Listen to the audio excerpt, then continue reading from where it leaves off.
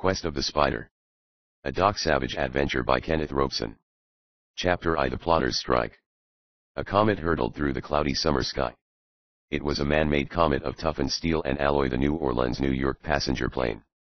A hoarse, unending snarl of power poured from the exhaust stacks of the three-speed cowled motors. About a dozen people lounged in the cabin. Some toyed with magazines. Others played bridge. They could not have been more at ease under a reading lamp at home. Two of the passengers were not so calm, however. Their faces were tense. Their eyes held fear. It was plain they were not scared merely because they were riding in a plane. Their gaze fanned the surrounding clouds time after time. It was as if they momentarily expected some hideous fate to pounce from the dingy heavens. "Take it easy, Edna," murmured one of the two. "I think we are safe here." The speaker was a man. He bulked big in the wicker plane seat. His rugged hands were drawn into knobbed fists. His blonde, coarse hair was peppered with gray at the temples. It had been twirled by nervous stroking of the man's blunt fingers. He seemed very worried. The man looked like a picture an imaginative artist might paint of that two-fisted Norseman, Eric the Red. His name actually was Eric. He was Big Eric Danielson, president of Danielson and Haas, the largest lumber company in the southern United States. Every man in the lumber business had heard of Big Eric, who had worked up from lowly shed stacker in a sawmill to power and millions. Big Eric Danielson, now there's a white guy. They generally say. Hasn't got an enemy in the world. They would have changed their minds, could they have seen Big Eric's drawn face and tense muscles as he sat in the speeding plane. He was like a man apprehensive of being stricken by a fiendish enemy at any instant. "Try to get some sleep, Dad," suggested the young woman Big Eric had addressed as Edna. "You sat up all night with an automatic pistol, and don't try to say you didn't. I awakened during the night and saw you." The resemblance between Edna and her father was strong. She had his firm features, blonde hair, and blue eyes. She was nearly as tall as Big Eric. And she was a ravishing beauty. A famous motion picture concern had once offered Edna Danielson a young fortune if she would enter the talkies.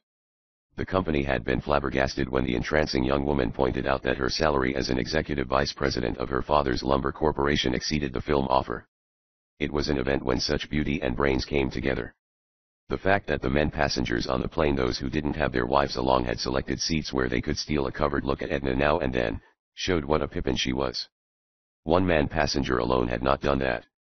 Strangely enough, this fellow was the cake-eater type who usually ogled pretty girls in an ill-mannered fashion. His hair was slicked down until the top of his head resembled the greased back of a black turtle. He had an evil face. A moment before, this unsavory fellow had visited the washroom in the rear of the plane. In passing Big Eric and Edna, the man had carefully kept his face turned away.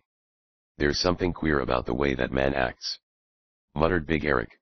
"I was just thinking the same thing, Dad," replied the gorgeous Edna.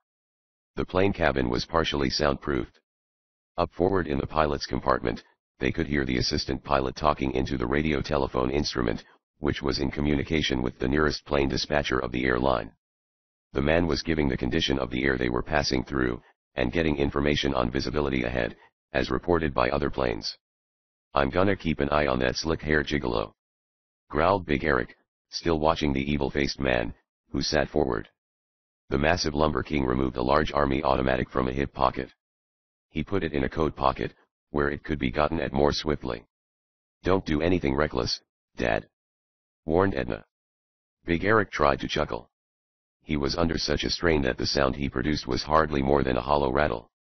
"I'm not so jumpy that I'll start shooting everybody that looks suspicious, just on the chance that I'll get the Gray Spider, or one of his men." At mention of the Gray Spider, dread flashed to Edna Danielson's pretty face. It was obvious the name had a terrible significance. "Do you think our trip to New York will really be of any help?" she asked hesitatingly. Big Eric clenched his jaw and said firmly, "I'm sure of it." "I have never met the man we are going to see," murmured Edna. "Brigadier General Theodore Marley Brooks." Big Eric's rugged face lost some of its worry. He spoke reminiscently. "I met him when I was working my way through Harvard. We were pals. I was a plotter. Ham was a brilliant man, one of the quickest thinkers I ever knew. But we got along swell." "Ham, is that his nickname?"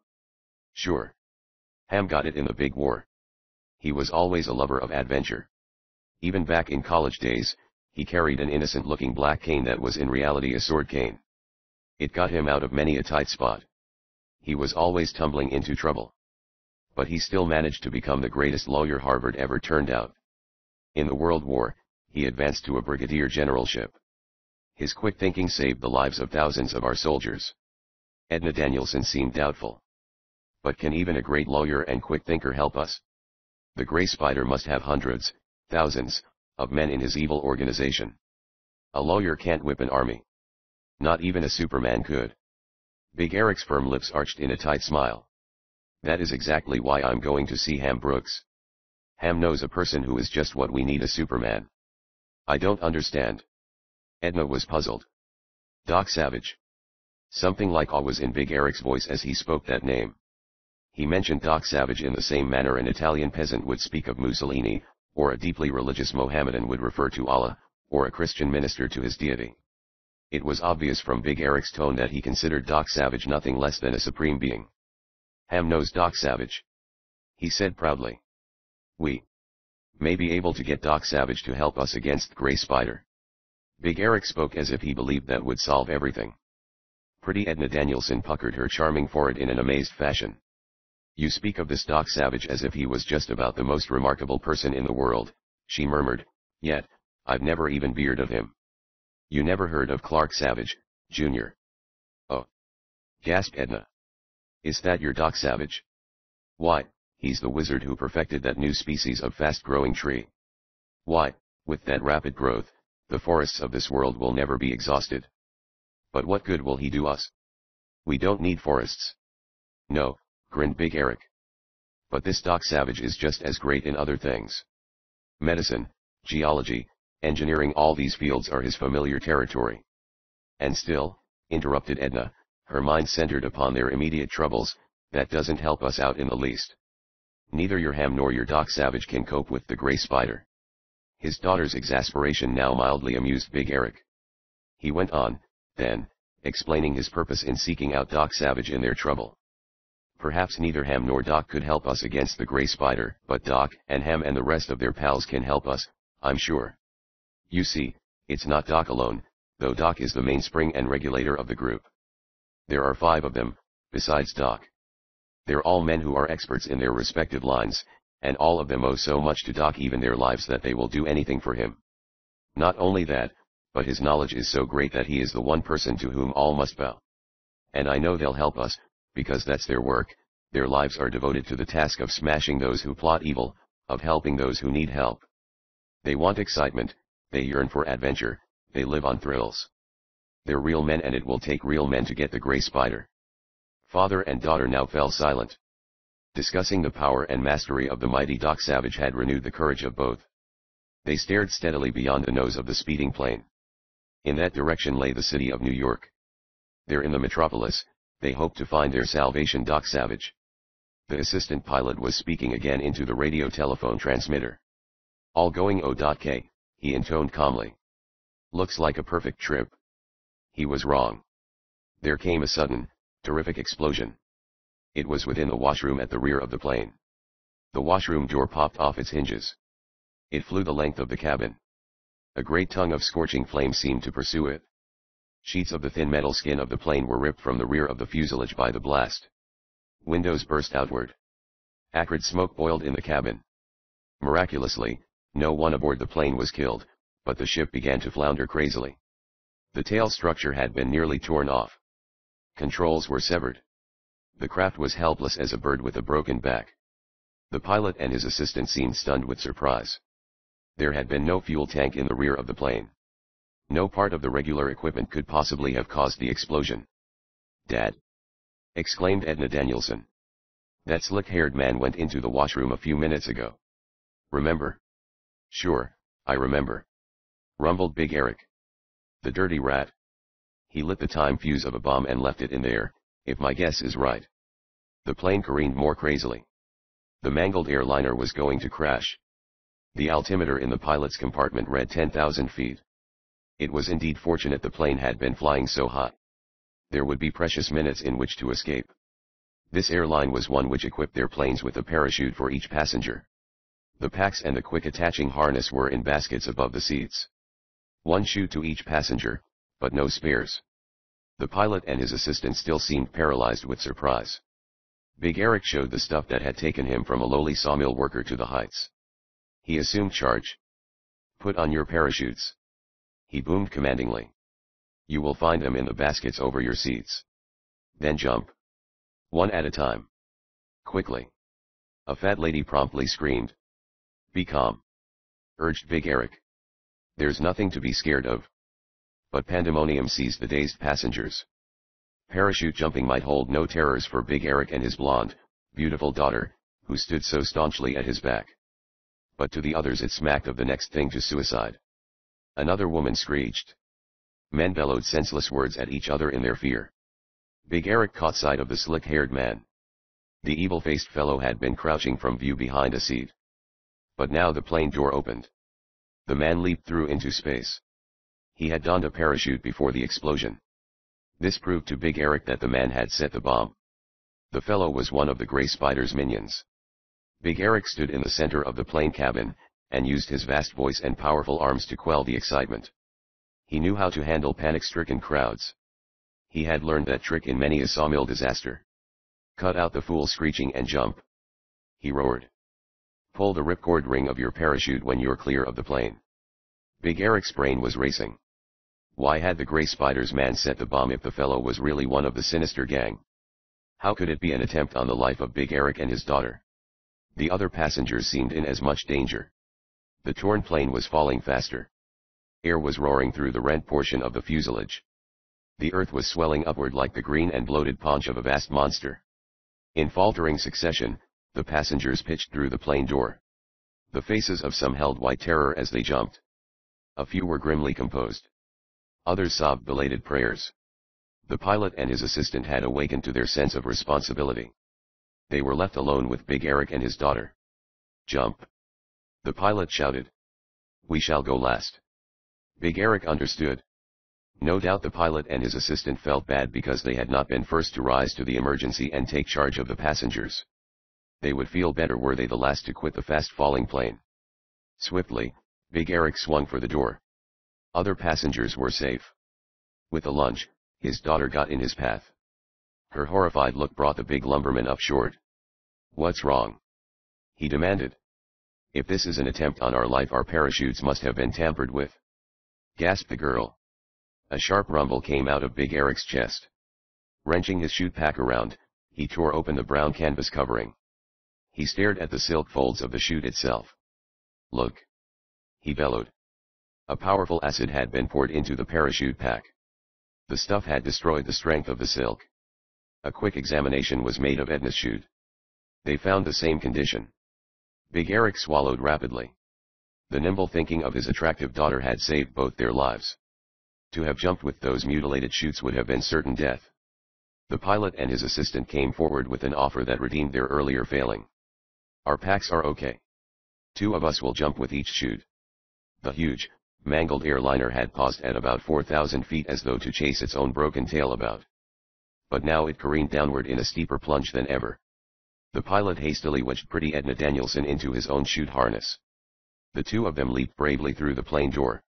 There was no time for Big Eric to note whether the 2 had made the jump safely.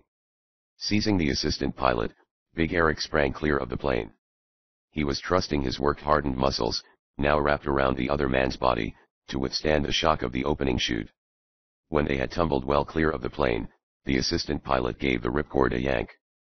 With a swish like a large bird spreading its wings, the silken folds poured out.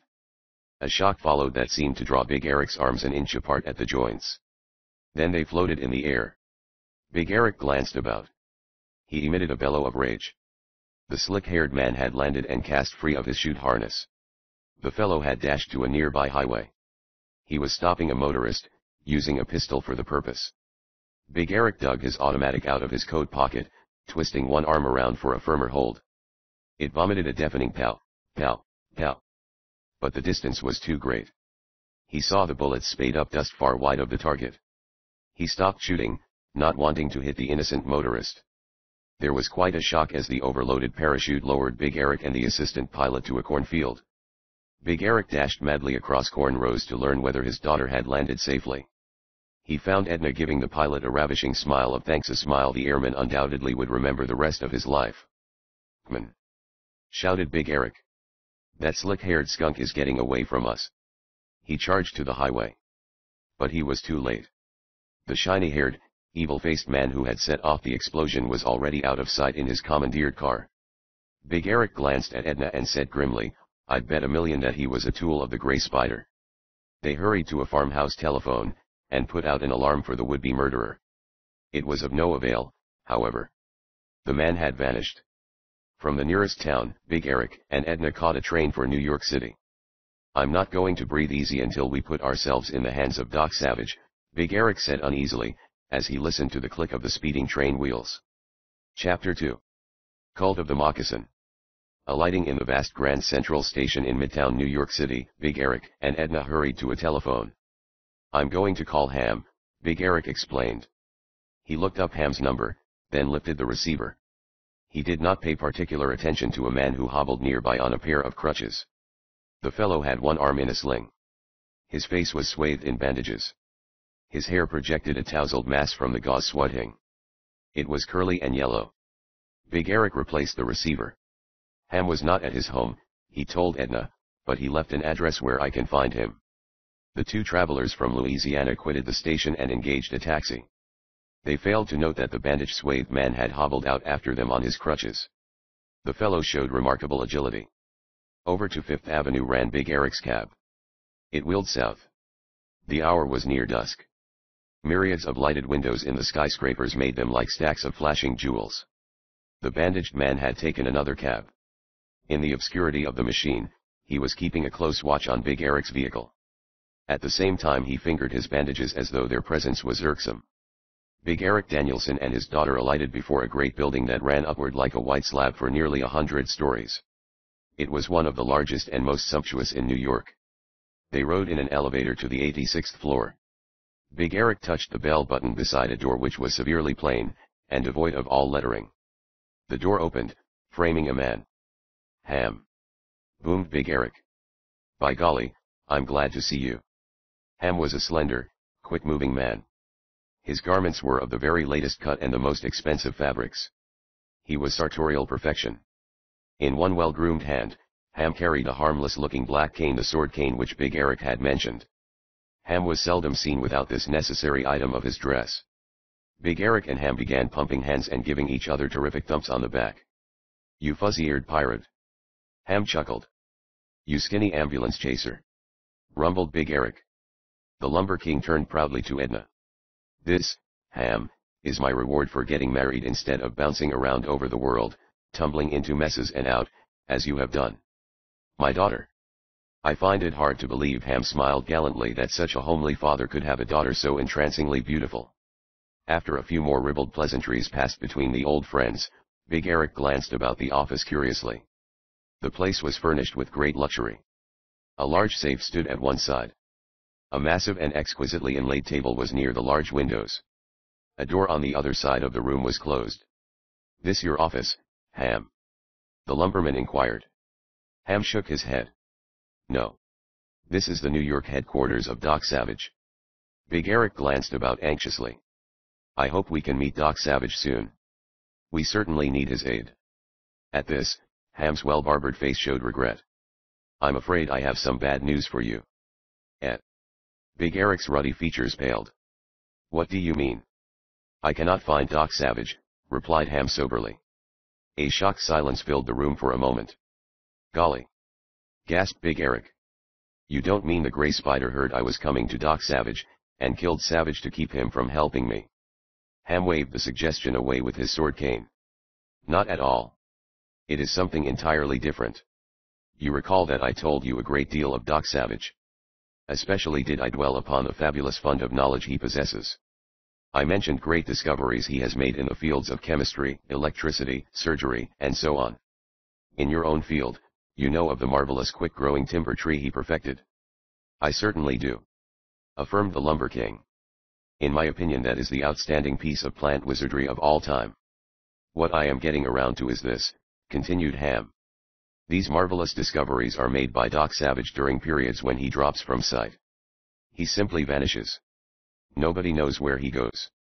Nobody can get in touch with him. It is as though he had dropped from the earth. Then our trip to New York is for nothing. Edna Danielson said sharply. Your Doc Savage is supposed to devote his services to mankind, yet he goes off someplace where he cannot be found when he is needed the most. Edna was disappointed at not finding Doc Savage here, and with an unreasonableness not uncommon to the fair sex, was inclined to blame Doc for not being there. Young lady, Ham said severely, you do not realize that Doc Savage's benefactions to humanity extend beyond helping every Tom, Dick, and Harry, or Mary, Jane, and Anne out of their private troubles. Doc Savage has a great laboratory at some remote spot in the world, a laboratory that is unquestionably the finest in existence. That is my opinion, although even I, one of his 5 best friends, am not sure. No doubt he has retired there, and when he appears, he will be bearing some new contribution which will save thousands of lives. That contribution may be a new method of curing some disease. It may be anything. But it will be of vastly more importance than any personal misfortune you or anybody else might have met in the meantime. Ham had spoken with a passion to which he was seldom moved. At his words, the pretty young woman looked very angry, then thoughtful, and, finally, contrite. I'm sorry, she murmured. Ham vowed an apology. Pardon my bluntness, if you will. I realize you were not fully aware of the amazing character of Doc Savage. Ham now conducted Big Eric and Edna through the rest of Doc Savage's skyscraper area. In an adjoining room was one of the most complete scientific libraries to be found. Thousands of volumes lined the walls and filled massive floor cases. Next came the laboratory, a very large room, replete with benches of apparatus and case after case of rare chemicals and metals.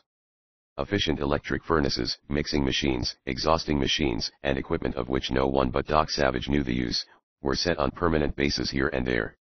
The second most complete laboratory in existence, said Ham proudly.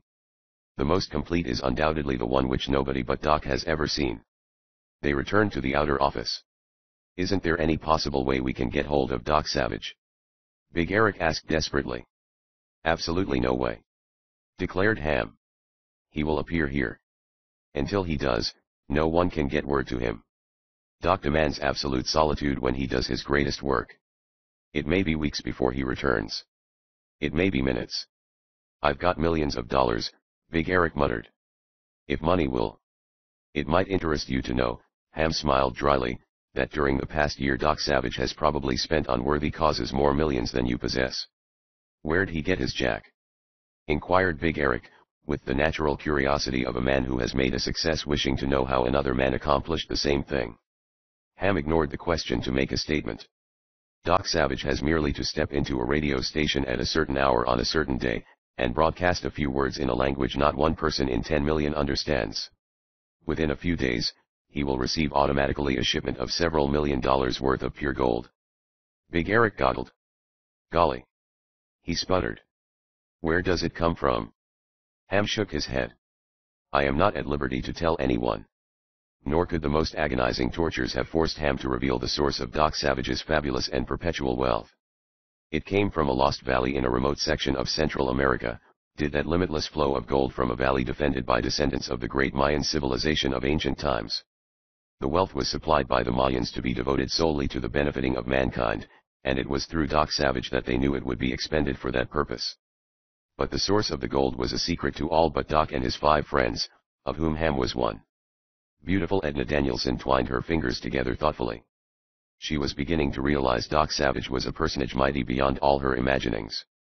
She wondered what he looked like. He'd probably be a shriveled little wart with a head like a barrel. He would wear glasses with lenses as thick as milk bottle bottoms. Doc's body would be just ample enough to carry his magnificent set of brains around, Edna decided. That was always the way with geniuses. They had spent all their life studying intensively, which in truth is what makes a genius.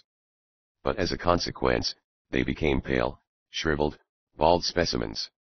It wasn't a complimentary mental picture Edna painted of what she expected Doc Savage to look like. She reflected he'd have whiskers. They'd look like he was going around with his chin buried in a bird nest. Edna was due for a shock. Suddenly Ham jumped as though stung. Into the office there had penetrated a weird sound. It was low, mellow, trilling. It might have been the alarm note of some strange feathered songster of the jungle, or the sound of an undulating breeze filtering through a jungled forest. Beautifully melodious, it still had no tune, and it was inspiring without being in the least awesome. "Doc Savage," Ham said softly. For this was the sound that was a part of Doc, a small, unconscious thing which he did in moments of intense concentration. To his friends, it was both the cry of battle and the song of triumph. It would come from his lips in moments of stress when events of importance impended. It had the peculiar quality of seeming to come from everywhere rather than from a definite spot. It might have been emanating from inside the office. Yet Doc Savage was certainly nowhere about. A commotion burst in the corridor outside. A man screamed. It was a terrified scream. A pistol exploded. It filled the corridor with deafening echoes. A moan followed. Then silence came. The corridor door opened swiftly. An amazing picture was revealed. In mid-air before the door, a man was suspended. Bandages which had swathed the man's features were disarranged. A yellow-haired wig hung askew, revealing hair that was black and slick as the back of a greased turtle. It was the man who had attempted the life of Big Eric and Edna in the passenger airliner. He must have raced to New York in a chartered plane. But the slick-haired man was forgotten as Big Eric and Edna stared at the arm and hand which held the fellow in mid-air. Such an arm! It was Herculean, yet so perfectly formed that its great size was evident only in comparison to the man it held as effortlessly as it would suspend a rag. The muscles and tendons were like bundles of piano wire. The fingers were long, yet so muscular that they had utterly paralyzed the slick-haired man by their mere grasp upon his scrawny neck. Most remarkable of all was the unusual deep bronze color of the flesh. Indeed, the skin seemed to be simply a bronze lacquer applied to the cord steel of the tendons. The remainder of a mighty bronze form which had been masked by the door now appeared. The slick-haired victim was carried easily, his feet twitching weakly several inches off the floor. "Doc Savage," Ham said softly once more. Pretty Edna Danielson was stunned. Could this be the famous Doc Savage, who she had pictured as a shriveled runt with whiskers and bottle-bottom glasses? Why, this man was the most astounding physical specimen she had ever seen. The muscular development of that bronze body was little short of incredible. And the bronze face.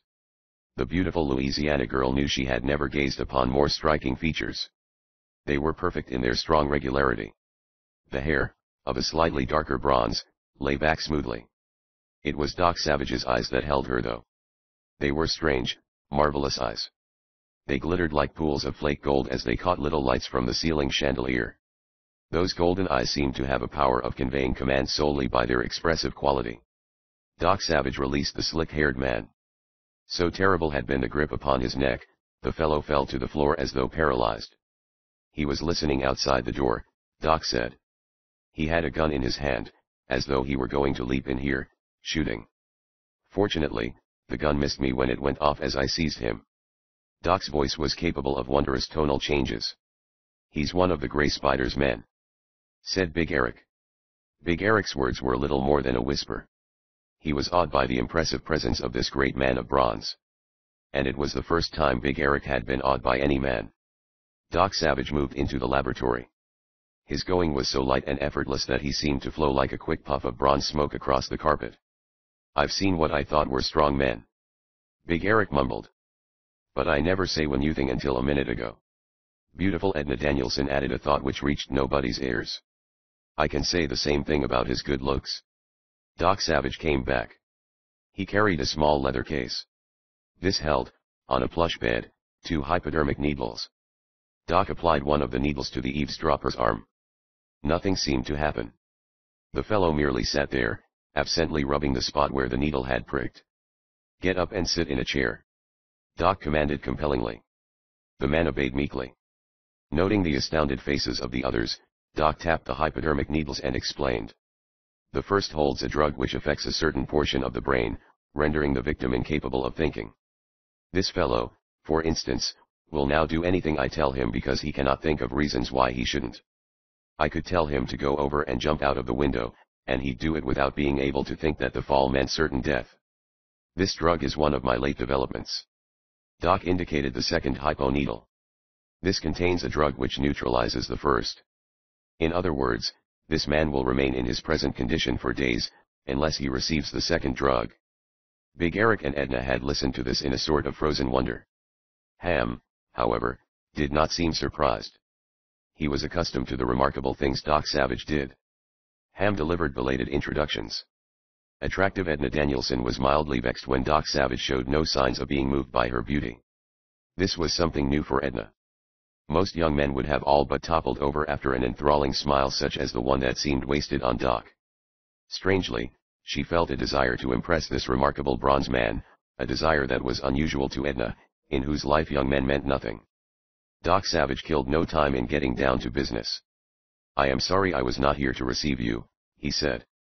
He let it go at that, not troubling to explain that he had been for the past weeks at his fortress of solitude, whence he always retired for his experiments and study.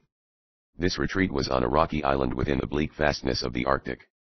No one knew where it was, other than Doc. "Tell your story," Doc commanded. "I am president of Danielson and Haas, the largest lumber concern in the South," explained Big Eric. "For some months past, I have noticed strange happenings in the southern lumber industry. The first of these revolved around Worldwide Sawmills, a rather large concern. The president and vice president of Worldwide Sawmills were the principal owners of the company. They dropped suddenly from sight.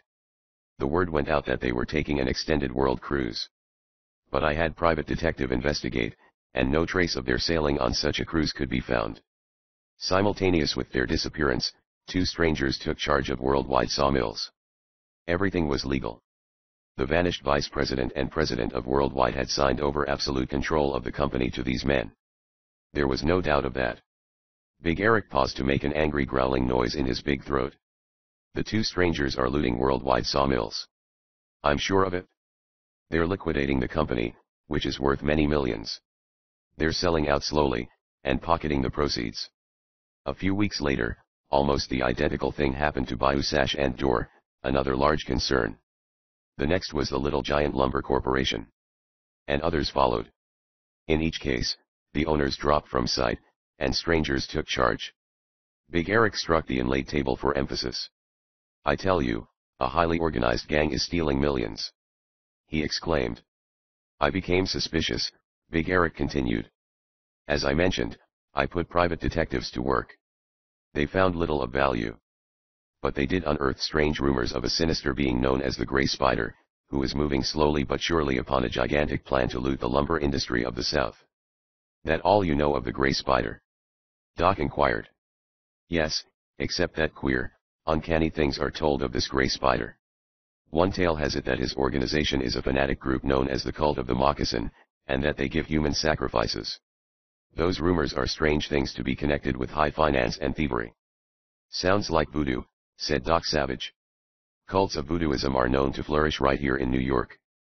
Indeed, cases of human sacrifices have been proven. But you have not told what brings you here. Has the Gray Spider made attempts to throw his web about you?" "Exactly," rumbled Big Eric. "First, an attempt was made to kidnap myself and my daughter.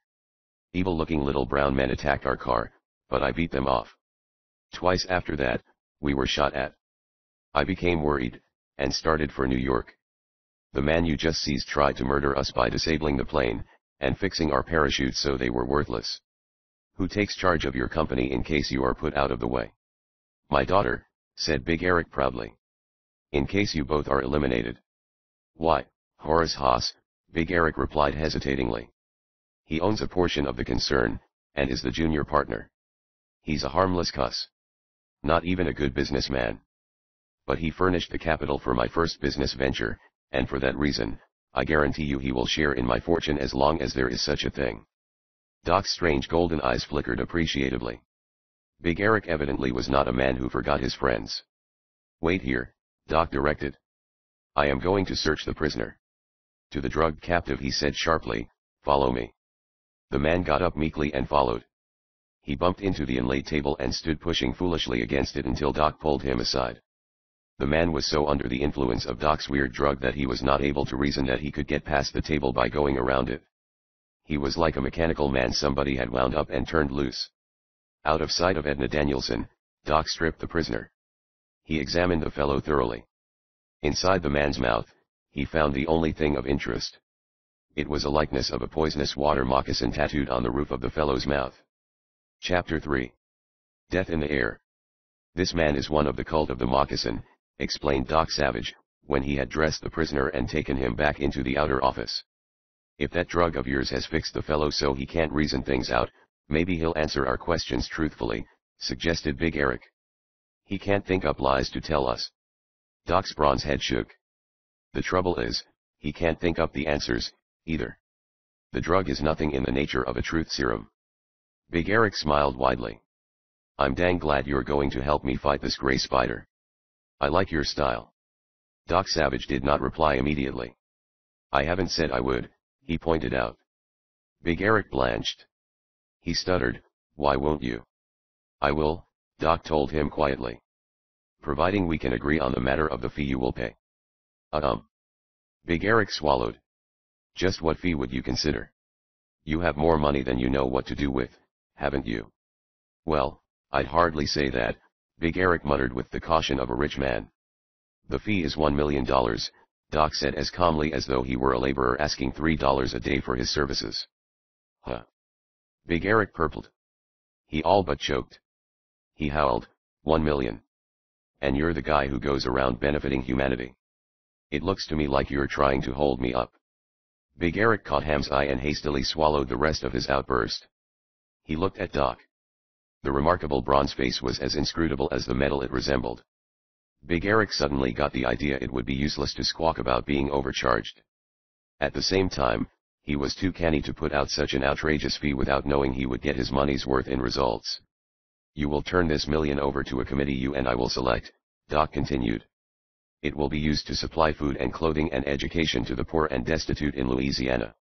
"Oh," said Big Eric, suddenly ashamed of his outburst. He offered a hand. "I'll do it, of course." Doc took the hand. Big Eric had believed he owned a big, hard, powerful fist. But his hand was as a soft baby's in the case-hardened grip of Doc Savage. Big Eric drew a long breath of awe. This bronze man possessed a strength that was unbelievable, even though one had seen the incredible sinews in his arms and hands. "Where are Monk, Rennie, Long Tom, and Johnny?" Doc asked Ham. Doc Savage had named the other 4 members of his group of 5 friends and aides. "They were to arrive in about an hour," replied Ham. Doc Savage now moved to the window. He drew something from his pocket, something the others could not see. The bronze hand made rapid motions on the glass of the window. Big Eric and Edna had no idea what Doc Savage was doing, but Ham knew. Doc was writing a message on the window with a transparent substance. His communication would remain absolutely invisible until rays from an ultraviolet machine were turned on it.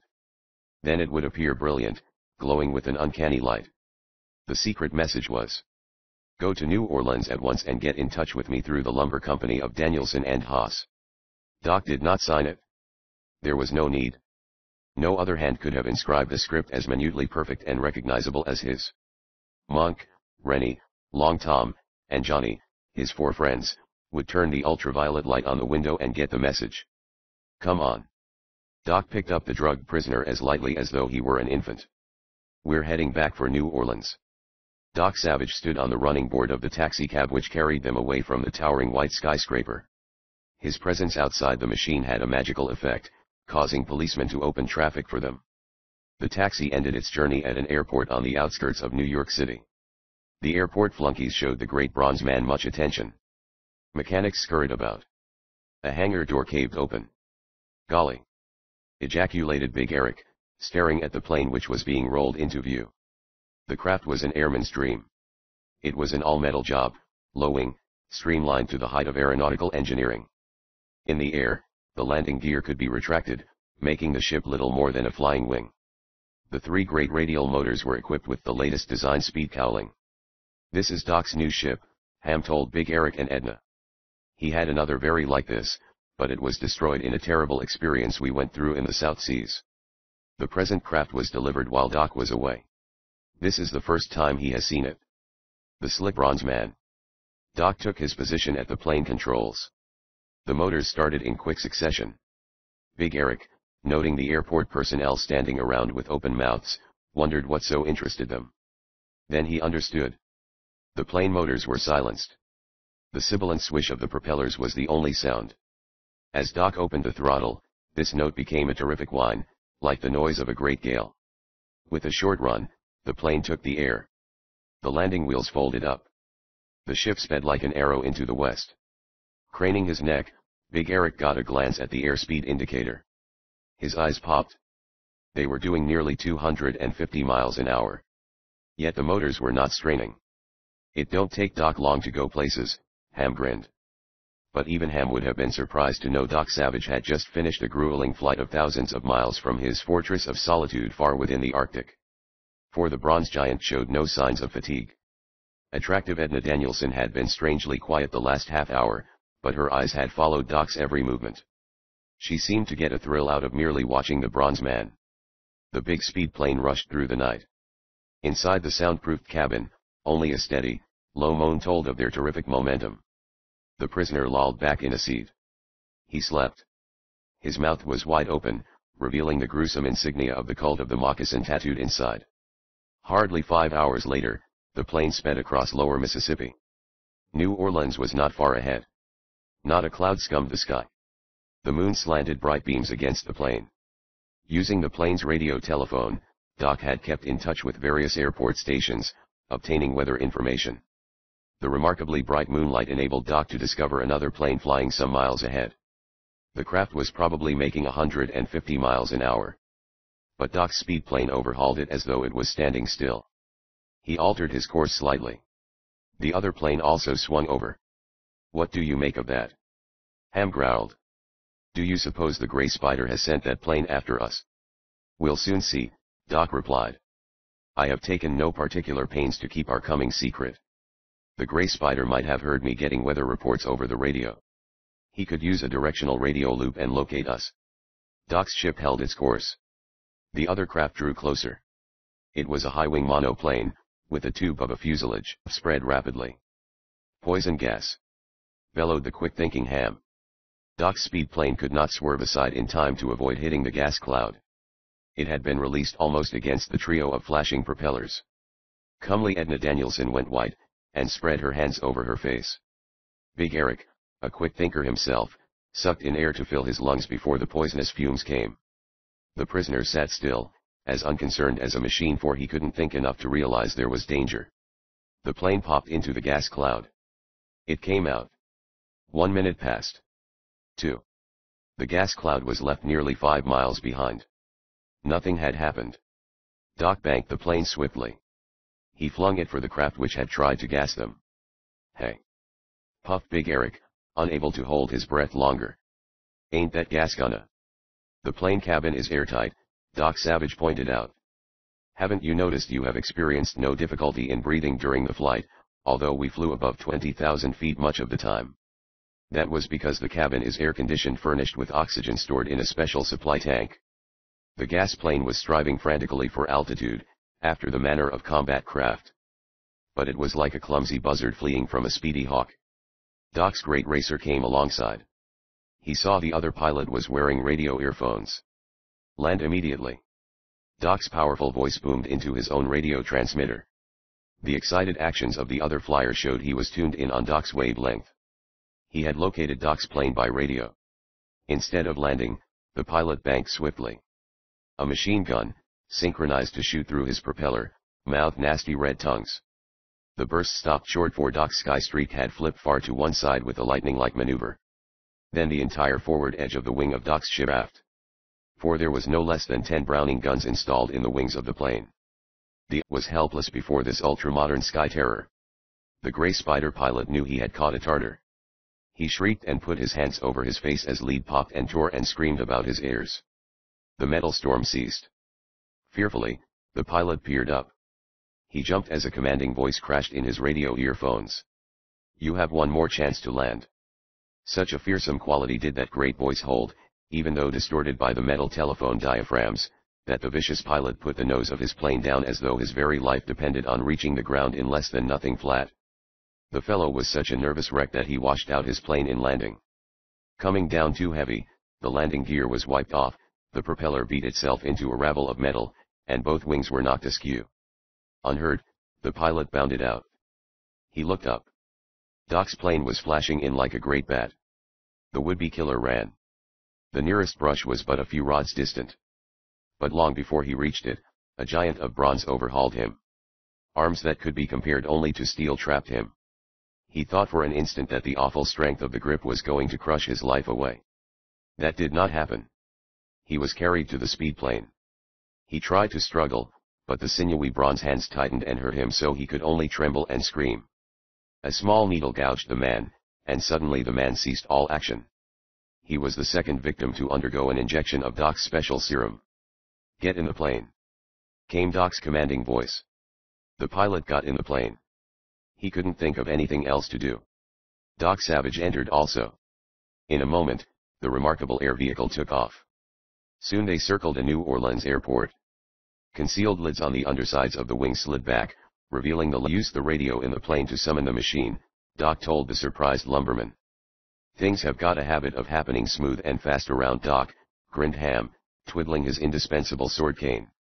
Big Eric was a man who worked swiftly. He wouldn't have been a multimillionaire otherwise. But the speed with which Doc Savage was doing things had him a little dazed. Accompanying the mighty bronze man was something like going around in the middle of a whirlwind. It was hard to keep track of things. 2 of the Gray Spider's men captured, and 2 attempts on their own lives thwarted. A hop from New York to New Orleans. And the night was young. The limousine rushed them to Big Eric's palatial home in a swanky district. Doc carried his 2 prisoners inside. "Sit down," he told them. They sat meekly in chairs. It was an awesome thing to see such vicious devils obey as though they were machines actuated by jabbing a button. "I shall leave for a while," Doc told his 3 companions. "It is essential that I do certain work."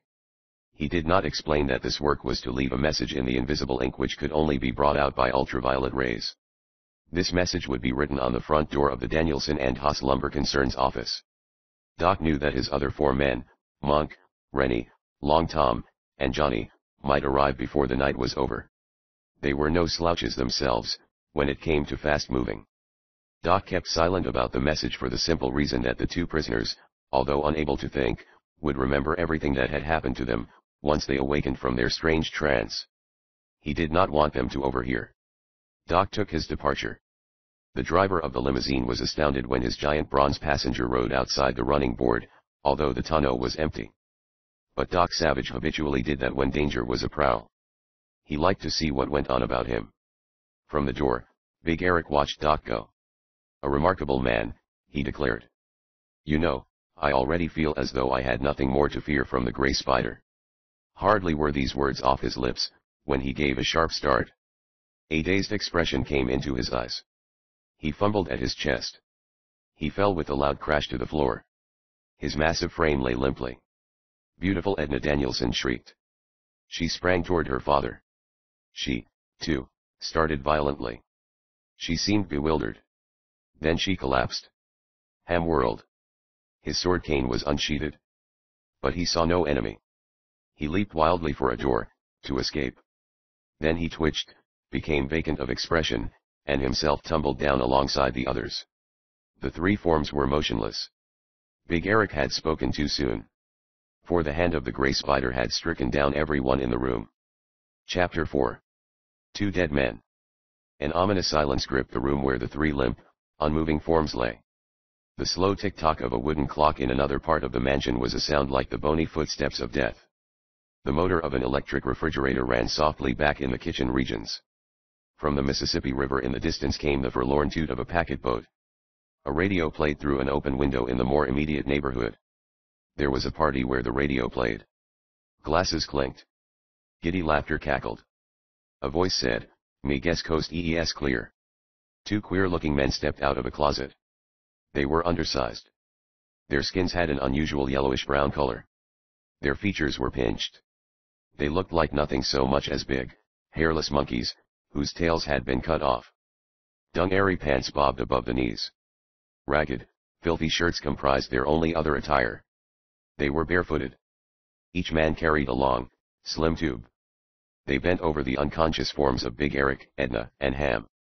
Their clumsy, foul fingers picked from each prostrate body a tiny dart. These they replaced in small leather sacks. It was these blowgun darts which had brought disaster to Big Eric, Edna, and Ham. They had been propelled expertly through a keyhole.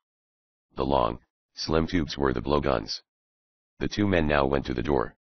They made a queer, snake-like hissing note. In answer to that signal, Several more men appeared. They looked enough like the first pair to be their brothers. It was as though the big monkeys with bobtails and hair singed off were having a convention. Big Eric stirred slightly. He was reviving. The monkey men hastily bound him, as well as Edna and Ham. The fellows spoke a fair grade of English to each other at times, but on other occasions they lapsed into an amazing lingo. This jabber was a combination of French, English, Bush African, and Spanish, all intermingled so as to be unrecognizable. The ugly little men seemed to be as polyglot a breed as their lingo. An expert on languages would have explained that they were a strange and little-known class of humans who have come into existence deep within the southern swamps. For the most part, they were offsprings of criminals who had fled to the swamps for safety, down through the scores of years. From such breeding, they could hardly be less than degenerates. As a class, they were shunned by the more respectable swamp dwellers. It was among these ignorant, vicious people that the sinister and oftentimes blood-curdling rites of voodooism were known to be practiced. Awful things were continually happening in the fastnesses of the vast swamps, grapevine rumors had it. But officers of the law dispatched into the labyrinths of the great morasses never came back with anything definite enough to prove the tales were aught else than the imaginings of someone who had walked past a graveyard at night. But it was widely known that voodooism did exist.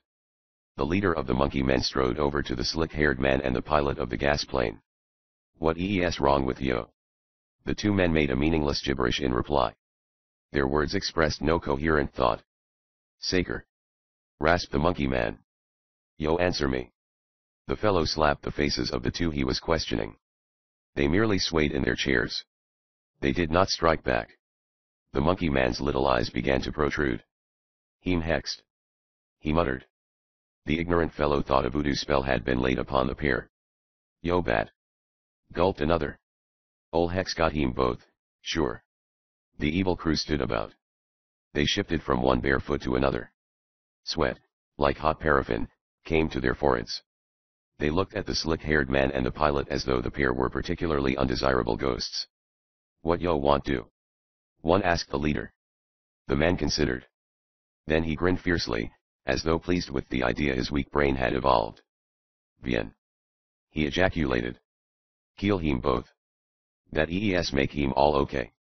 But a couple of the others doubted whether the two should be murdered. "Yo reckon Gray Spider like that?" one inquired. "Mebbe so sure," growled the leader. "These feller make big flop at job Gray Spider es give him. Yo know what that es always mean." "Death," muttered the other. "Sure team. Maybe we better take him along anyhow." Non, leered the leader. "Eets too much trouble. Me I fix him." With that, the evil fellow flashed a knife from inside his shirt. He stabbed twice. Both the slick-haired man and the pilot fell out of their chairs after the blade sank into their bodies. "That way to knock 'em dead, huh?" chuckled the killer. "Both plenty finished." Pretty Edna Danielson, now recovered, brought herself to realize cold murder had really been committed before her eyes. She parted her lips and screamed as loud as she could. The leader of the monkey men struck her cruelly, knocking her senseless. As the foul fist fell upon his daughter, a frenzy seized Big Eric. Rage made him a maniac. It gave him a maniac's wild strength. He lunged against his bonds. Big Eric was a product of the old lumberman's school, where an employer was expected to be able to lick every man he had working for him. The massive lumberman was very strong. The rope snapped off his wrists. In flash seconds, Big Eric had his feet free. He leaped up. The leader of the monkey men flung his knife. Seizing a chair, Big Eric caught the blade on its bottom in the same manner his ancestors had probably caught tossed spears on their war shields. He wrenched the knife out and started to slice Ham's bindings. But there was no time. The vile little men rushed him. The heavy chair whistled around Big Eric's head. No whiskered Norseman fighting overwhelming hordes of Britons ever stood more staunchly. The chair met a skull, and broke it as though a baseball bat had hit an egg. A pistol flamed. The lead missed. Before the gun could fire again, the whirling chair downed the man who held it. "Saker he's fight lactable," wailed a monkey man. Ham flounced to the knife Big Eric had dropped. He reached it. But brownish-yellow men piled atop him. The little fiends were tough. Laying hold of one of them was like grabbing a weasel. They held Ham helpless. Ham saw the odds were overwhelming. "Beat it," He yelled at Big Eric. Take Edna and hightail it out of here. Much as he hated to leave Ham, Big Eric knew this was the best advice. The safety of Edna came first. And the odds were too great to hope for victory. A monkey man, racing to the senseless form of Edna, would have slain a young woman with his knife. Non, non, shrieked the leader. Grey Spider want either Gal or Big Eric alive. He's want em both alive if can do. It be better if they sign some papers. Big Eric digested this as he fought. It proved what he had already suspected. The Grey Spider was after the Danielson and Haas lumber concern. Whatever hold the fiend expected to get on the company would be strengthened if he had papers signed by Big Eric and Edna to back his claims. Reaching Edna's limp form, Big Eric scooped it up with his left arm. With his right arm, he flailed the chair. 2 men went down, neither hurt badly. Big Eric got his back to a door. He twisted the knob. It was locked. One of the monkey men had turned the key, hoping to keep him from escaping the room. The heavy chair swung, driven by the old lumberman's muscular arms. The door caved outward. It was as though a mule had kicked a banana crate. Big Eric waded through the wreckage. The moist night breeze from the Gulf washed against his flushed face. He raced down the walk. He quickly outdistanced his short-legged pursuers. He neared the street. 2 men suddenly leaped out of the high shrubbery that bordered the walk. Both held cold blue revolvers. Big Eric still grasped what was left of the chair. He lifted it threateningly. But he didn't strike. A loud bark of delight came from his lungs. These men worked for him. They were Lefty Shea and Bugs Ballard. They were special policemen for the lumber firm of Danielson and Haas. It was their duty to run down timber poachers and ferret out professional radicals who might be causing labor troubles in the sawmill and lumber camps. Big Eric didn't stop to reflect that it was strange these men should be here. They were his employees. They were here. That was enough. The Grey Spider's men. Big Eric bellowed. Lefty. Bugs. Come on. We'll make the pack of rats hard to catch. Lead us to em, boomed Lefty. Both lumber detectives were burly fellows. They had hard features and a tough manner. Big Eric whirled to lead the way. The moment Big Eric's back was turned, Lefty struck heavily with his revolver barrel. The weapon parted the lumber king's thatch of blonde hair. He fell heavily with his unconscious daughter. He had been stricken down by one of his own employees. The vicious little monkey men ran up, greeting Lefty and Bugs as friends. Bien. Yo got him, huh? Ejaculated the leader of the gang. Yeah, and blasted lucky for you that we did. Sneered Lefty. It looks like he blamed near smeared the whole mess of you swamp snipes. The monkey man showed his teeth in a weasel-like snarl. He did not like the razzing that Lefty was handing him. However, he knew there was no time to argue about it. Yo stow the sass. He growled. Yo stay here. Big bronze man come back. Get him. Me I leave for my boys so yo have plenty men fo job. Take your 4 men along. Lefty snorted. Me and Bugs don't need any help to croak one man. The leader of the monkey men leered knowingly. He had seen Doc Savage. And he was not too ignorant to know a Hercules of a fighting man when he saw one. He had an idea it would be the finish of Lefty and Bugs if they jumped the bronze giant without reinforcements. The monkey man rather fancied the thought of Lefty and Bugs meeting disaster. But should he fail to leave some of his men, he feared the wrath of the Grey Spider. And that wrath was a terrible thing. Me I leave my 4 boys, anyhow, he grumbled. Sure, chuckled Lefty. They can stand around and watch 2 good men work. The insult was carefully ignored. Ham, Big Eric, and Edna were picked up bodily. The corpses of the dead men were callously left lying inside the mansion. The mouth of one gaped open widely, showing the hideous moccasin tattooed inside. After all but 4 of the monkey men had departed with the prisoners, Lefty and Bugs took up a position in the shrubbery beside the house. The unsavory pair fell to whispering. As long as these 4 swamp snipes are here, why take any risk ourselves? Lefty inquired. Let's let em grab the bronze guy. If they should get hurt, it ain't no skin off us.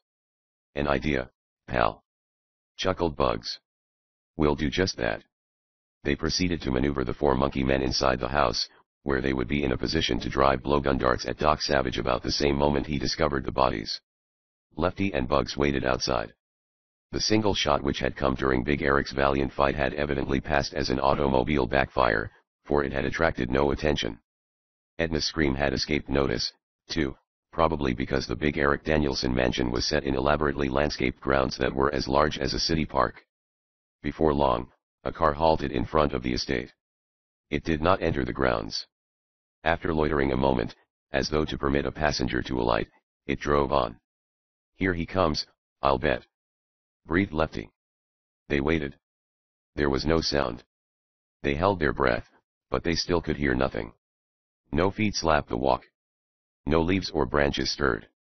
It was as if the car had paused only to let a ghost enter the estate. Lefty and Bugs were puzzled.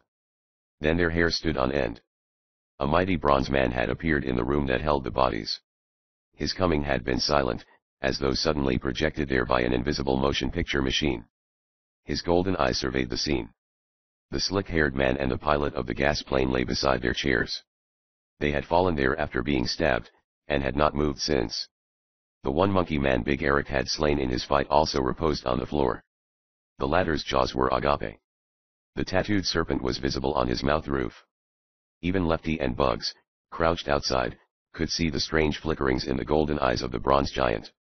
Those weird gleamings conveyed something terrible to the two villains. Just looking at them seemed to suck the courage out of their stocky bodies. They were so awed that they hardly dared breathe. A blowgun tube was projecting from a keyhole. Lefty and Bugs could see it. They were glad it was behind the bronze man. If he just wouldn't turn. And he was giving no sign of wheeling. 1 second too and death would strike at Doc Savage's back. But Doc suddenly went to the pilot of the gas plane, moving out of range of the blowgun. He bent over the man. He had noticed the fellow breathing. The knife stroke had not been fatal. Swiftly, Doc administered some of the compound which annulled the effects of the weird drug which the pilot had been given. Outside the window, Bugs and Lefty were on the horns of a dilemma. They didn't want to shoot the bronze man, for fear the shot, fired outdoors, might attract attention. 2. They were downright afraid to start trouble. So they waited for the blowgun to do its grisly work. Lefty and Bugs knew there was a poison dart in the blowgun now. It would bring instant death. The pilot of the gas plane stirred feebly. Control of his faculties had returned. "The devils!" gritted the pilot. The dirty, double-crossing swamp snipes. The fellow could remember all that had happened while he was helpless. He knew his own gang had tried to murder him. And it might be that they would succeed. The pilot was very far gone from his stab wound. "Where is Big Eric, Edna, and Ham?" Doc's compelling voice filled all the room. The power of it made Lefty and Bugs shiver outside the window. A fit of coughing seized the pilot as he tried to reply. Crimson frothed his lips. Working rapidly, Doc gave the man some relief from his wound. He did this by sinking his fingers into certain nerve centers, massaging them so as to produce a paralysis that deadened pain somewhat. It was in the realm of surgery that Doc Savage was most proficient, and osteopathy, chiropractic, and other similar fields were a part of his training. When Doc finished, the pilot could speak. "Look out!" he choked. "Behind the door across the room. They're hiding there with a blowgun." He had warned Doc. The big bronze man spoke softly. No one but the dying pilot Doc knew now that the fellow could not live heard the words. "I knew they were there," Doc said. The pilot couldn't understand it. "But how?" "They're in need of a bath," Doc replied. "I could smell them. I also saw their blowgun project from a keyhole. I am out of range here."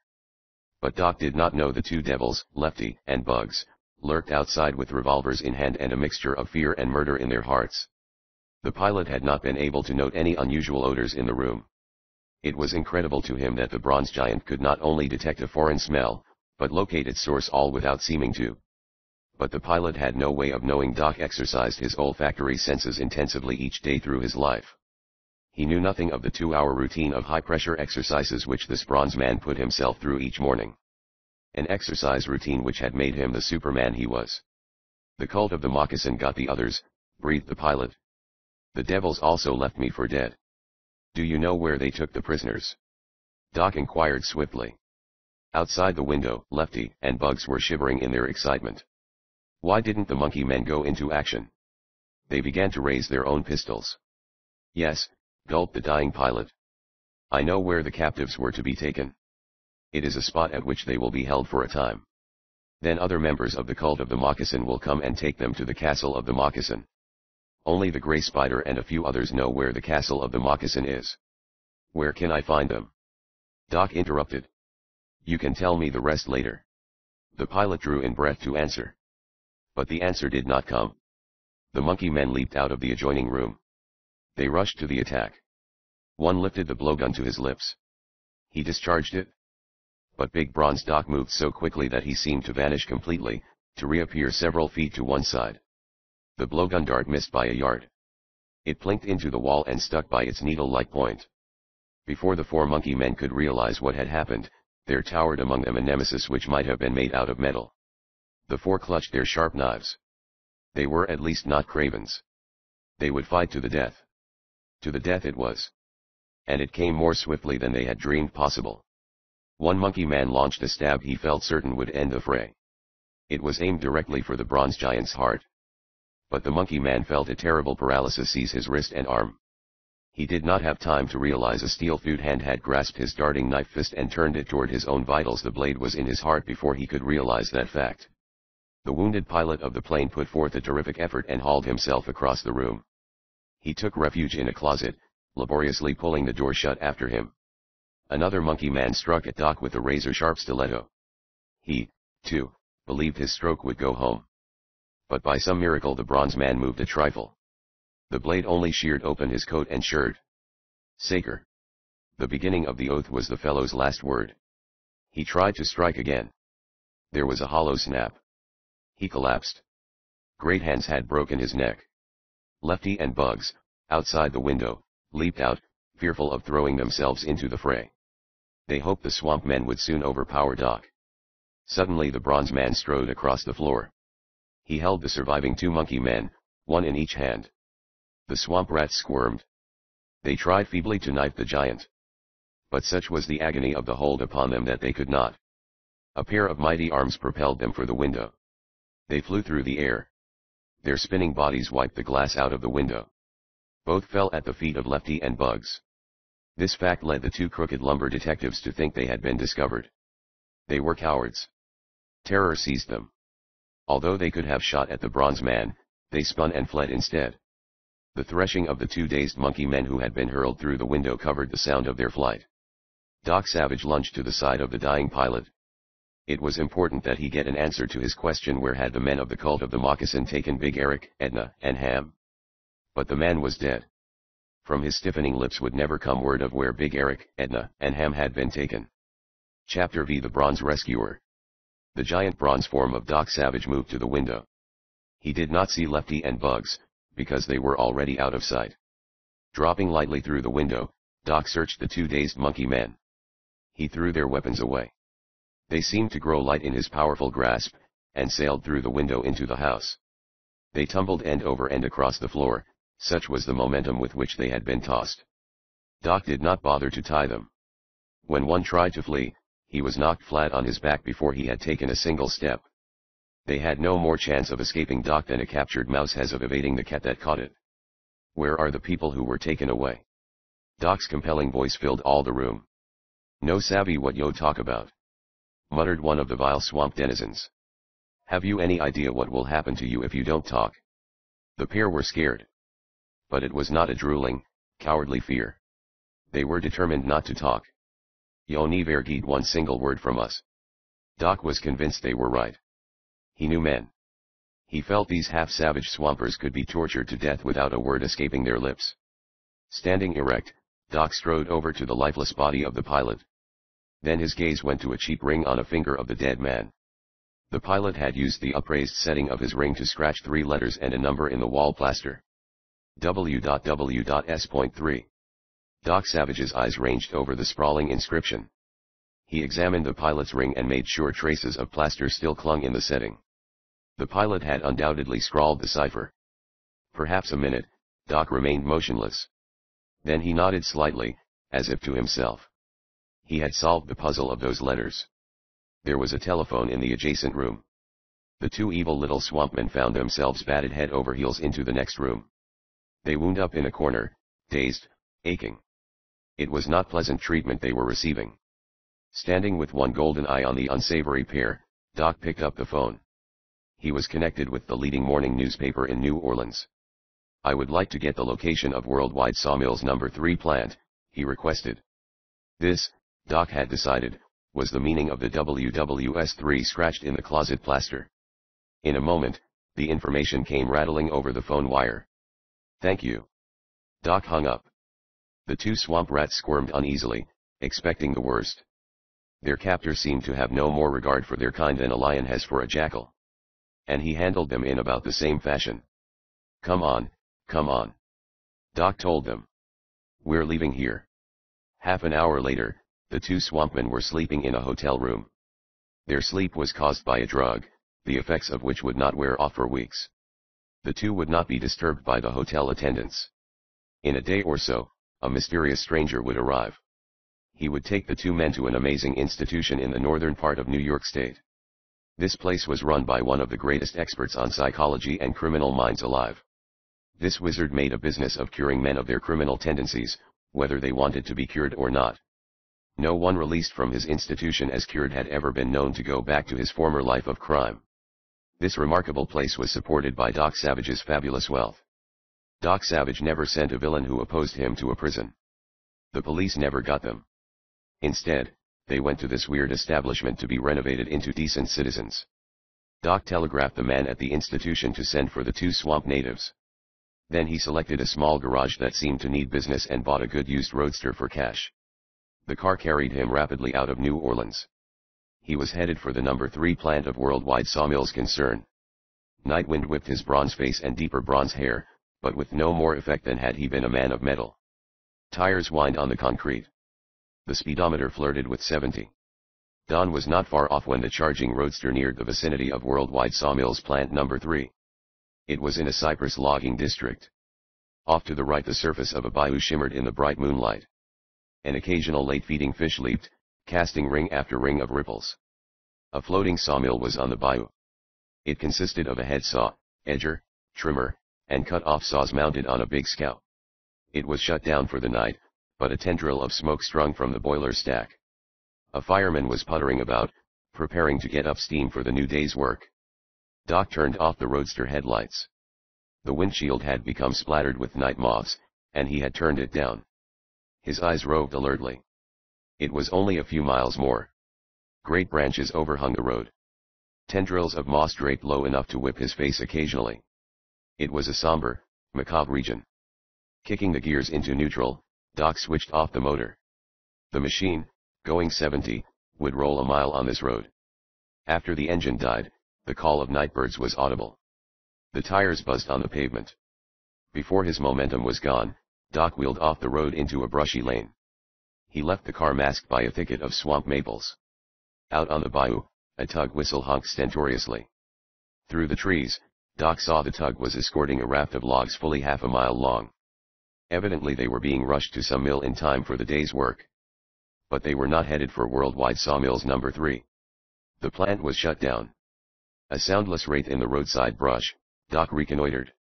Judging from appearance, the sawmill had been shut down about a month. It was an expensive plant, too. The capacity must have been nearly 100,000 board feet. Storage sheds for dry lumber were large enough to hold supplies of 20 million or so board feet. It was obvious these sheds were nearly empty. That explained it. The Gray Spider's men were selling off the lumber from the dry sheds. The plant was surrounded by a barbed wire fence of surprising height. The steel poles extended 20 feet above the ground.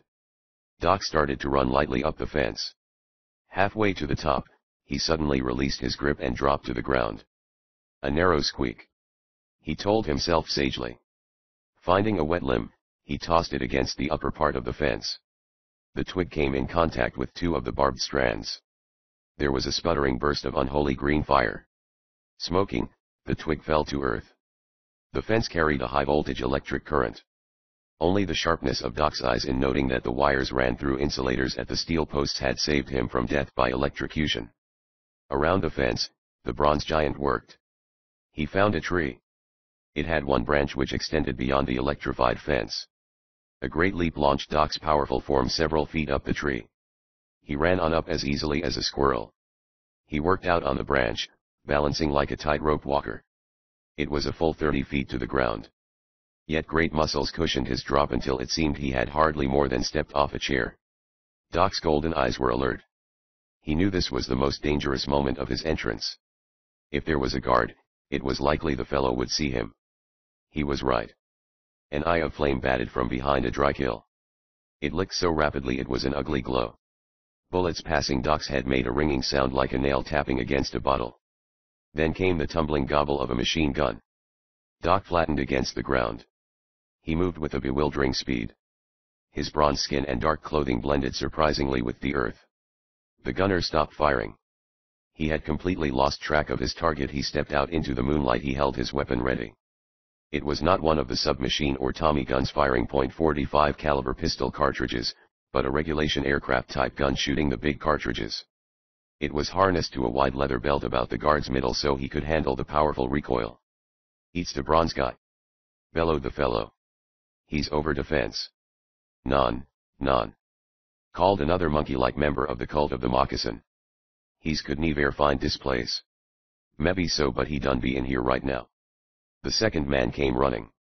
He vaulted a row of live rollers, a conveyor formerly used to move sawed lumber to the kilns. A mighty bronze arm flashed up from the shadowy side of the conveyor. It pulled the man down. A piercing scream tore from his lips. The gunner, hearing that scream, but not seeing what had happened because he was looking elsewhere at the instant, ran over. He took one look on the other side of the conveyor. He turned pale as though his heart had started pumping whitewash. His companion lay there, crimson spilling slowly from the corners of his open mouth.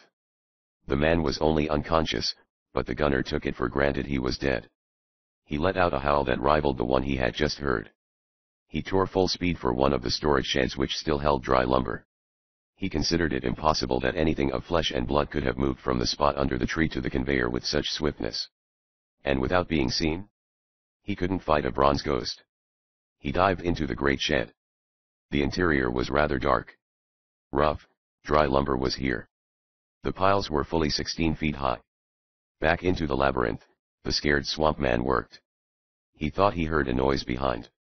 He whirled wildly with his gun. But he saw nothing to alarm. "That's wrong with you," came a harsh whisper. The gunner gulped his relief. This was the voice of one of his own evil kind. "Edible," he gulped. "A bronze-double man. He moved like cloud that is tied to rabbit's tail. Edible." The other voice was muffled. "Yo bat." The gunner shuddered. It was darker than the inside of an owl here in the rough dry shed. "Me I don hear nothin'," declared the other man. The gunner licked his lips. He couldn't hear anything, either. "Yo don never hear dat double man," he muttered. "Say, bat yo out here for?" "Boss ESAFO everybody stay out of sight, except for us two on guard." "Me I come out get drink," said the other shortly. "I'm dang if I can find way back." "Ho, yo lost." I tell yo I'm dang if I can find way back, ain't I?" The gunner gave a harsh snort. "Ho, de place is in middle of de pile right yer. De one yo leanin' on." Dat is right." The next instant, a lumber pile seemed to fall on the gunner except that it was bronze in hue and delivered paralyzing blows with great, powerful fists. Just before the gunner went down, senseless, he realized what had befallen him. He hadn't been talking to one of his fellows. He had been conversing with the bronze double. Doc had simply imitated the swamp man's dialect in order to learn where the kidnapped victims were being held. The spot was inside one of the great lumber piles. Doc now did a peculiar thing. He depressed the firing lever of the aircraft-type machine gun belted to the monkey man's middle. The weapon spewed flame, fumes, and Copernical slugs. The terrific din made in the narrow space between the lumber piles was like two bolts of thunder fighting. Doc released the firing lever. "Got him!" he yelled, imitating the polyglot of the swamp speech. A soaring leap took him up some feet on the sheer side of a lumber stack. He clung there to a board that projected hardly more than a quarter of an inch. Below him, the apparently solid side of the lumber pile opened outward. Sounds told him what had happened. It was too dark to see anything. "Vat eeseet," called a voice. "Who yo got?" It was right under Doc. The speaker had thrust his head out of the lumber pile. One of Doc's mighty hands floated down. It fished. It found a head. The victim emitted one faint, low sound like a chicken that had been stepped on. Then his head collided with the side of the lumber pile, and he hung loose and unconscious. Doc let him fall. He whipped inside the lumber pile. A flashing from within spiked a narrow beam. The glare found Doc. It lost him as he moved swiftly. The man with the light fired a revolver, then gritted curses because he had missed the mark. There seemed to be a large room inside the lumber pile. The walls were built like those of a refrigerator with an air space between inner and outer planking. No doubt the secret chamber was virtually soundproof. A blood-curdling shriek rang inside the room. A body thrashed. A gun exploded. Silence followed. The man with the flashlight had felt the mighty hand of Doc Savage. He was now senseless on the floor. The interior of the lumber pile held the quiet of a tomb of ancient Egypt. But a watch ticked somewhere in the black abyss. It ran rapidly. It sounded like a woman's watch. "Doc," called Ham's voice softly. "There was only 4 of them here. Then the roost is cleaned," chuckled Doc. He lit a match. Big Eric, Edna, Ham, all 3 were safe on the floor. Their arms were a bit purple because of the tight ropes that bound them. But such trifles could be soon forgotten. "I thought we were as good as dead," Big Eric muttered. "They were going to send us to their chief hideout, the place they called the Castle of the Moccasin. There, the Gray Spider would have tried to force us to sign papers declaring we had suddenly decided to take a long vacation. Then we would have been killed, I suspect." "The Castle of the Moccasin," Doc said dryly. "The thing for us to do is to persuade our prisoners to tell us where the place is. We may be able to get the Gray Spider there." "I hate to hang crepe, Doc," Ham offered, "but you're out of luck. None of these fellows know where the Castle of the Moccasin is, unless I'm mistaken. From their talk, I gathered that it is sort of sacred high temple of their voodoo cult. Only the high muckamucks are permitted to visit it. Regular barbarian taboo stuff." "Why are you so sure, Ham?" Doc asked. "Because I overheard a talk they were having. They didn't think we'd ever escape. There was no reason for them to deceive us." "Then we'll have to fall back on my original plan," Doc said steadily. He departed to turn the deadly high-voltage current off the barbed wire fence, and to get his roadster. He walked swiftly, for he was in a hurry to get back to New Orleans and place his 4 additional prisoners with the 2 in a drugged sleep in the hotel room. There would be 6 of them to go to his amazing criminal reforming institution in upstate New York. No doubt more than 6 would be resting in the room before this affair was settled. For Doc Savage had as yet hardly started to fight the Gray Spider. Chapter 6. Death End Trail. A glorious dawn had seized upon New Orleans. Crowds hurried to work. In Canal Street, traffic boiled. The Walnut Street, Jackson Avenue, and Canal Street ferries carried a full load every time they crossed the Mississippi. The business day was starting. Doc had brought his friends and prisoners to town. Leaving the prisoners in the hotel room with the previously captured men, Doc was back again in his roadster. Wheeling the car along St. Charles Avenue, then turning right shortly after Julia Street, Doc stopped before the Danielson and Haas building, and all got out. The Danielson and Haas building was one of great beauty. The masonry was gleaming white, with a modernistic scheme of ornamentation carried out in black stone. It looked like the conception some artist had formed of how buildings of the future would appear. It was not a skyscraper, reaching upward only 10 stories. A large number of people hurried in and out. "You seem to work quite a force," Ham suggested. "More on the payroll than we ever had," Big Eric replied proudly. "And I'm one lumberman who has not taken advantage of conditions to cut salaries." They entered the lumber concern's offices. "A note for Doc Savage," said the reception clerk. The watchman claimed it was shoved under the front door sometime during the night. Doc took the note and opened it. Inside was a sheet of plain white paper. The paper was perfectly blank except for a thumbprint. The thumbprint was enormous. It looked big as a baby track. Doc smiled slightly. He recognized the print easily. Its very size was enough. Doc doubted another man on earth had a hand as big as the one which had made the print. It belonged to Colonel John Renwick, the one of his 5 friends and aides who was called Rennie. A man noted all over the world for his feats of engineering, that was Rennie. He was also famed as the man who had a playful habit of knocking panels out of the heaviest doors with his vast fists. The strange message told Doc his 4 men Rennie, Monk, Long Tom, and Johnny had arrived in New Orleans during the night. No doubt, they had flown by a slightly slower plane. Big Eric now led the way to his private office. In striking contrast to the palatial air of the rest of the building, Big Eric's sanctum was no more ornate than that of a sawmill foreman. The rug was full of holes, so that one had to step high to keep from tripping. The desk was old, with the edges pitted where cigars had carelessly burned. "I can't work in a joint where they put on a lot of dog," Big Eric apologized. "This is the equipment I started out with 30 years ago." Adjoining, was an office the exact opposite of Big Eric's in fittings. It had the finest oriental rugs on the floor. The desk must have cost more than a sawmill jacket feeder would make in a year. A complete bar with refrigerating and mixing machines occupied a corner. Pictures of young women, obviously chorus cuties, were about. "The office of Horace Haas, my junior partner," explained Big Eric. Then, realizing the place hardly looked like a business office, he added defensively, "Horace Haas may not be a crack businessman, but he furnished the capital for my start in life."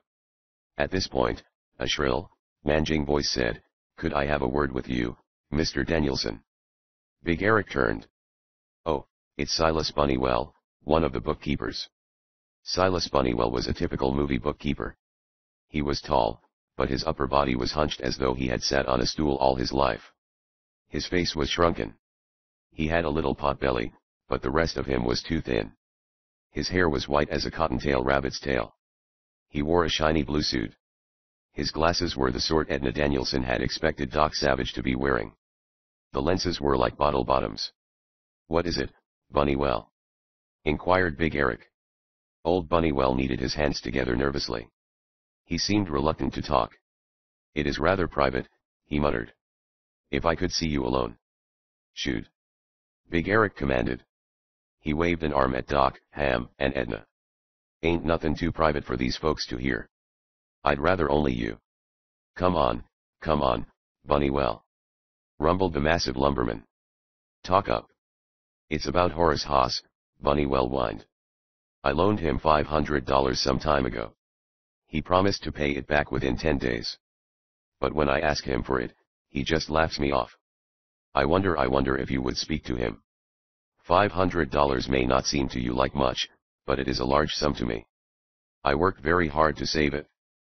Big Eric cleared his throat noisily. He scowled. It was plain that he was disgusted with his business partner. He drew a large wallet from his pocket and extracted several bills. "Here's your 500.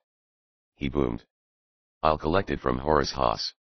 Old Bunnywell seemed about to sob. "Oh, thank you." "Forget it," thumped Big Eric. "I want my employees to make a complaint against an executive of the company just as soon as they would against an office boy, or quicker." Silas Bunnywell shuffled out, all but hugging his money.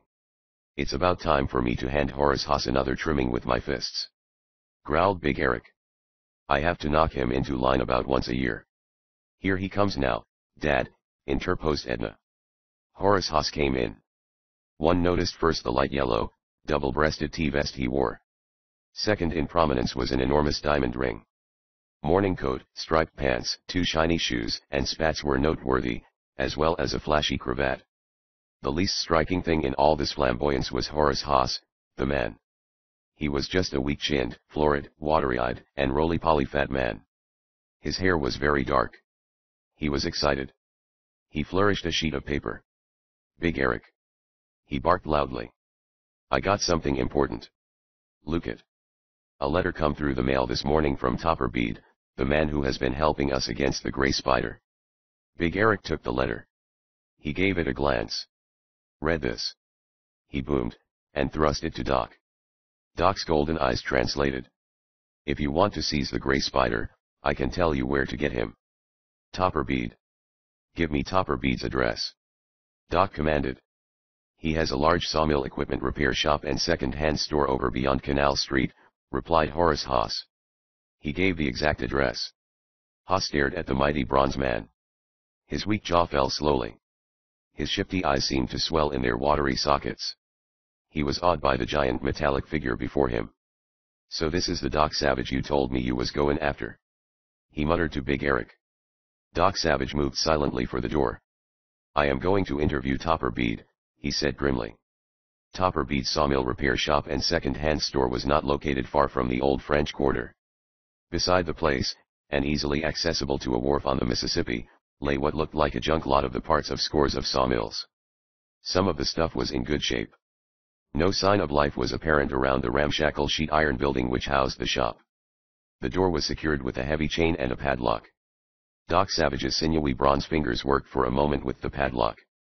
They manipulated a steel tool that looked much like a darning needle, with a crook on the end. The padlock opened. Doc entered the shop. The place was built like an airplane hangar, although not quite as large. A sizable drill stood in one corner, an enormous forge and anvil in another. Grease and metal chips made a gum underfoot. In one spot, water shone glassily on the greasy floor. It had been splashed there not many hours ago. Near the water stood a wooden tank. This had evidently been made by sawing in half a very large barrel. The tub-like tank was full to the brim with water. A coat of oil floated on the surface. Evidently it was the water used to temper metal after it had been worked with on the forge and anvil. Doc stuck a pair of long-handled blacksmith's tongs into the tub, brought up the body of a man. The form was stocky and muscular, with the rough red skin and calloused palms of one who has long worked with heat and metal. The man had been stunned by a blow on the head, and held in the tank until he drowned. Several letters reposed in an inner pocket. The addresses were still legible. They bore the name of Topper Bede. The man had surfeited his life for his activities against the Gray Spider. Doc Savage soon quitted the shop. The killers had been either clever or lucky, for they had left no clue to their identity. As Doc came out of the shop, two men down the street hastily settled low in the car they were driving. We gotta look out for that guy, Lefty. One said. And how? Breathed the other. Don't go staring at him like he was Santa Claus. He might notice. The pair were Lefty and Bugs, the two lumber company detectives who were in the Gray Spider's gang, the same pair who had treacherously struck down Big Eric. Only a few minutes ago, they had received rush orders from the Gray Spider to come here and pick up the trail of the Bronze Man. We're to croak him if we get the chance, muttered Lefty. We might cut down on him right now. Too risky. Bugs hastily protested. There's a cop in the next block. They watched Doc Savage enter his roadster. Lefty glanced about uneasily, as if to make sure no one was near, then growled, I wonder if the bronze guy found anything to show we scragged old Topper Bede. We didn't leave no clues, snarled Bugs. Doc Savage was unaware of the two murderers of Topper Bede crouched in their car. The morning sun shone on the windshield of their machine in such a manner that the reflection made it impossible to see inside. Doc's roadster carried him over to Canal Street, then southward. It halted shortly before a concern which sold dictaphones. Lefty and Bugs, following discreetly far to the rear, saw Doc enter the establishment. I wish to purchase several dictaphone recording cylinders, Doc informed a clerk. I wish also to use a dictaphone for several minutes. It was an unusual request, but the clerk complied.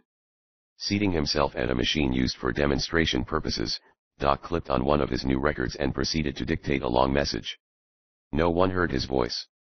The machine recorded smoothly.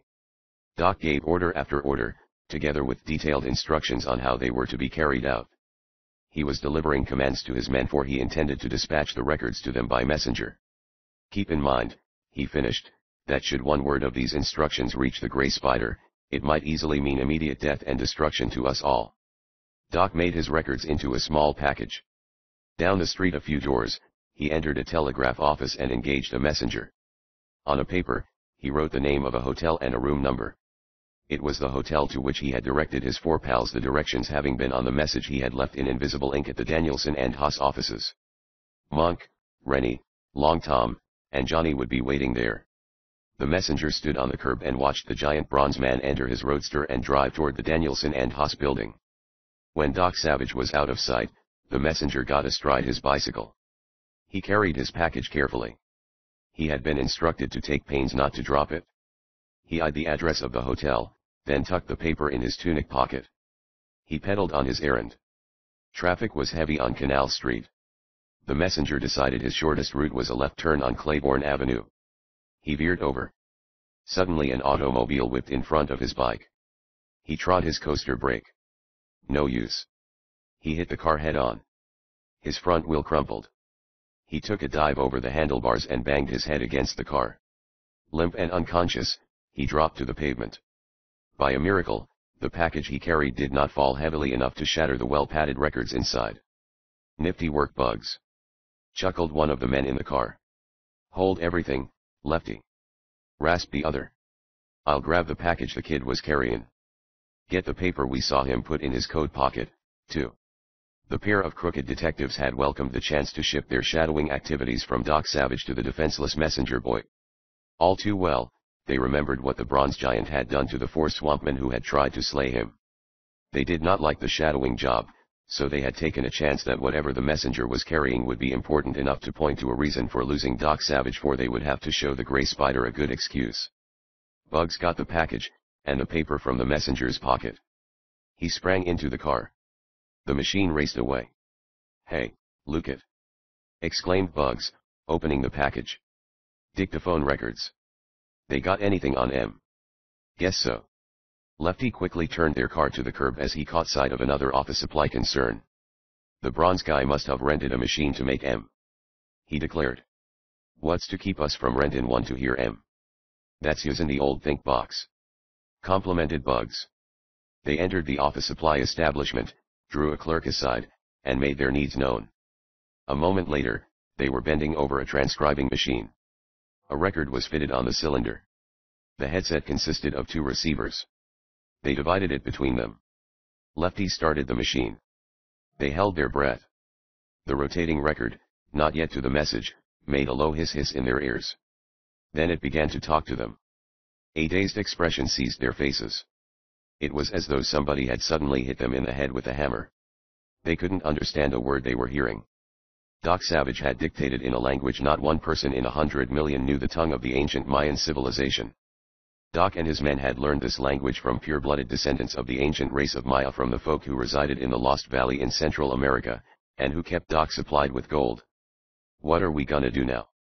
Bugs growled. "Get these to the Gray Spider," Lefty decided. The unsavory pair hurried toward the old French Quarter, the bundle of records tucked under Lefty's arm. The French Quarter is the most ancient section of New Orleans.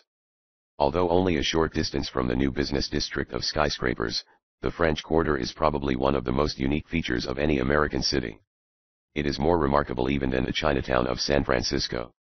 Stepping into the French Quarter is like stepping into an ancient part of Paris.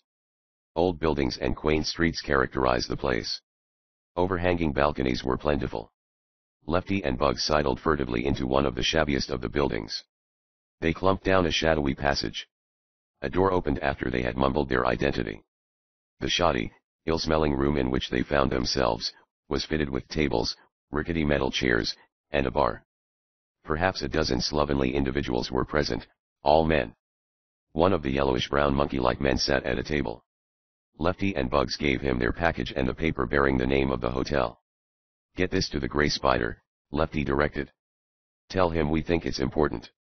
Tell him we quit trailing the bronze guy to grab it. And ask him what he wants us to do now." Without a word, the monkey man departed with package and paper.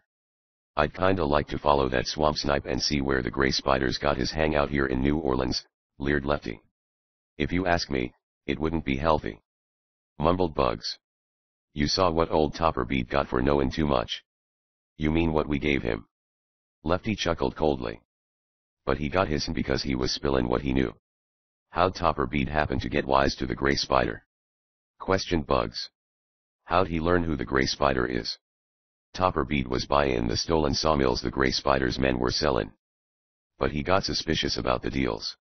He began to snoop around. He went to Danielson and Haas with what he knew. And he finally found out too much." "I'll say he did." Bugs leered. Several cigarettes were smoked by the pair in the wait that followed. The yellowish-brown monkey man reappeared in the vile den. "Gray Spider plenty much mad," he growled. "Vat yo send in the package vas no good to him. He say yo one pair plenty fools." Lefty and Bugs took this silently. They were getting off easy, for they had openly disobeyed the Gray Spider's orders in not at least trying to kill the mighty bronze man. They gathered the Gray Spider had not been able to understand the mysterious lingo inscribed on the dictaphone records. Another of the monkey-like swamp men shuffled in. He carried a cheap, new-looking black handbag. This he placed on the table. "What's that?" Lefty demanded. "Don't ask so many questions," growled the swamp denizen. "Yo ees to do mo work. We. And yo bet tire not fall down on this next job." He continued to speak. At times his gibberish was so rapid that Lefty and Bugs had to swear at him to slow him down understandably. The two crooked lumber detectives began to get pale at the gills as the significance of the Gray Spider's orders dawned. They perspired freely. "Jiminy!" Bugs whined. "I don't like this." "Me either," grunted Lefty. "Gray Spider order yo do these things," snapped the monkey man. "Yo want me tell him yo say he's can go jump in river." Nix, Lefty said hastily. "We'll go through with it." "Get at it, den," ordered the monkey man. Lefty and Bugs slunk out into the picturesque, ancient street. They carried the handbag. It looked very new against the age of their surroundings. "There's one thing I don't like about workin' for this Gray Spider," Lefty growled when they were out of earshot. "All of our orders come from them ignorant swamp snipes. Imagine us taking orders from the likes of them." With the supreme egoism of a cheap criminal, Lefty was ignoring the fact that he was a more vile specimen than the illiterate swamp men. Lefty and Bugs had a certain amount of education, whereas the little monkey men were so ignorant as to hardly know right from wrong. In contrast to the two crooked detectives, they were men who might easily come under the superstitious sway of the Gray Spider. "The snipes are only the Gray Spider's messengers," Bugs said resignedly. "Anyway, it's payin' us to take the Gray Spider's orders. Ain't we makin' more money than we ever got in the lousy lumber detective business? Even with all the graft we could knock off lettin' timber poachers bribe us." "Yeah, that's right." Chapter 7. Killers at Work. In the course of a little time, Lefty and Bugs turned up before the modernistic Danielson and Haas building. They entered, carrying the cheap, new handbag. An elevator lifted them to the top floor. Both men now had a spray of cold sweat on their evil faces. "This is what I call walkin' into a lion's den," shivered Bugs. It was on this floor that Big Eric Danielson had his office. If the fire-eating lumbermen should see them, it would be too bad. And well they knew it. Danielson and Haas employees hurried about in the corridor. No one paid the two villainous lumber detectives particular attention. Although Big Eric knew the pair were the Gray Spider's men, he had not spread the word. "The Gray Spider said we'd be tipped off if the cops started looking for us," Bugs muttered. "He said it'd be safe to walk in here, as long as Big Eric, Edna, Ham, or the bronze guy didn't see us. I hope he was right." "Forget it," sneered Lefty. "The dope we get from the Gray Spider is always right. He's one guy who don't make mistakes." They scuttled swiftly past the door of Big Eric's office. The next door bore the inscription, "Horace Haas." Lefty and Bugs exchanged uneasy glances. Then Lefty knocked on the door of Horace Haas's office. Nothing happened. "I wonder if whoever answers this door is the Gray Spider," Bugs muttered. "I was just wonderin' the same thing," whispered Lefty. "I'm gonna get a look at his face when he opens the door." The panel marked with the name of Horace Haas suddenly opened about 6 inches. Lefty and Bugs hastily moved to stare into the crack. They were disappointed. They could see only the head of the man inside. And that head was muffled in a mask made out of a very large and brightly colored silk handkerchief. "Give me the handbag," rasped the man in a tone so muffled Lefty and Bugs could not tell whether they had ever heard it before. The cheap, new bag was passed into the room. "You understand clearly what you are to do next?" demanded the masked man. "You mean about goin' to the hotel named on the slip of paper we took from the messenger boy?" Lefty faltered. "Exactly. You are to go there. You will find some of my swamp men waiting. You are to kill any and all men who registered at that hotel last night and this morning." Lefty and Bugs were bewildered. They didn't understand the purpose for the wholesale murder. "But why? It is obvious the dictaphone records you intercepted were orders from Doc Savage to his men," snarled the masked one. "Since Doc Savage only arrived in New Orleans last night, it is certain his men got here later. By wiping out all latecomers to the hotel, we will be certain to get them." "What do Doc Savage's men look like?" quizzed Bugs. "How many are there?" "I do not know that," hissed the masked man. "I have exhausted my resources in an effort to learn. But it is no use. Whether he has 1 man or 100, I do not know. His aides might even be women. That is an idea. Kill all women who have registered lately at the hotel. Wipe them out along with the men. Lefty and Bugs swapped knowing glances. The conversation had shown them something. The masked man was the Grey Spider. The master villain was taking the slaying of mighty bronze Doc Savage into his own hands. Go! Rasped the Grey Spider. The unsavory pair turned away. They almost ran to the elevators. It was as if the devil himself stood in the door of Horace Haas's office at their backs. They had met the Grey Spider and they were more afraid of the fiend than ever. The fools! Hissed the Grey Spider into his silken mask. Their haste could easily attract suspicion. Their very clumsiness makes them dangerous men to have around. I shall have to add them to my playthings at the castle of the Moccasin as soon as they finish these murders for me. The Grey Spider closed the door of Horace Haas's office. Carrying the new, cheap handbag, the Grey Spider crossed the office. He did not remove his mask. He walked with his body drawn into a hunched bundle. He had a pronounced limp. However, all these physical quirks were assumed. Should someone enter the office unexpectedly, he did not want to be recognized. He kept a big automatic pistol in his hand against just such a contingency. An eye hole of the Grey Spider's silken mask pushed close to the keyhole of the door that connected with Big Eric's office. A faint gritting came from behind the silk mask, as though the wearer were grinding his teeth in hate at what he saw. Doc Savage, striking as a mighty bronze statue, occupied a chair near the window.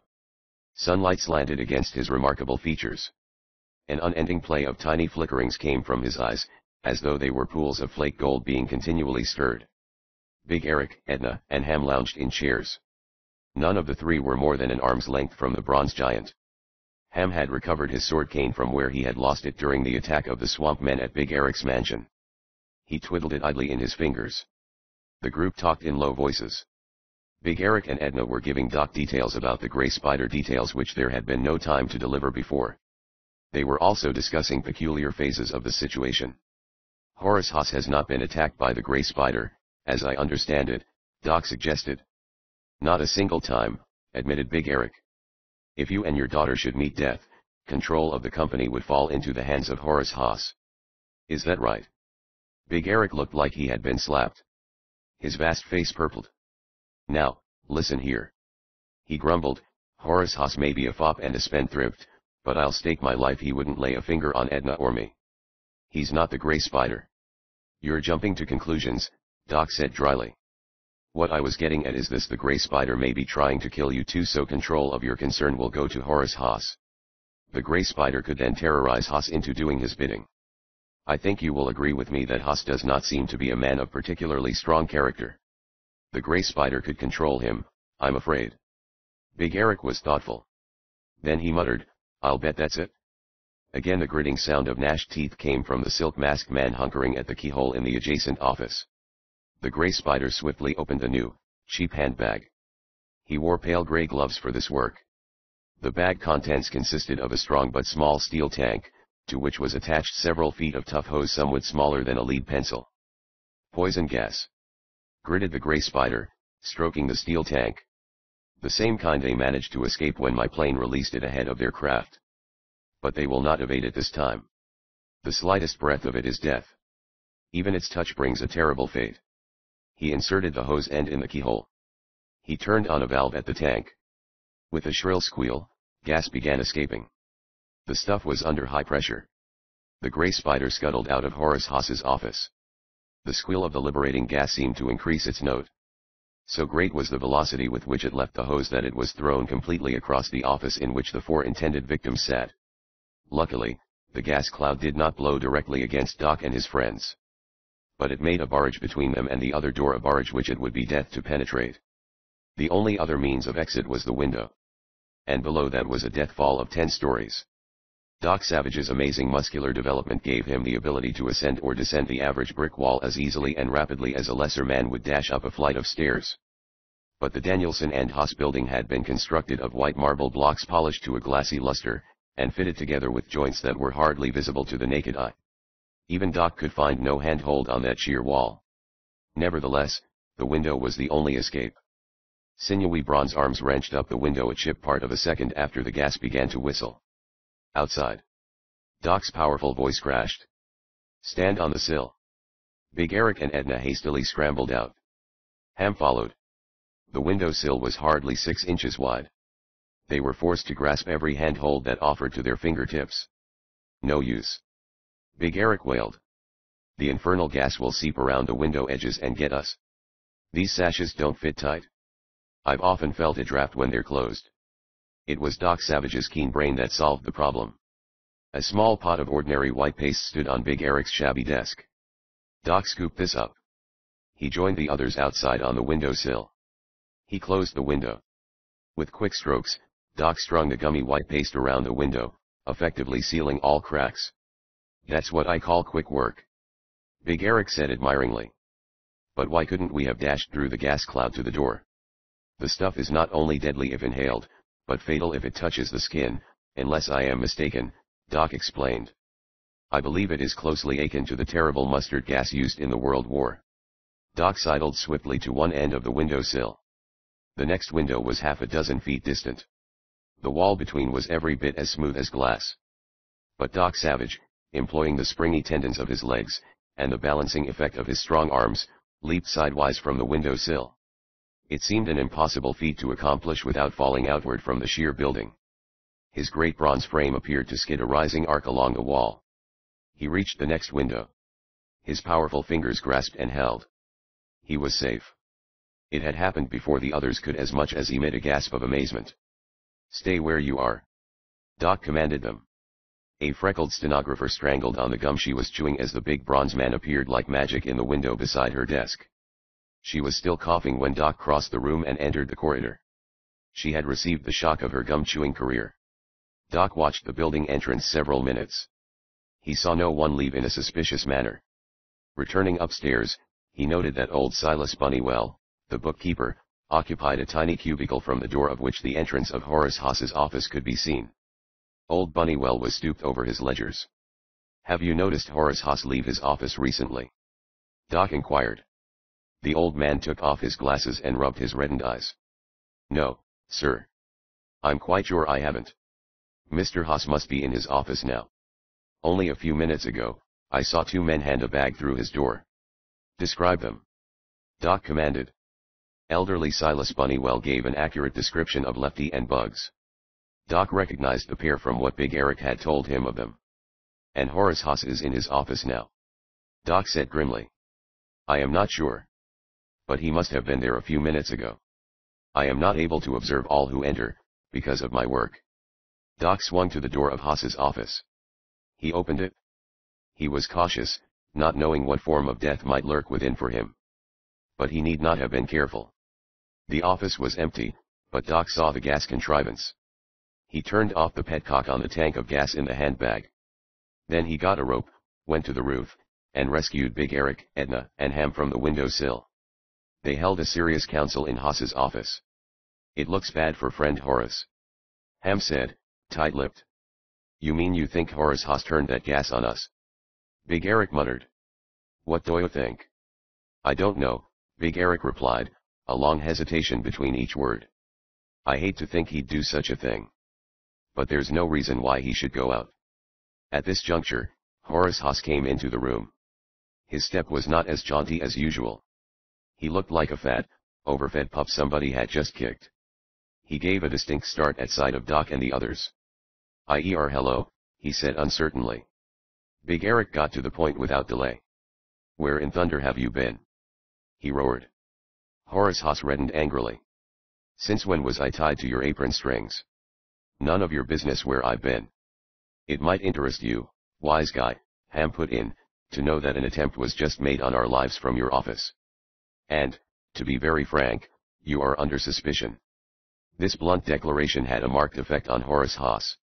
He reddened even more, then suddenly went quite pallid. He fumbled for a chair with a jeweled hand and sat down heavily. Doc Savage watched the man. Either Horace Haas was a finished actor, or he was genuinely shocked at the accusation. Suppose I had better tell where I was. Horace Haas pulled a large silk handkerchief from his pocket and dabbed his forehead. The piece of silk was brightly colored. I received a telephone call from a young lady, Haas began. A chorus stepper, rumbled Big Eric. Horace Haas flinched. Ah yes, A young lady of the chorus. At least, that is who she said she was. She asked me to meet her at a soda fountain near here. So I went. An old goat of your age. Big Eric snorted. I ought to get up and kick the seat of your pants. But I didn't find a young lady. Horace Haas finished desperately. She did not appear. I waited some time, decided I was being stood up, and came back. Big Eric rumbled a noisy laugh. Somebody played you for a sap to get you out of your office so an attempt could be made on our lives. He whirled to Doc. Don't you think that was it? Doc had formed no definite opinion. He had no proof against Horace Haas. He had no real proof that he was innocent, either. He gave a noncommittal answer. Possibly. Swinging over to the telephone, Doc called the number of the telegraph company branch office from which he had engaged his messenger. He was merely checking up on whether the dictaphone records had been delivered to his fellow scrappers. He received the bad news. What? He demanded. The messenger was waylaid and robbed en route. Hanging up, Doc let his golden eyes range over his companions. It seems, he said slowly, that the Grey Spider is setting out to carry the warfare to us. The boys may be in danger. Ham clipped. Doc nodded. Exactly. You stay here, Ham. Take every precaution to guard against the Grey Spider. I'm going to see if our four brothers are in any kind of a mess. He left the building swiftly. Chapter 8. Doc plans. The hotel to which Doc Savage had directed his four men was the Antelope. It was neither the largest nor most luxurious in New Orleans. Conservative businessmen and drummers patronized it for the most part. Doc parked his roadster a block from the hotel, and on the opposite side of the street. He mingled with the pedestrians. These turned, practically without exception, to stare at the amazing bronze man. He was far more striking in appearance than the pictures that accompany the strongman advertisements in magazines. The fact that Doc wore no hat added to his prominence. Before the Antelope Hotel stood a van-like delivery truck. This was marked with the name of a prominent baking concern. On the truck seat sat the burly, hard-featured crook of a lumber detective, Lefty. A monkey-like swamp man occupied the seat beside him. Their actions betrayed nervousness. They glanced repeatedly upward. It seemed they momentarily expected something to happen in one of the upper-floor hotel rooms. Lefty and his monkey-like companion discovered Doc Savage's great bronze form about simultaneously. Get him. Lefty gulped and turned loose with his revolver. The monkey man followed suit with a sawed-off shotgun. Their shooting started thunder bumping about in the street. But that was about all it did. Doc Savage had seen the pair before they started their fireworks.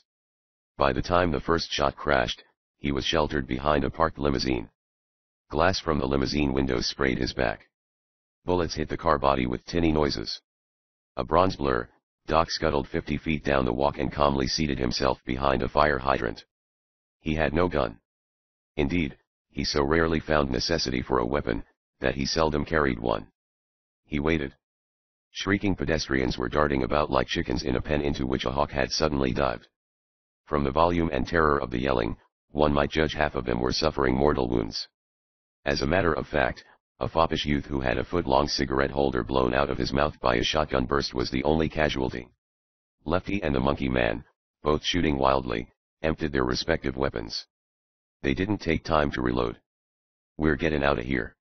Lefty gulped. The delivery truck rear wheels gave a spasmodic spin, caught the pavement, and propelled the vehicle away like an explosive. You'll leave in to others. Wailed the monkey man. Nothing else to do. Rapped the cowardly Lefty. The jig is up with you and me. The truck sideswiped the car, careened half across the street, took a corner on two screaming wheels and was gone. An instant later, there was a terrific explosion inside the hotel.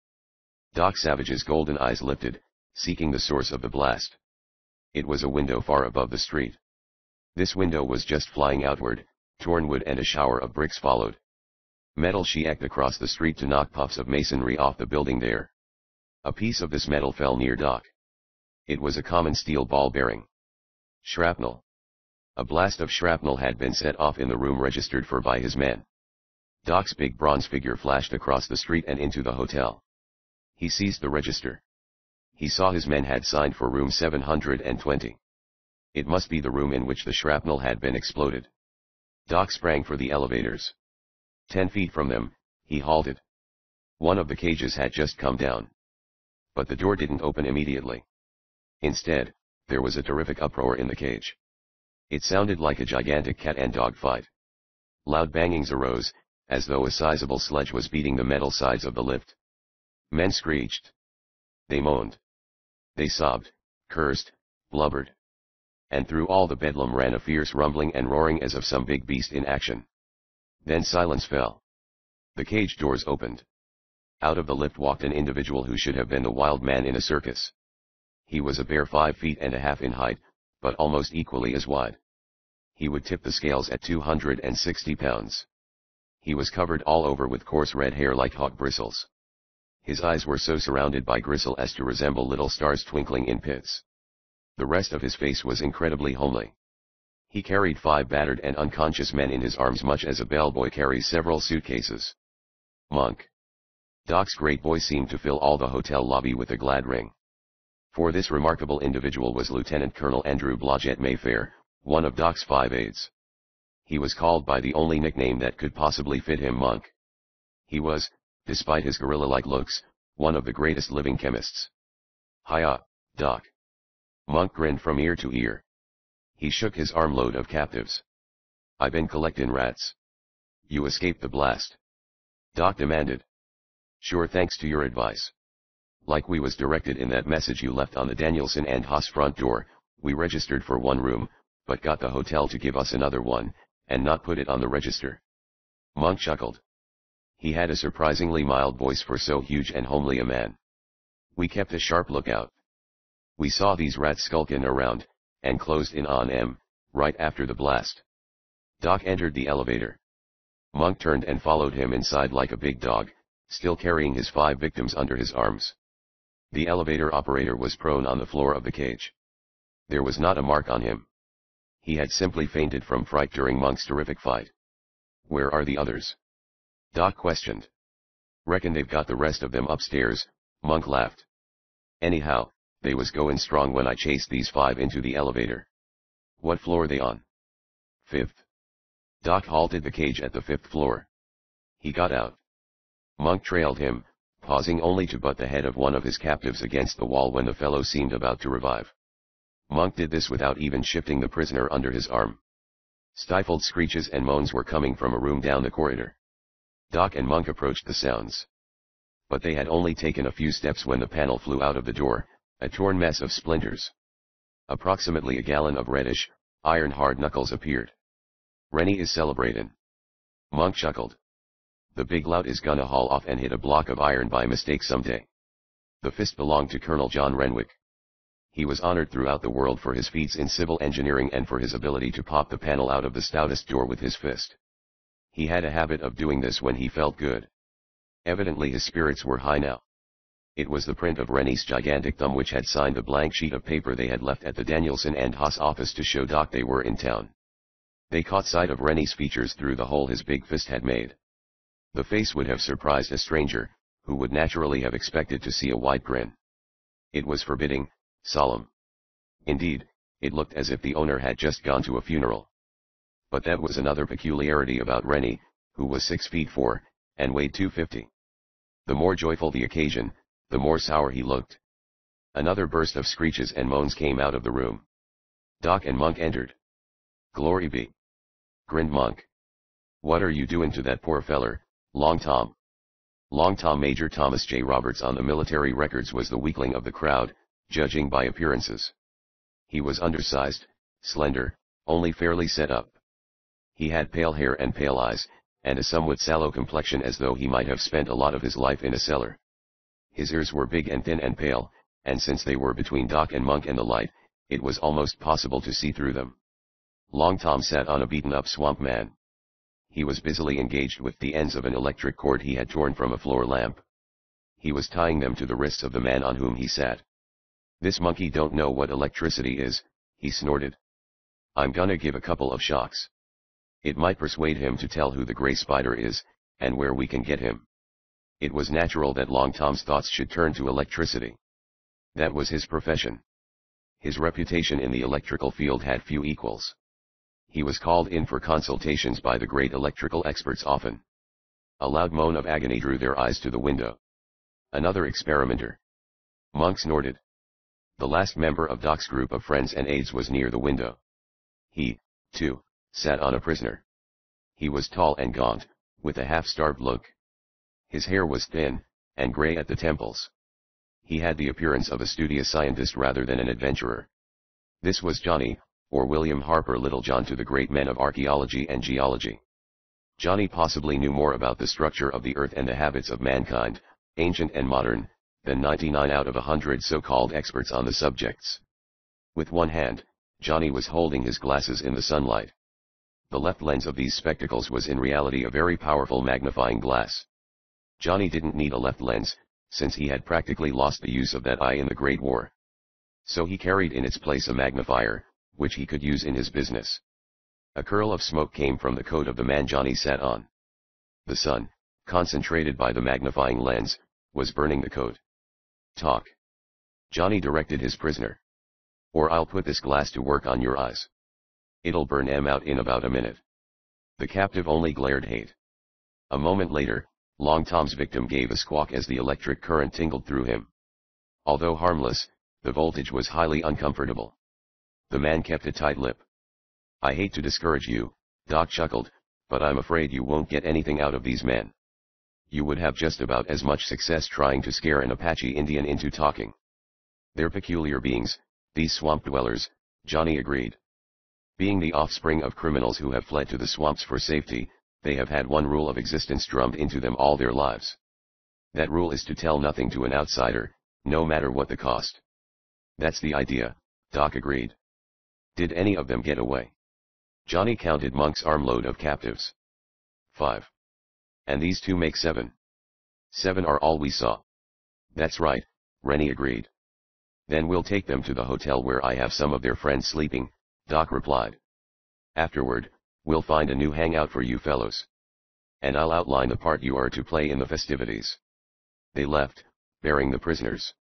A moment after Doc and his friends vanished, a man sidled out of a room down the corridor. What I mean, I was lucky. He muttered. The man was Bugs, other half of the Crooked Lumber detective pair.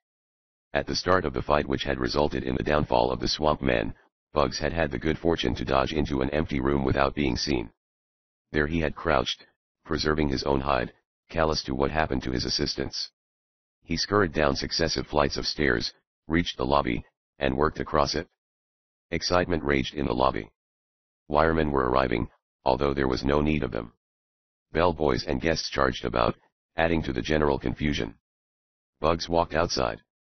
He saw Doc Savage and his friends putting the prisoners into 2 taxicabs. Instantly, he concealed himself behind a fire truck. Bugs thought fast. He abhorred the idea of following Doc.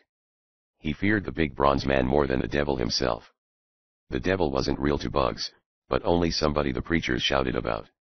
The giant bronze man was real, entirely too much so. But if he trailed Doc and his men to their new rendezvous, Bugs knew he would have something with which to curry the Gray Spider's favor. He decided to take a chance. He engaged a cab to follow the pair Doc and his men had taken. The cavalcade led to the little hotel where Doc was storing his drugged prisoners to await transportation to the New York State institution where their criminal tendencies would be cured. Huh! Grunted Bugs, watching the captives being taken inside. That beats me. I thought they'd be handed to the cops. Oh, well, I'll remember this address, and the Gray Spider can come here and turn his swamp snipes loose. Doc and his men in one taxicab now betook themselves to a neat little inn in the French district. Watching from the street, Bugs saw them engage quarters. He trailed inside after they mounted steps to the upper regions. Revolver in hand, Bugs climbed the stairs. He heard the innkeeper returning. The fellow had installed Doc and his men in their room. Bugs scuffled behind a handy drape, revolver ready, hoping the gloominess of the hallway would aid in preventing his discovery. The innkeeper went below without dreaming Bugs was inside. Down the hall, Bugs crept. He heard voices. One boomed like a large rock rolling around in a huge drum. He remembered that tone. It belonged to the human leviathan who knocked panels out of doors with his fists. The corridor was carpeted. On tiptoes, Bugs approached the door. Something crunched faintly underfoot. He paid no attention. It might be a bit of a cracker or a portion of a bread crumb. Bending over, Bugs put his ear to the keyhole. He could hear everything being said in the room. "This fiend who calls himself the Grey Spider is clever," Doc Savage was saying. "I am convinced that to get him, we will have to go after him with a deeply laid plan." "Shoot the works." Monk chuckled. "I'm raring to go. I could scrap guys like them that tackled us a while ago all day, and it wouldn't be more trouble than fighting mosquitoes." "You don't lick anyone this time," Doc told him. "You use that brain nobody would suspect you've got. Starting immediately, you are a famous German chemist. You specialized on poison gas. You sold a secret gas formula to an unfriendly country, and as a result, you're taking it on the lam. You're hiding out for fear secret agents will kill you. Got it straight?" "You bet." Monk's little eyes glittered. "All right," Doc smiled. "You will strike out into the swamps like a man who is hunting a hiding place. Your purpose, of course, is to let the Grey Spider add you to his organization. In this way, if you don't die of snakebite, or the alligators don't eat you, or the swamp natives fill you full of lead, or the Grey Spider gets suspicious and order you killed, you should learn something." Monk's wide grin never budged. "Ain't you the cheerful guy, Doc?" Rennie Doc continued, facing the big-fisted engineer. "You will visit the governor of Louisiana, flying to Baton Rouge this afternoon. He will commission you a special forest ranger. I will telephone him long distance, and see to that. Your engineering training fits you for the forest ranger job. You will go into the swamps, and, like Monk, try to learn something definite about the Grey Spider. Want me to pretend to be a crooked ranger, eh?" Rennie grinned. "I imagine it would get better results." Doc's golden eyes now roved to Long Tom, the electrical wizard. "You are to tap the phone lines of the large lumber companies of Louisiana, and arrange to listen in on any conversation of importance. This will entail hiring a force of expert stenographers, of course, since no man could listen into 20 or 30 phones simultaneously." Long Tom nodded. "I presume it would be best to first tap the lines to the companies we know are in the power of the Grey Spider. Worldwide Sawmills, Bayou Sash and Door, and so on. That's the idea." It was to Johnny that Doc's gaze now came. The gaunt, half-starved geologist and archaeologist grinned boyishly. "What is my part in this quest of the Grey Spider?" he asked. "It's the toughest job of all, Johnny," Doc told him seriously. "I tackle it myself, except that the Grey Spider has my description. You are the only other man fitted for the job, thanks to your knowledge of savage peoples and their religious beliefs and superstitions." "Meaning?" Johnny inquired. "That you are to enter the swamps as a high priest of voodoo," Doc replied. Johnny nodded eagerly. "That is right up my alley. I made an extensive study of voodooism in the southern United States, Haiti, and Africa. This is highly dangerous," Doc warned. Johnny sobered instantly. "I know it. But I can handle the job. How is your command of the gibberish these swamp men speak?" "Only fair," Johnny admitted. "But it will get by. I speak the French patois of Haiti fluently. I will pretend to be a high priest of voodoo from another country." "Okay." Doc got to his feet. He stepped swiftly to the door. He opened the panel. A man lay outside in the hall. He was curled up and breathing regularly, as though asleep. "Well, for crying out loud." Monk gulped. "Who's he?" "He is called Bugs," Doc replied. "He's one of that pair of crooked lumber detectives." "But what's happened to him?" "He crept up to the keyhole to listen," Doc said dryly. "And he went to sleep on the job." Monk snorted. "Quit running around the bush, Doc. What put him to sleep like that?" Doc Savage indicated several small glass bulbs on the floor. These were thin-walled, about the size of grapes, and held a colorless fluid. "A very powerful anesthetic," he explained. "I spread them here as a matter of precaution before we started talking." Bugs simply had the misfortune to step on one. It was this which Bugs had mistaken for a bit of cracker or a crumb of dry bread crushing underfoot, although he never did discover that fact. Chapter 9. The Swamp Encounter. Monk departed to become an outlaw chemist fleeing from spies of a foreign country. Rennie left to get his commission as special forest ranger. Long Tom ambled out full of his plans for a phone-tapping campaign, such as had probably never been equaled for widespread scope. Doc and Johnny added Bugs to the growing collection of sleepers in the hotel room. In fact, so extensive was his conquest becoming, Doc engaged an additional room. He made sure each of the villains was properly under the influence of the drug which kept them slumbering and out of mischief. 12, 13, 14, Johnny counted them. If this keeps up, you'll have to hire a special train to upstate New York. There'll be a lot of bother and expense. But there'll be 14 upright citizens when they're turned loose from that institution, Doc replied. I don't understand how it's done. Johnny chuckled. I mean how one of these rats can be taken and made into an honest man. And that whether he wants to be made an honest man or not. It's too complex to go into now, Doc told him. It is done by many methods. Most undergo intricate brain operations that wipe out all memory of their past. Then they are taught a trade by which to make a living, as well as upright citizenship. In other words, we merely reduce their minds to a blank and give them the sort of training they should have had. When they're released, crime does not occur to them simply because they don't know they've ever been criminals. They left the hotel where the prisoners slept. Going to his plane at the airport, Doc secured a metal case about the size of an old-fashioned telescope bag such as Granddad used to carry. They retired to a room they engaged at a private residence. Strip. Doc commanded. Johnny obeyed. Doc opened the case. It proved to be a most complete makeup box. With ingredients from the box, Doc proceeded to dye Johnny's hide a muddy yellow from head to foot. He clipped Johnny's somewhat thin hair, dyed it an intense black, and gave it a permanent curl. None of this stuff will wash off, Doc reminded. Holy smoke. Johnny ejaculated. You mean I gotta go around looking like this until my coloring wears off? Sure, Doc chuckled. That'll only be 6 months or so. Doc Savage continued to work over Johnny. He stood back at last. From now on, you're in blackface. He smiled.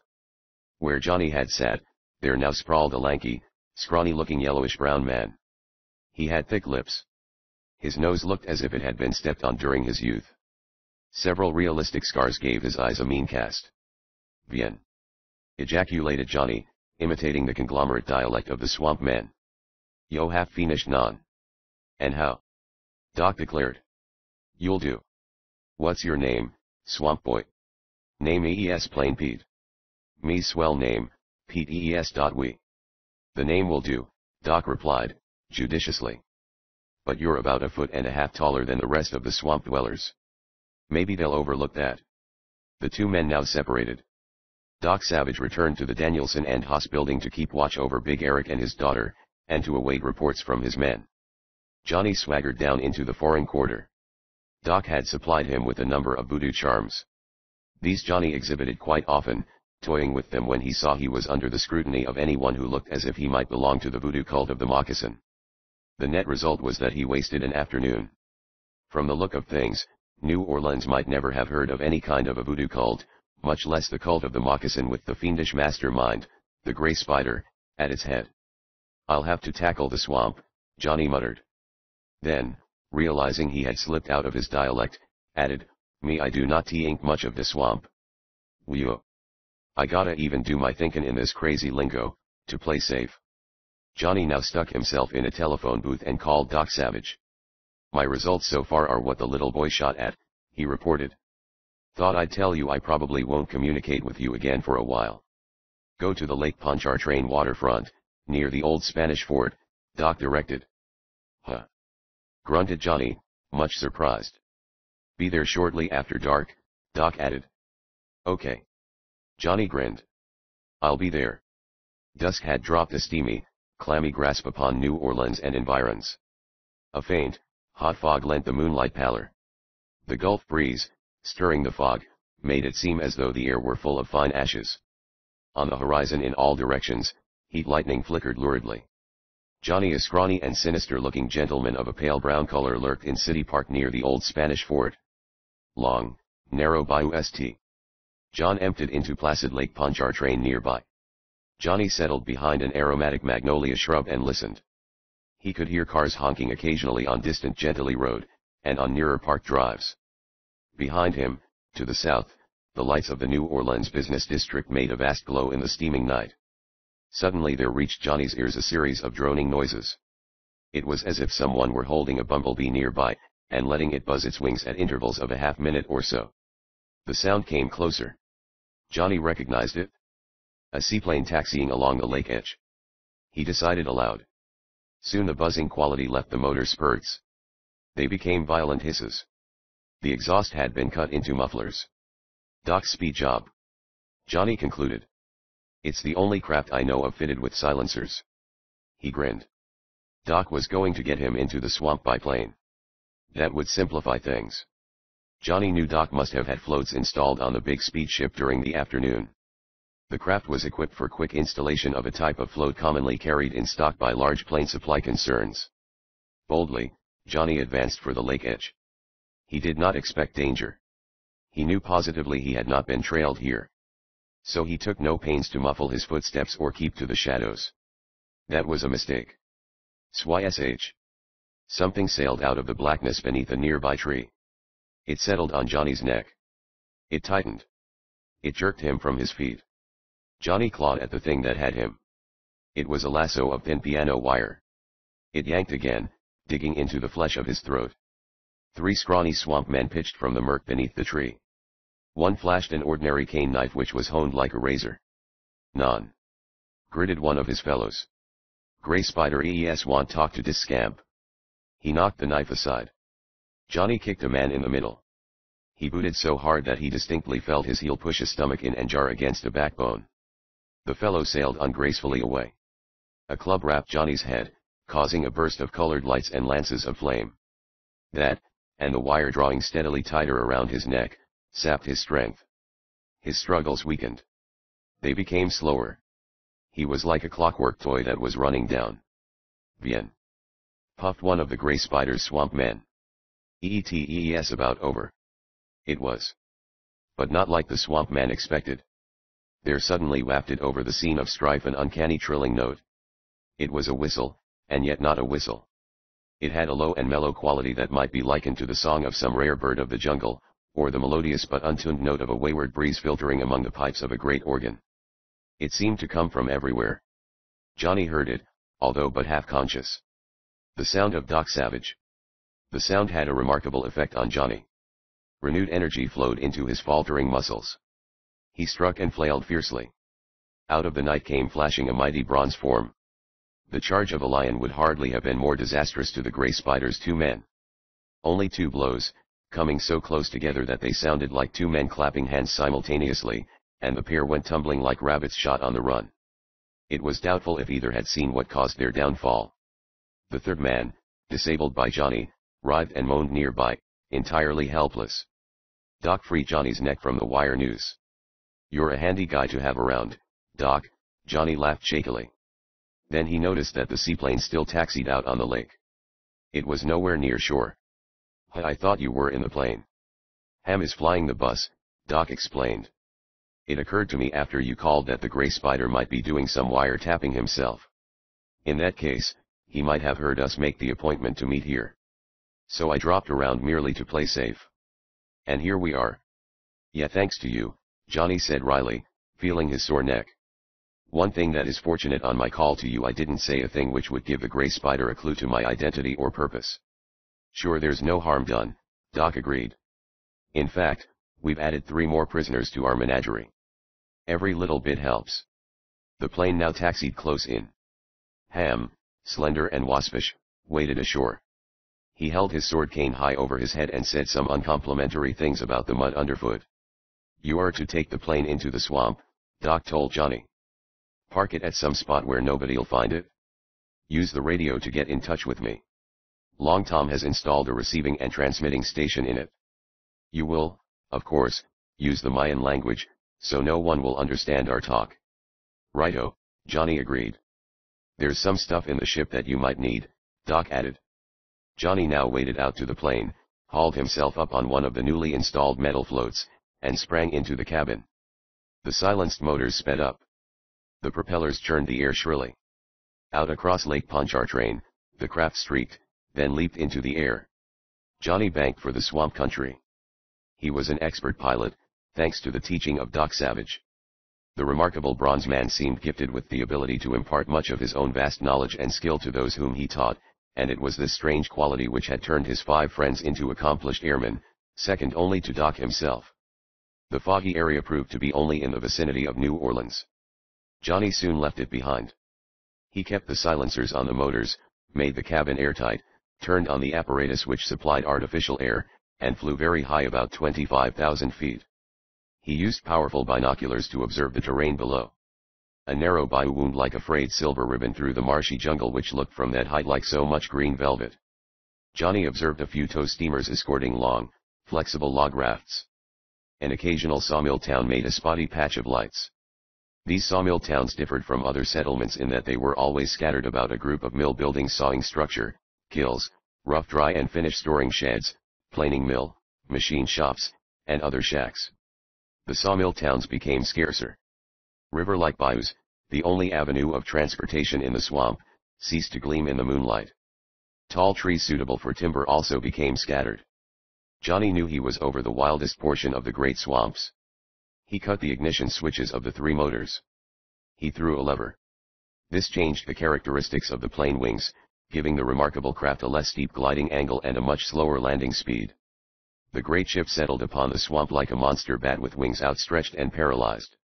Johnny selected a tiny bayou. It resembled a spot where a huge finger had scraped away the festering layers of swamp vegetation, revealing the shining surface of a mirror. The mirror, of course, was water. Lightly, the plane dunked its floats in the water. It coasted ahead. The wake it left fanned outward, seeming to throw the bayou into shimmering convulsions. "If I just don't hit the bank too hard," Johnny muttered. He didn't. The ship grounded with a slight jar, after sloughing through tall cane and under heavy overhanging branches. Johnny clambered out.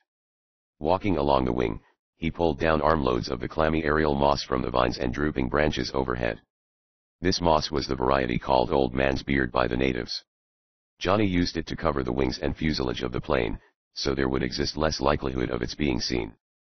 That job completed, he extracted a large leather pouch from the plane.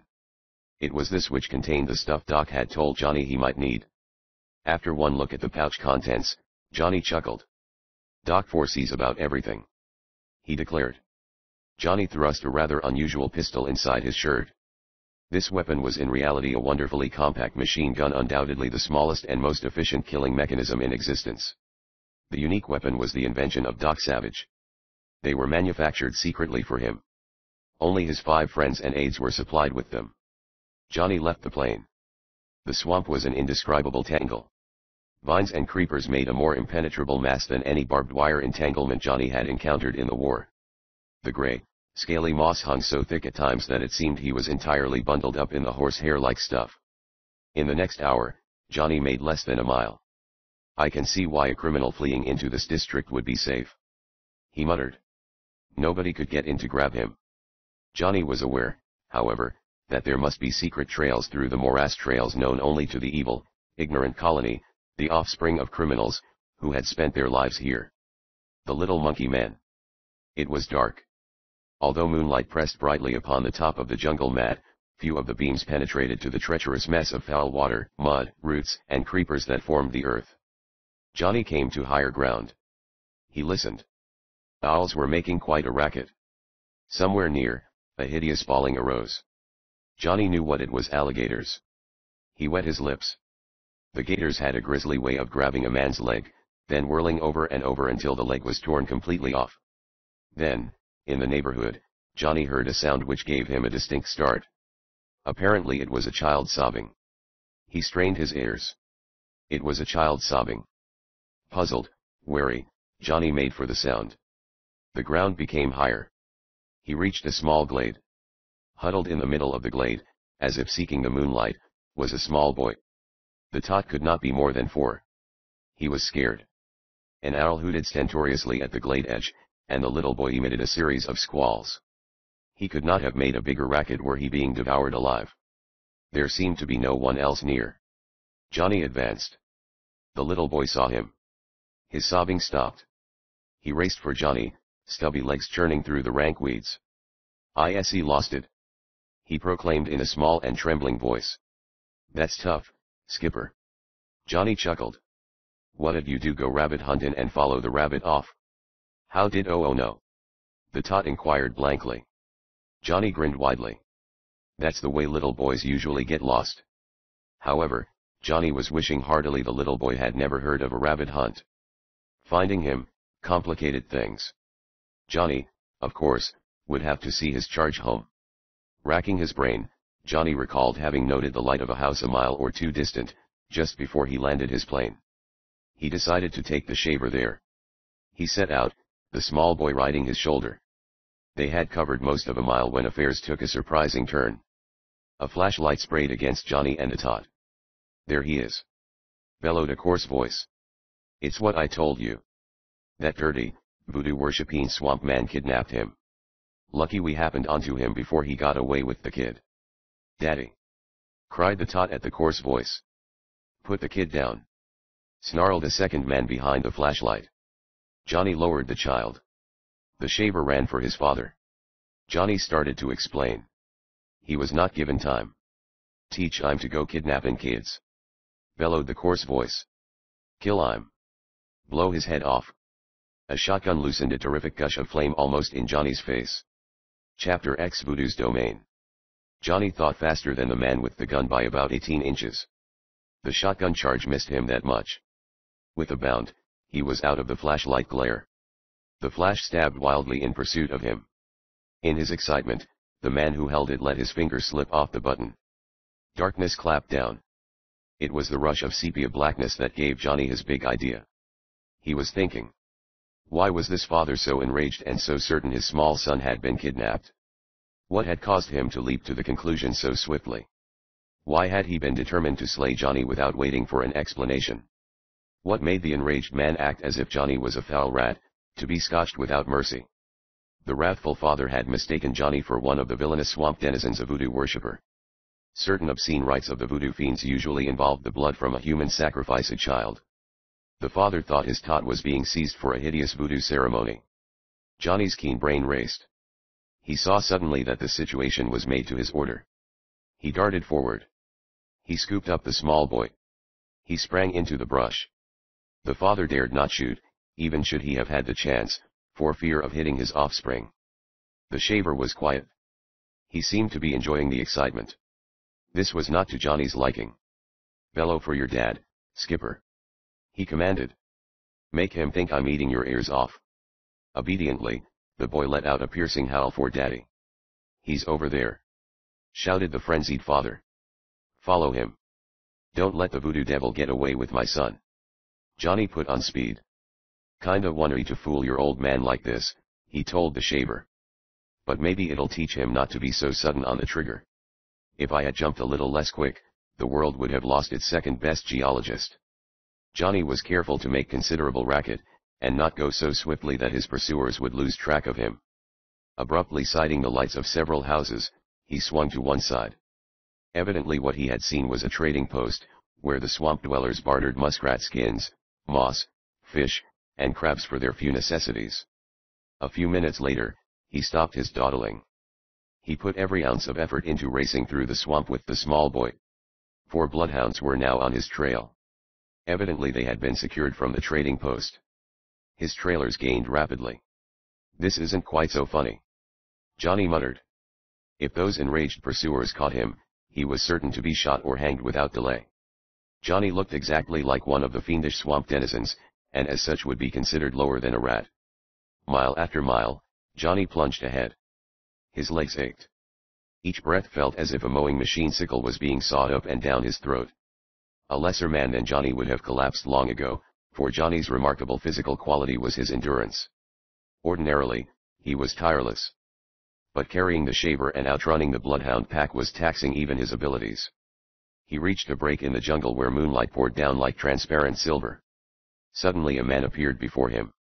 The fellow jabbed out a long-barreled squirrel rifle. "Who yo be?" he rumbled. Johnny carefully kept his face expressionless. This was exactly what he had been hoping for. The man was one of the yellowish-brown, monkey-like swamp clan. True, the fellow was the largest of the tribe Johnny had seen. And he had a somewhat more intelligent face than usual. A good muscular development showed under the torn sleeves of his shirt. "Bien," ejaculated Johnny, lapsing into the conglomerate swamp dialect. "Yo show me way to lose the bloodhounds. Me I pay yo to do dat, we. Vat yo do." inquired the swamp man suspiciously. Why they want yo? Johnny indicated the small boy, who was peering with mingled interest and fear at the sinister-looking swamp man. Me I grab this white pickaninny. Johnny explained. Damn. Why yo do dat? Here Johnny drew on his knowledge of voodoo. He explained, with many a hocus-pocus gesture, that he was no less than a high priest of voodoo. The swamp man was impressed. He furtively produced a charm which looked suspiciously like it was carved out of a human arm bone. Yo want white pickaninny to make beat voodoo sacrifice. He muttered. He was a voodoo believer. As such, he would help Johnny. Yo got the idea, said Johnny. Meantime, the bloodhounds were rapidly drawing nearer. The beast set up a fearsome baying and yipping. Frightened owls and other birds flashed over the clearing in flight, resembling darksome, big, wind-blown leaves. Saker, the swamp man swore softly. Yo have to leave white pickaninny. No can take him. Non. Growled Johnny, pretending great reluctance. He added that the voodoo deities demanded a sacrifice of the blood of a white child in the good old-fashioned manner. Yo gotta leave him. Insisted the swamp man. Non. Johnny retorted stubbornly. If we can escape, we can take White Brat along. The real reason for leaving the little boy behind now came out, not that Johnny had the slightest idea from the first of letting him fall into the hands of the voodoo men. The Grey Spider did not want the attention of the law drawn to his clan of swamp devils. To kidnap the white boy would do just that. Therefore, either Johnny had to leave his prize behind, or take his chances with the bloodhounds and the shotguns. Johnny feigned vast disappointment. He boosted the small boy to a branch, strapped him there with his belt, and followed the swamp man. Covering only a couple of rods, Johnny's guide waded into a cluster of canes. He bent the tall, rush-like stems aside. A small pirogue, dug out of a single log, was concealed there. The two men entered. Both dipped crude paddles. The little craft handled almost as easily as a birch bark canoe, even if it was hollowed out of a log. They shot away. Behind them, they heard shouts. Here he is. The father called, finding his son safe. The voodoo devil had to leave him. Johnny smiled slightly. No harm had been done. The father had been punished with a little additional worry for his too hasty attempt to shoot Johnny. The shaver had put in an exciting hour or two in the swamp, with no danger to himself. And Johnny was in a fair way to be welcomed with open arms by the voodoo sacrificing swamp denizens. They would look on him with admiring eyes. Hadn't he tried to get a white child for the human sacrifice? Johnny was amazed at the speed they were making. On other occasions he had seen natives go swiftly through a jungle that seemed impenetrable. But never anything quite like this. At times his escort propelled the pirogue straight for a seemingly solid bank. But water always materialized under the keel. Sometimes the watery trail was completely concealed by cane and reeds growing out of it. Yo sure know the way. He flattered his guide. I oughta. Me I live all my life here. What yo name? Buck Boomtown, replied the swamp man. Buck Boomtown, Johnny reflected, seemed to be of a somewhat higher mentality than the other swamp dwellers, just as he was a better physical specimen. Nevertheless, the fellow was a vicious character. His belonging to the voodoo cult showed that. Where yo come from? Demanded Buck Boomtown. Johnny now spun an elaborate story. He had been all over world, studying the fine points of voodoo sorcery, and now he was visiting this region, where he had heard the art had attained a high degree of perfection. Or so he said. This vaguely missed being an outright fib. Buck Boomtown ate it up. Johnny, or Plain Pete, as Johnny introduced himself, made an instant hit with Buck. We got plenty big voodoo man in these swamps, Buck Boomtown said impressively. Yo ever hear of the Grey Spider? Me I think so, Johnny said vaguely. Nothing but talk, though. Bien.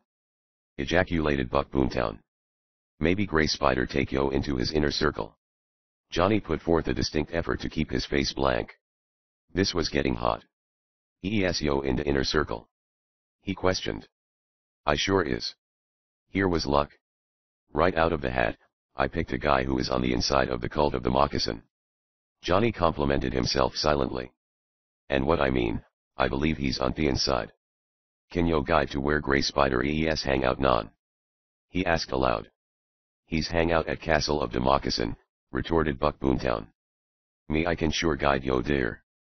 But first, I gotta find out if the gray spider want yo. Buck Boomtown was on the inside, Johnny knew now. He settled to his paddling, elated that he was meeting with such good fortune.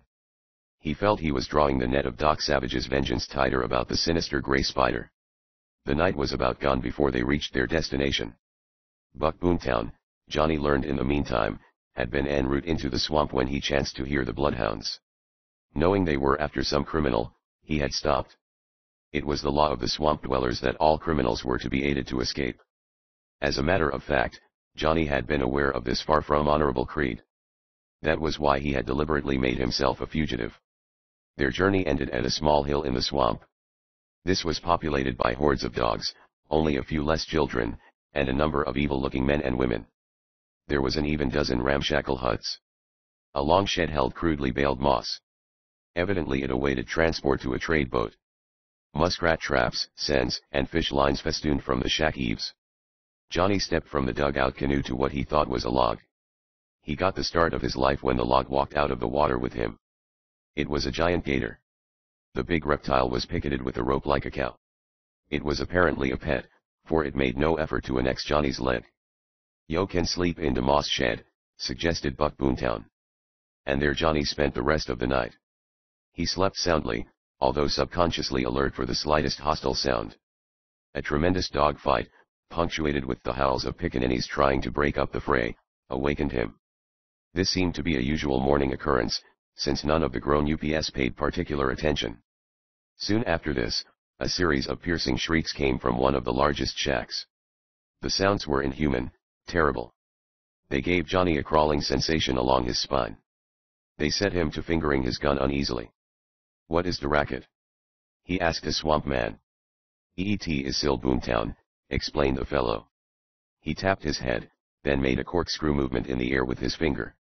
"He's got bats in the head." Investigating, Johnny discovered Buck Boomtown was married. The swamp man's wife was slightly better looking than the other females of the settlement, although that was not saying much. The couple had one child, a son about 18, named Sil. He was mentally unbalanced, crazy. He had been that way, Johnny learned, since a blow on the head suffered from a falling tree 2 years ago. It was a hideous, squalid colony here in the swamp.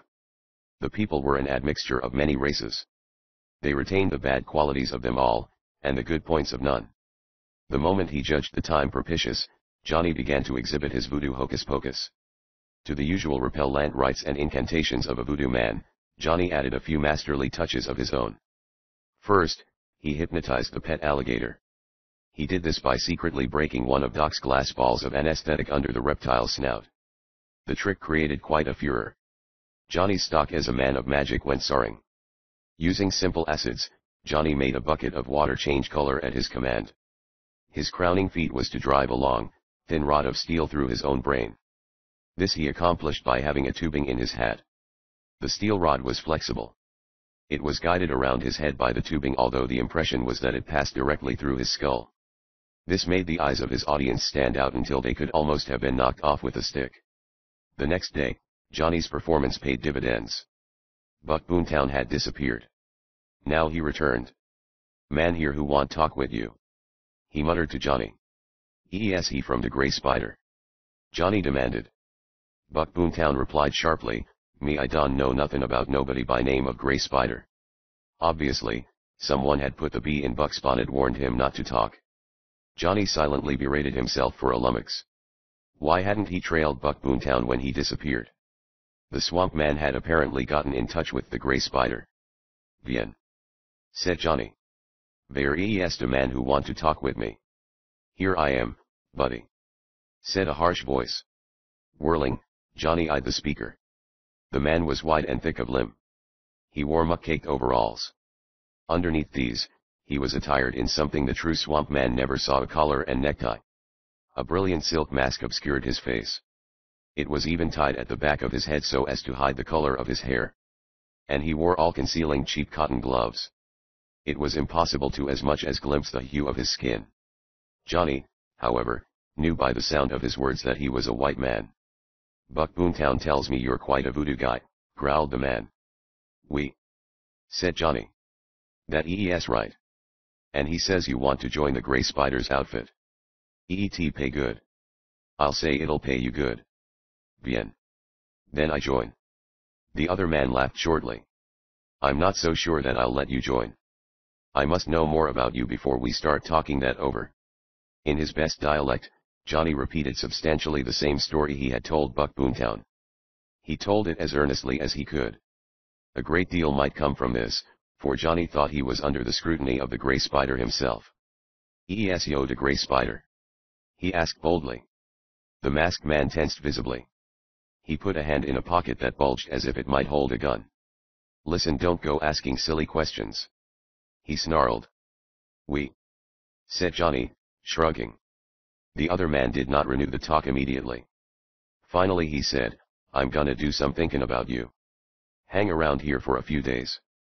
A man who knows voodoo like you would come in handy. But there can't be no chances taken, see?" Johnny saw. He also thought he saw that this man was the Grey Spider. If he could just get a look at the fellow's face. But that was too dangerous. Johnny was suddenly seized with an idea. "Be yo goin' to New Orleans?" he questioned. "What's it to you?" snarled the masked man. Johnny replied with the declaration that he had left New Orleans in a hurry. As a consequence, a considerable sum of his money had remained behind. He was careful to lend the impression difficulties with the police had led to his sudden departure. He gave the masked man the address of the room where Doc Savage's bronzed, skilled fingers had applied the makeup. This room was in a private residence in New Orleans. "Could yo bring me my money?" Johnny finished. "Yo bane the Grey Spider, yo ees to be trusted." "Who said anything about me being the Grey Spider?" rapped the other. None. Nobody," Johnny said hastily. "Will yo bring my money?" "I'll bring it," replied the man. A subtle something in his tone told Johnny that the man intended to do nothing of the sort. This didn't bother Johnny greatly because there was no money. The important thing was to get the man to go to the private residence in New Orleans. Johnny thought the fellow would do that for the dishonest purpose of seizing the money and keeping it himself. Johnny had purposefully named the sum as amounting to nearly $20,000. Even the Grey Spider would hardly pass up as juicy a steal as that. The masked man now departed. Evading the attention of Buck Boomtown and the other inhabitants of the scrawny settlement, Johnny trailed the masked man. He could hear the fellow crashing along ahead, but did not catch sight of him. Johnny soon turned to the left. He found his hidden plane in the morass. Pawing the draping moss aside, he entered the cabin. In a minute, he was in radio-telephone communication with Doc Savage. "I sent this guy to that room where you put on my makeup," he told Doc, after explaining the situation. "You can grab him there. Do you think he is the Grey Spider?" Doc's voice came back clear as a fine bell. They spoke in the language of ancient Maya, of course. "I cannot tell for sure," Johnny replied. "My guess would be that he is." "I'll hold a reception for him," Doc said grimly. "Good work, Johnny. Go back and continue as you were." "O.K," said Johnny. He clicked off the radio telephone apparatus and left the plane. Climbing a nearby tree, he glanced about over the steaming, festering swamp. It seemed to extend to the horizon in all directions. For an instant, Johnny caught sight of the masked man, discovered that the fellow had now removed his mask. He was too far away for Johnny to discern details about his face. The fellow flushed up a cloud of blackbirds, then trudged out of sight in the morass. Johnny slid back down his tree and moved toward Buck Boomtown's settlement.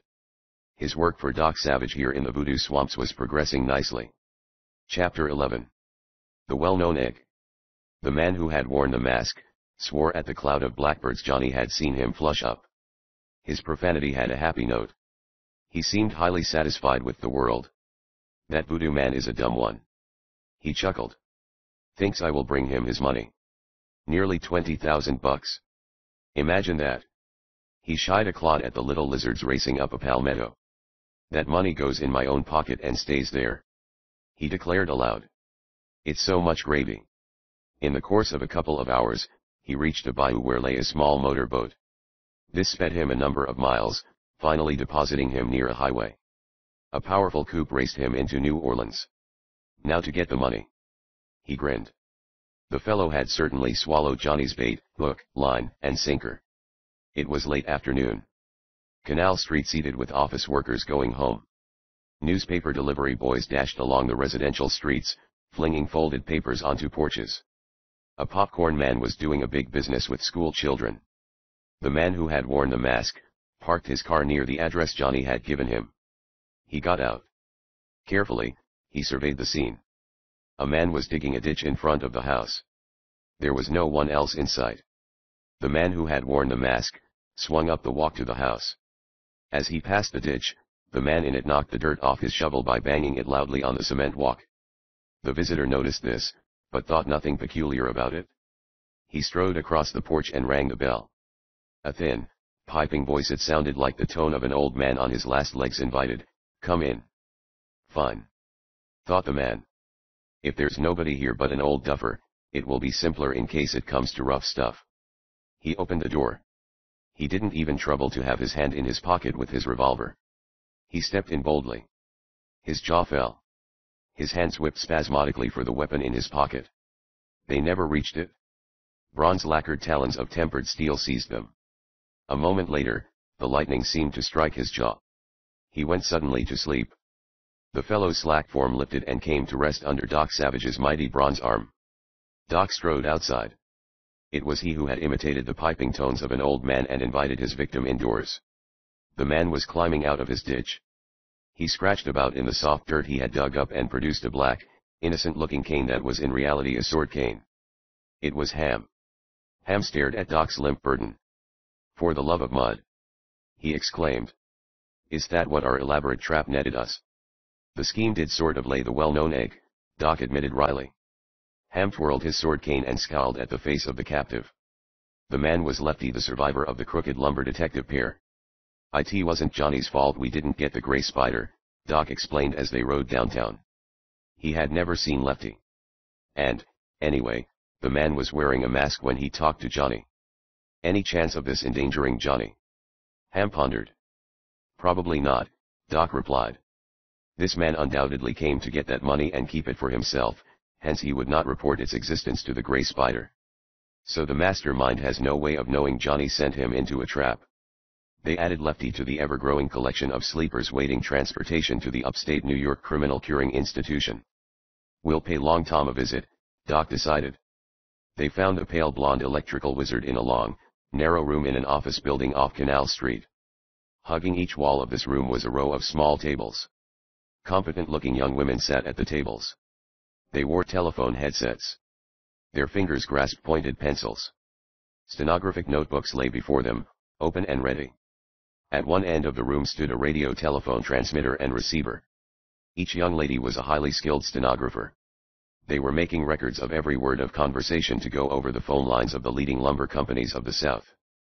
Long Tom had done a miraculous piece of work, considering the short time he had been at it. "Got anything?" Doc inquired. "Only one thing of real importance," Long Tom replied. "That is the tip that an important conversation should take place soon between one of the Gray Spider's chief lieutenants and the Gray Spider subordinate who has taken control of Worldwide Sawmills. Any idea what the talk will be about?" "Nope. All I know is that the man at Worldwide Sawmills has been tipped that one of the big boys will give him a ring soon." Long Tom waved at a loudspeaker at the end of the room. "I've arranged to cut the conversation into that loudspeaker when it comes in, so we can all listen." "Fine," smiled Doc. He said nothing more, but waited. Apparently he was entirely unaware of the panic of feminine hearts he was causing among the battery of stenographers. Long Tom, it was to be suspected, had exercised an eye for pulchritude as well as efficiency when he hired his working force.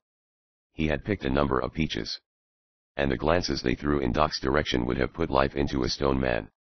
They had, however, exactly no effect on the mighty man of bronze. The stenographers didn't know it, but Doc was absolutely woman-proof. "I'm gonna have to kick Doc out of here before these girls will go back to work," Long Tom grumbled. At this point, one young lady held up a hand.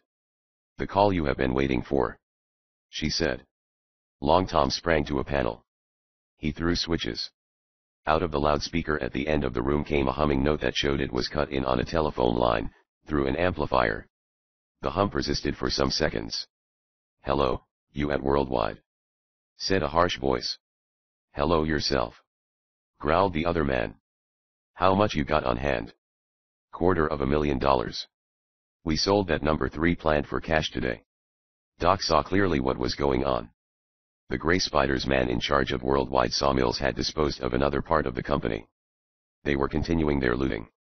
The last unit they had sold chanced to be the number 3 sawmill where Big Eric, Edna, and Ham had been rescued. The GR, well, you know who will take personal delivery on this gob of cash, the man at Worldwide was told. You're to meet him and hand over the jack tonight. Meet him where? You know where Buckbone Town's village is in the big swamp? Yeah. Meet him there. Be on hand at 10 o'clock, sharp. Ah, what does he think I am? It's a terrible trip into that swamp at night. I can't help that, buddy. You got your orders. AHRRR. Growled the man at Worldwide. I'll be there. You better. This ominous warning terminated the conversation. Sharp clicks denoted receivers being hung up. Doc, Long Tom, and Ham exchanged knowing looks. He's going to meet the Gray Spider at Buckbone Town swamp settlement with $250,000 in cash, Ham clipped. He made a fighting stroke with his sword cane. I presume we will be on hand. With bells on, Doc assured him. How about me? Long Tom barked. I'm in on this. Try to keep me out. Can your wiretapping establishment here get along without you? Doc inquired. Sure it can. Come on, then. They hurried outside. Doc hailed a cab and directed, the Danielson and Haas building. What's there? Long Tom wanted to know. Big Eric and Edna, Doc replied. We will tell them what we're headed for and make sure they are safe. Their taxi routed its way through traffic. Here and there stores were turning on the lights in their show windows, proof that dusk was near. Have you heard from Rennie and Monk? Long Tom asked Doc. Not a word, Doc admitted.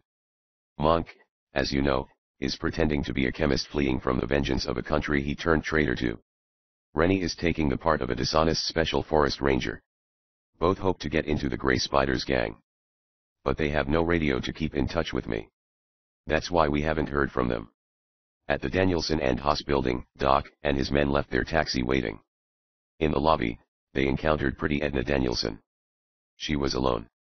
She looked worried. Doc said seriously. It is dangerous for you to be chasing around alone without. Wait. She interrupted. I am afraid something terrible has happened.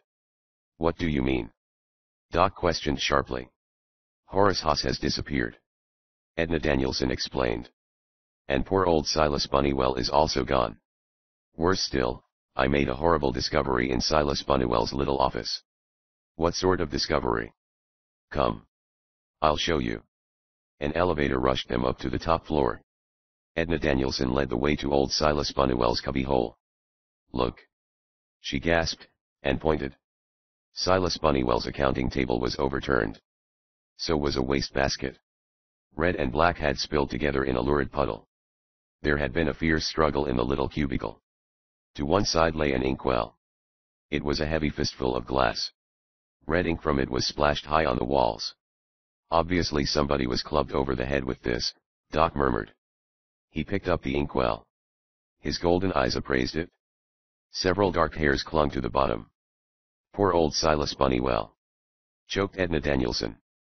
Not Silas Bunnywell, Doc corrected thoughtfully.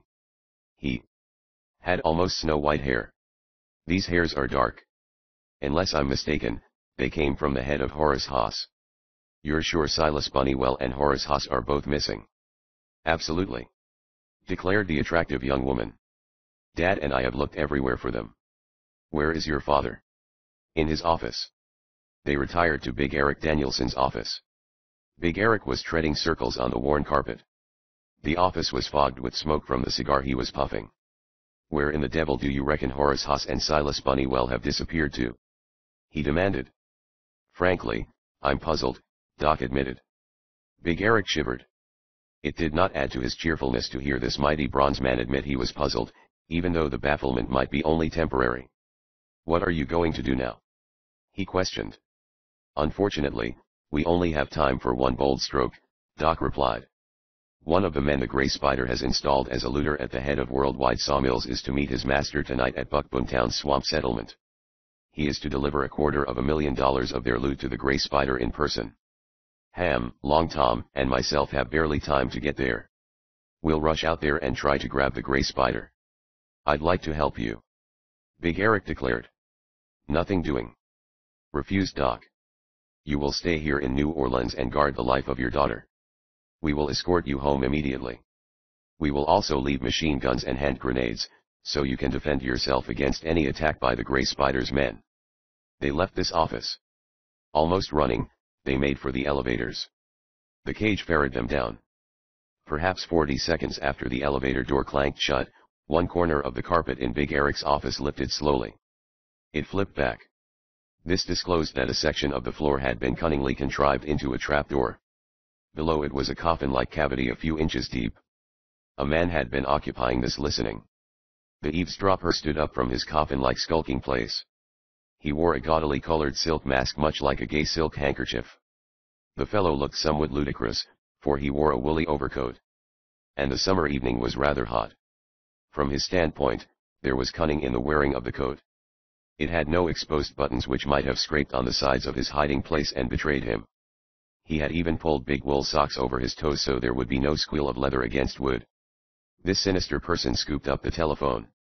He asked for a number and got it. He listened intently and recognized the voice which spoke to him.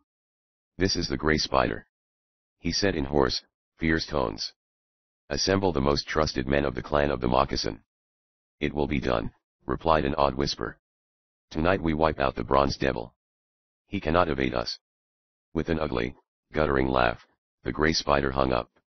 He glided into the corridor. He had not removed his silk mask, nor his foolish overcoat, nor the big wool socks from over his shoes. He found a window in the front of the building. Craning his neck, he managed to see down to the street. He made a snarling noise at what he saw. Doc Savage was installing Big Eric, Edna, Ham, and Long Tom in the taxi. Doc himself rode the running board, as was his custom. The cab rolled away from the curb. Doc's golden eyes roved everywhere, missing nothing. They scrutinized the windows of the Danielson and Haas building casually. There was now no masked face at a top-floor window, however. Big Eric and Edna were left at the Danielson mansion. Doc handed over a pair of his wonderfully compact, extremely rapid-firing machine guns, the weapons of his own invention. He also produced gas masks and violent little hand grenades.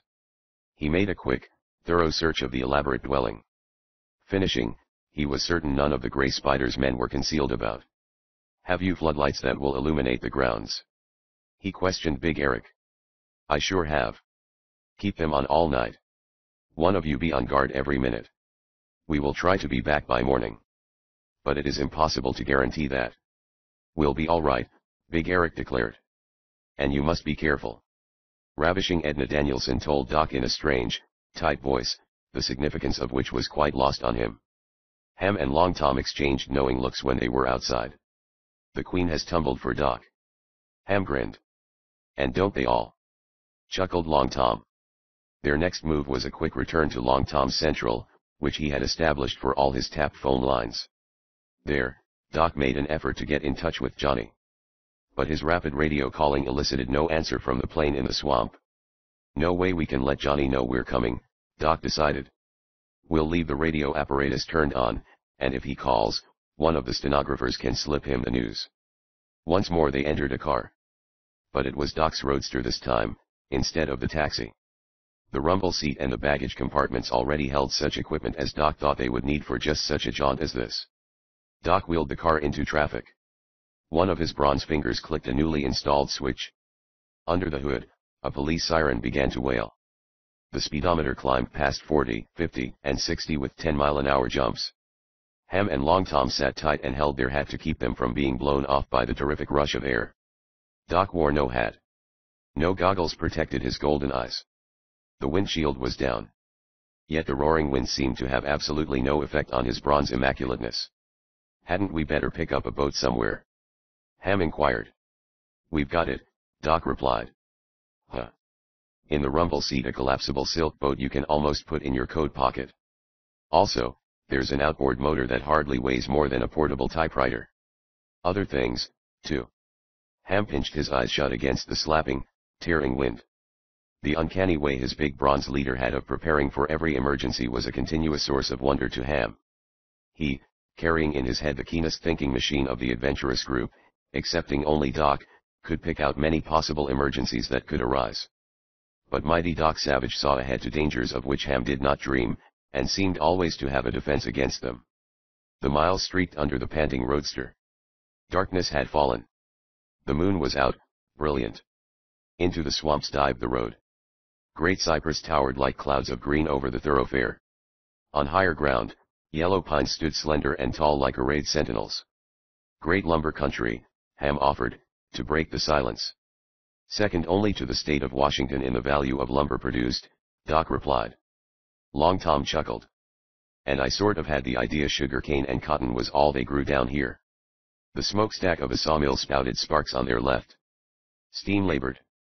A head saw bit into a log with a sound like silk cloth being torn. The mill was ablaze with lights. More electric bulbs hung out on a cableway system used to lift logs out of the storage yard and drop them on the log dogs in the bull chain that fed the sawing carriages. Doc's roadster whipped on and the night-working sawmill was left behind. The road seemed to sink. It became a tortuous groove in a spongy mat of steaming, ominous swamp. The moonlight did not reach it often. The headlights danced like fat white chalk sticks juggled on the snout of the roadster. Is this the only road into Buckboon Town's part of the morass?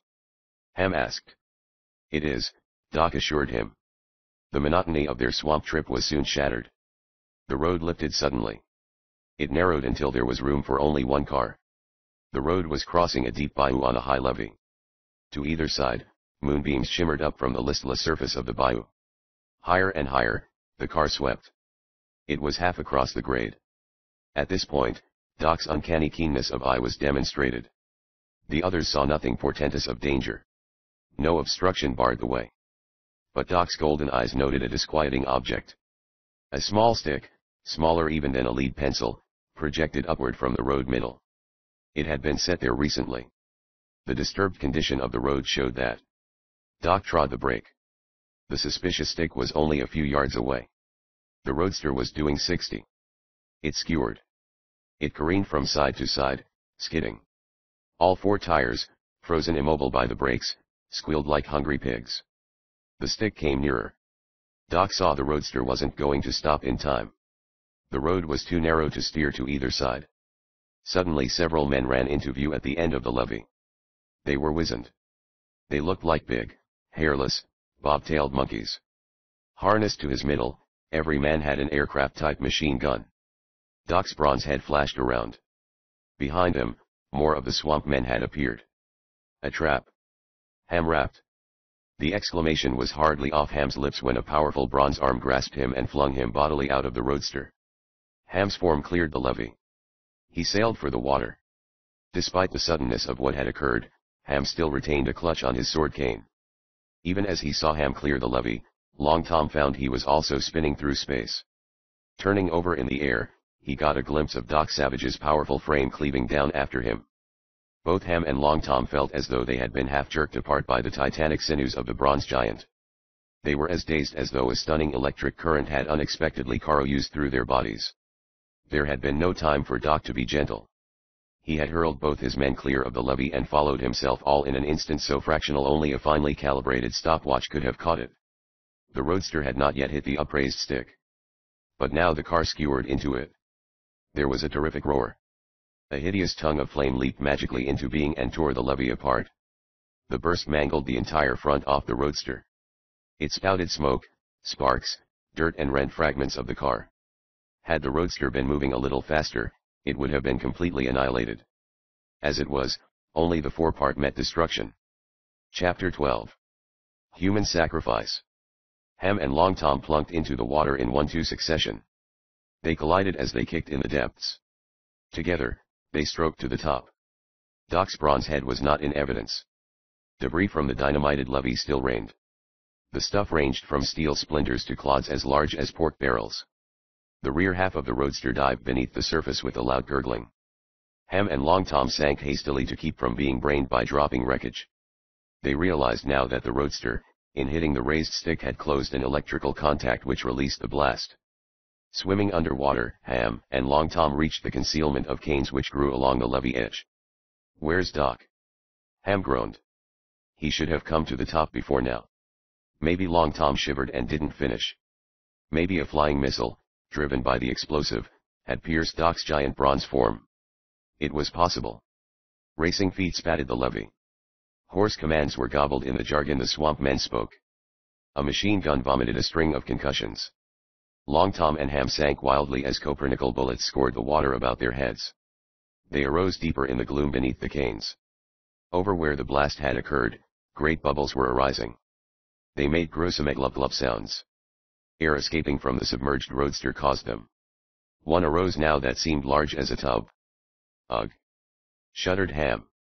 Why don't Doc come up? Long Tom gave a hoarse gasp. Look! As if the devils above us weren't enough. Perhaps 30 feet distant, 2 knots had projected from the bayou surface. They resembled a pair of black fists held close together. Gator! Ham muttered. The infernal things feed at night, too. The eyes of the alligator sank. Yo, come on out! Rasped one of the swamp men from the levee. Ham and Long Tom made no answer. They fingered their compact little machine guns. Suddenly a storm of slugs from the aircraft-type weapons above them poured downward.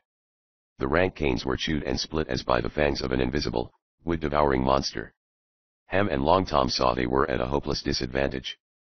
They held their fire, not wishing to start a fight to the finish. Yo, no be killed if yo come out, called the swamp man. Gray Spider EES want to talk to yo. The speaker swore at the machine gunners, silencing them. Then he waited to see what Ham and Long Tom would do. Doc! Ham croaked. He hasn't shown up yet. We've got to do something. Long Tom hissed. Desperate, he called up to the swamp men. We will surrender if you'll let us dive a few times in search of our leader. The answer came promptly. Go ahead and dive. You promise you won't shoot us? Long Tom asked. Yo won't be shot. Me I give yo the word of Buck Boomtown on EET. The leader of their attackers was Buck Boomtown. Swiftly, Ham and Long Tom swam out and dived. They groped repeatedly in the depths, seeking the giant bronze form of Doc Savage. Horror closed swiftly upon their hearts as they found no trace of Doc. Only mud and foul water plants lay on the bayou bottom, perhaps a dozen feet down. A loathsome gurgling of bubbles still came from the sunken roadster. It was as though the car were a living thing and life was slowly departing from it. Long Tom and Ham searched around the machine several times. Their spirits, weighted like lead, they stroked listlessly to the surface. Maybe he swam away, Long Tom mumbled hopefully. He can stay underwater for many minutes. I hope so, Ham agreed. But a horrible sight was soon to drive even this faint hope from them. Yo, climb up here, commanded Buck Boomtown harshly. There was nothing else to do. Long Tom and Ham crawled up the steep side of the levee. The swamp men seized upon them. Their arms were taken. Many an admiring gasp went up at sight of the tiny, super-efficient machine guns. A monkey man appropriated Ham's sword cane. We should have fought it out. Ham gritted. They'd have gotten us. Long Tom assured him. They must have at least 20 of those aircraft machine guns. And with that metal-reinforced leather harness they wear, I'll bet they can hold the weapons on a target without trouble. Now came the ghastly incident they were to witness. It was by far the most shocking thing their eyes had ever beheld. Seeing it turned their very blood to water and left them despondent and crushed. Saker! Look! Shouted a swamp man. All eyes went to a point a few score of feet out on the bayou. At this spot, the water was boiling. A great, hideous form was threshing only a foot or so down. A tapering, ridged tail squirmed into view for an instant. Gator! Croaked Ham. The infernal thing has got something. The jaws of the alligator abruptly appeared. Moonlight glistened on the repulsive, sand-colored teeth. Affixed in the teeth was a mighty bronze human arm. The gator seemed to be worrying the limp body to which the arm was attached. It sank from sight, leaving nothing but a turmoil of water to show where it had been. Ham shrieked like a madman. He clutched at one of the swamp men's machine guns. He was driven to madness by the awful thing he had just seen. He wanted the rapid-firer to slay the alligator. He didn't get the gun. A swamp man nearly shot him. Buck Boomtown's angry roar was all that saved Ham's life. Long Tom also put forth a short struggle. A machine gun barrel swept against his head and stunned him. When he revived, his wrists were lashed. Ham was also bound. Walk! commanded Buck Boomtown. The cavalcade moved down the road. Soon they turned into the swamp. A labyrinth of palmettos, swamp maples, tupelo gums, cane, vines, and creepers and loathsome aerial moss closed in upon them. At times they sank to their waists in mire that had a sickening stench. They trod rotting logs over what appeared to be bottomless abysses of slime. Once they took entirely to an aerial thoroughfare of branches and lianas for some hundreds of yards.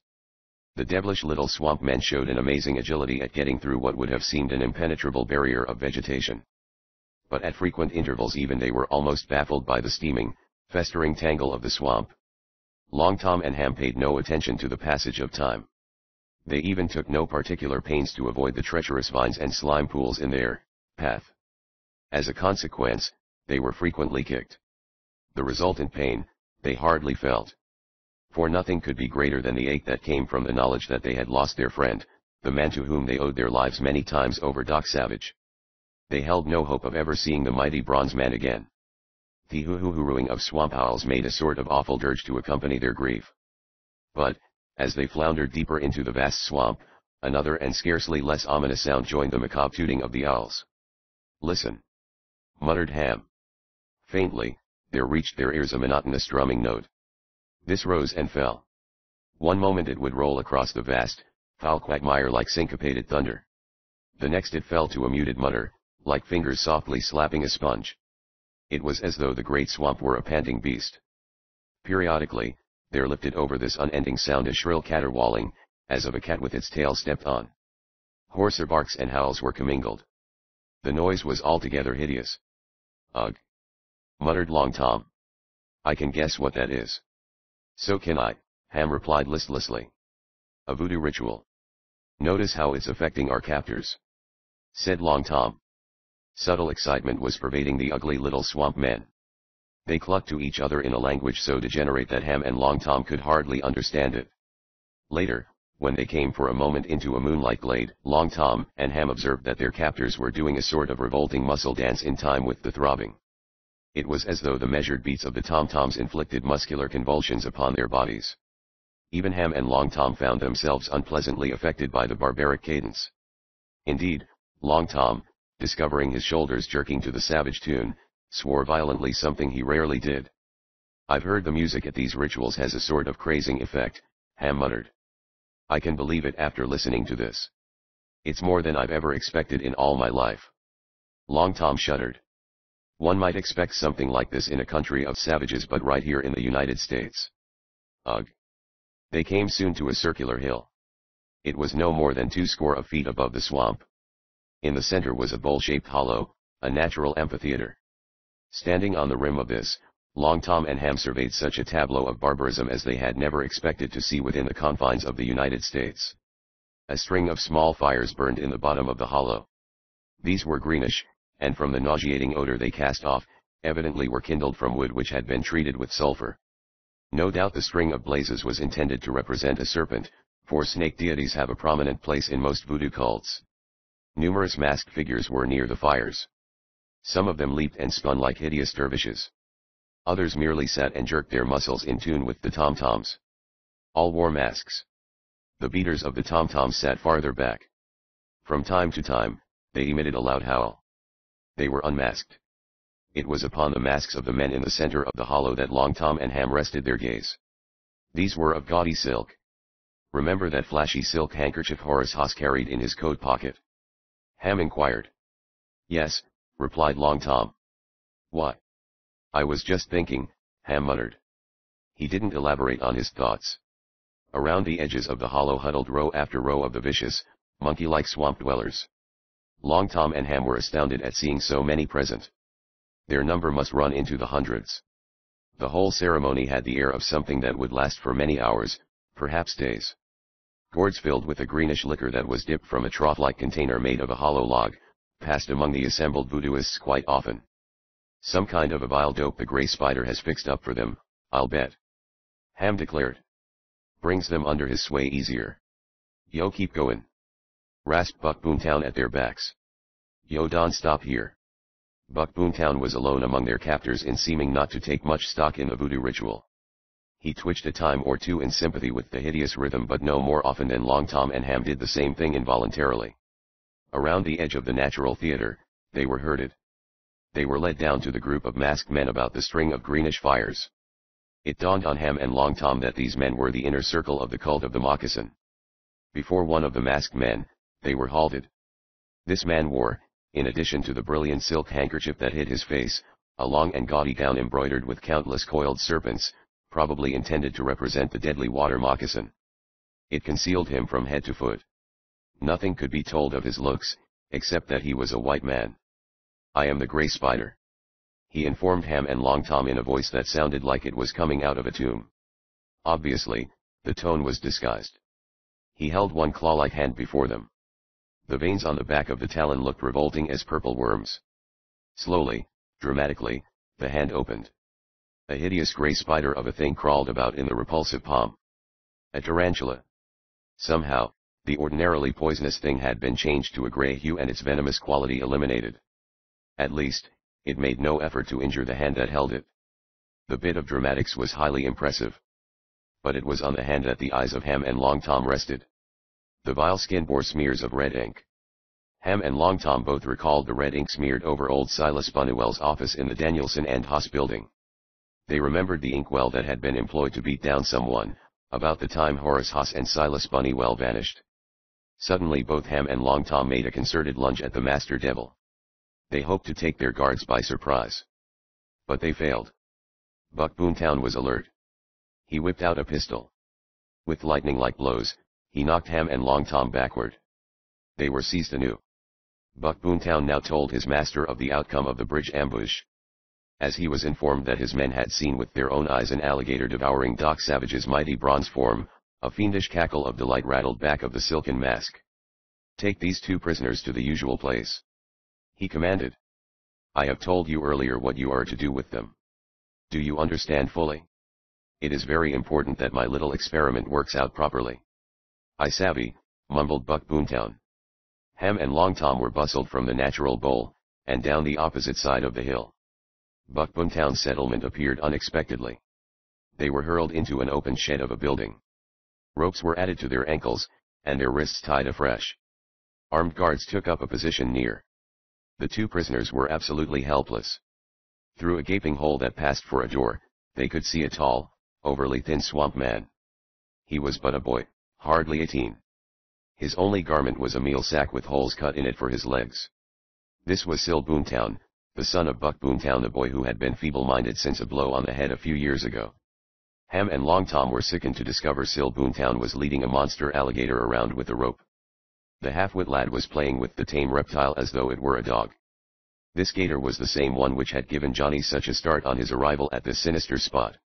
Sight of the gator brought to Ham and Long Tom a morbid rush of memory, the ghastly glimpse they had caught of a monster reptile worrying a bronze human arm in its hideous jaws. Their own dire peril was submerged in their grief. Not only had they lost the friend and benefactor they admired above all else in life, but the world had lost one of its greatest forces for right, as well as prolific source of things humanitarian. They were indeed glad when Sil Boomtown disappeared into the moonlighted jungle with his pet gator. About a quarter of an hour ticked away. Then a man came into their prison shack. The newcomer was lanky, scrawny-looking, yellowish-brown. He had thick lips and a nose that someone might have jumped on years ago. Several scars gave his eyes a mean cast. Crouching over them, this unsavory individual began to make meaningless hocus-pocus gestures and mumble meaningless incantations. "Ugh!" snarled Long Tom. "Ain't he the meanest-looking bat you ever saw? And how he stinks!" Ham growled. "Probably he's come to cut our throats," muttered Long Tom. "I oughta cut your throats after a crack like that," chuckled the sinister-looking voodoo man. Ham and Long Tom started violently. "Johnny!" Ham gulped, finally penetrating the clever disguise. "Not so loud," hissed Johnny. "But how?" "I've been hanging around here," Johnny explained. "I pulled a lot of voodoo junk, but it don't seem to get me anywhere. At least, I haven't seen the real Gray Spider yet. The fellow I sent to you wasn't the mastermind, was he?" Buck Boomtown told me, quite a bit later, that he was only a minor member of the gang who liked to pretend he amounted to something. "It was one of the two crooked lumber police," Ham explained. "We got him, though. His name is Lefty. How are we gonna get out of here? Long Tom put in.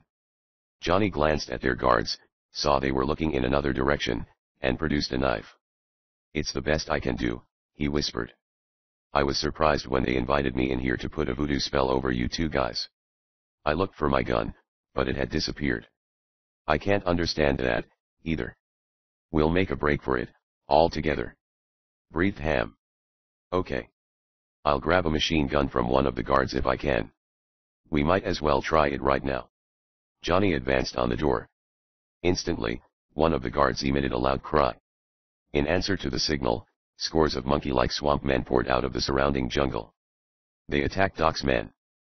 Johnny went down fighting under an avalanche of the yellowish-brown fiends. He was tied securely.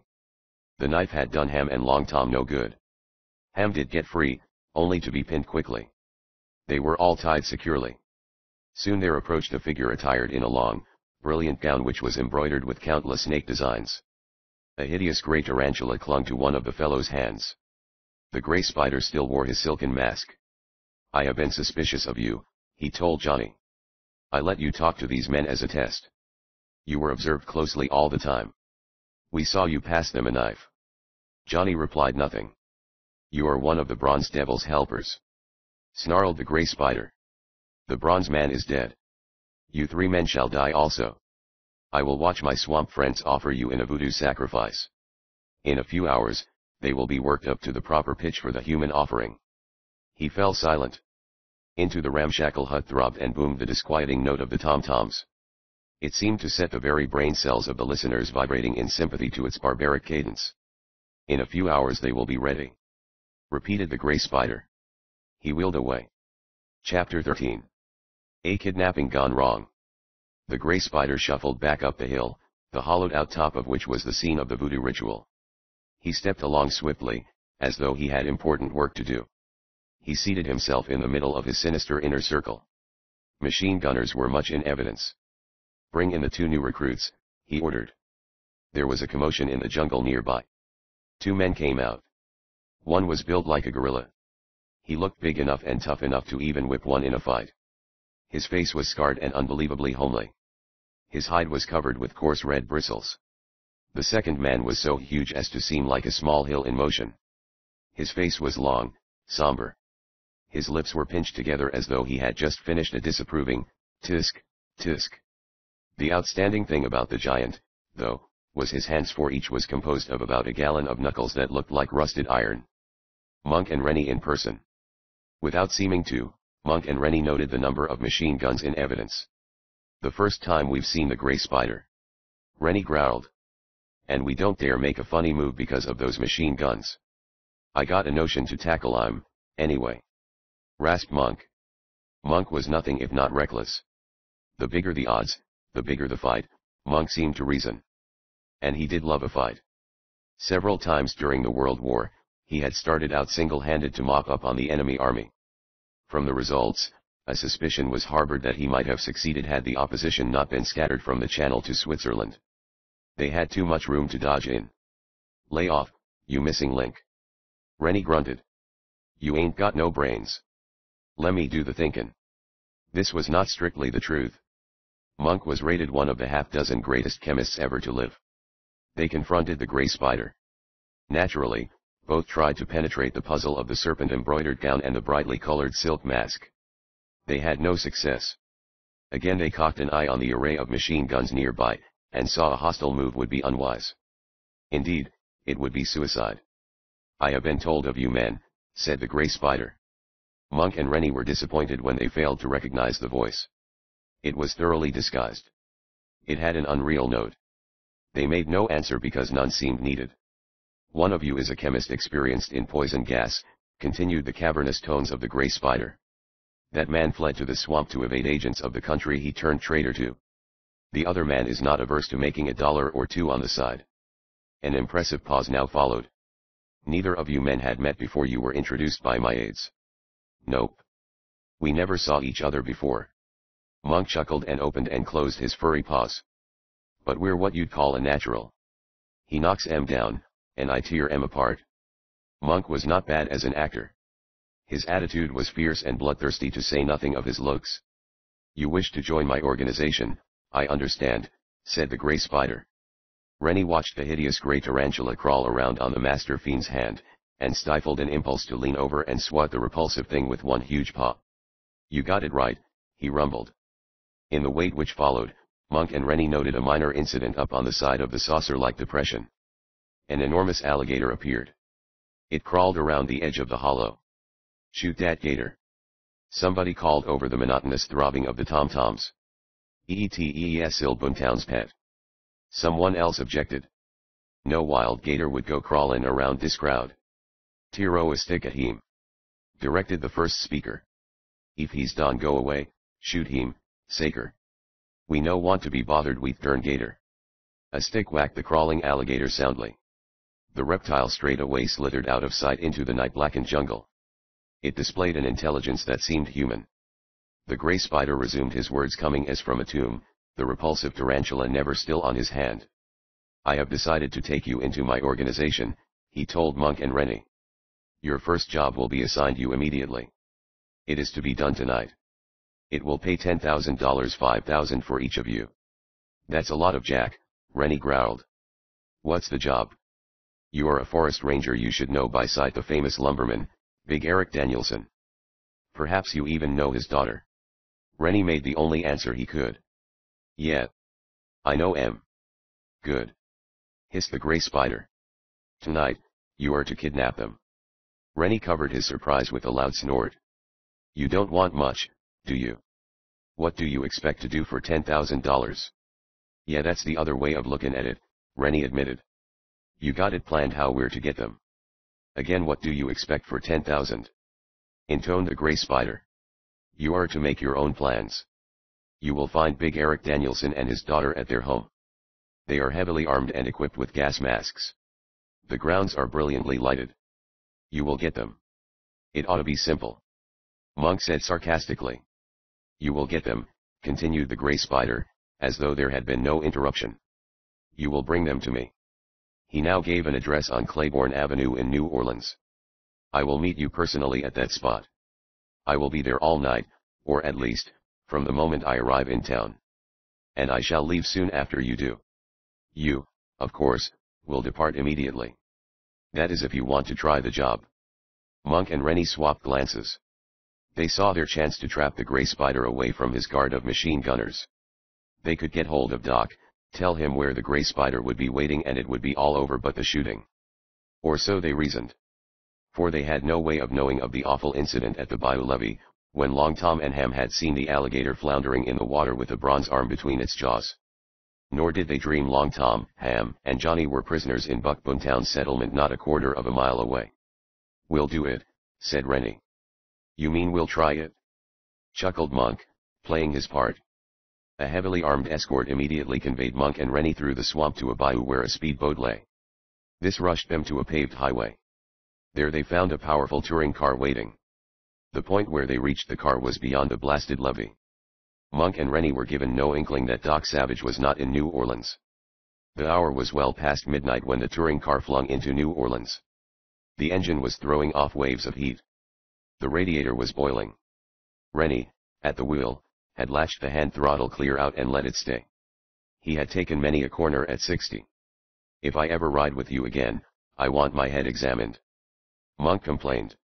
"Such crazy driving I never saw. We got here, didn't we?" "Yeah, in spite of you." Monk jerked a thumb. "There's a boulevard that leads to Big Eric's home. Take it. We'll probably find Doc at Big Eric's joint." "Okay." Rennie yanked the car about, purposefully all but spilling Monk over the side. "When this is over," Monk promised, still rankling from the wild ride the solemn-faced Rennie had given him, "I'm gonna twist one of them big fists off you." A few minutes saw them before Big Eric Danielson's mansion.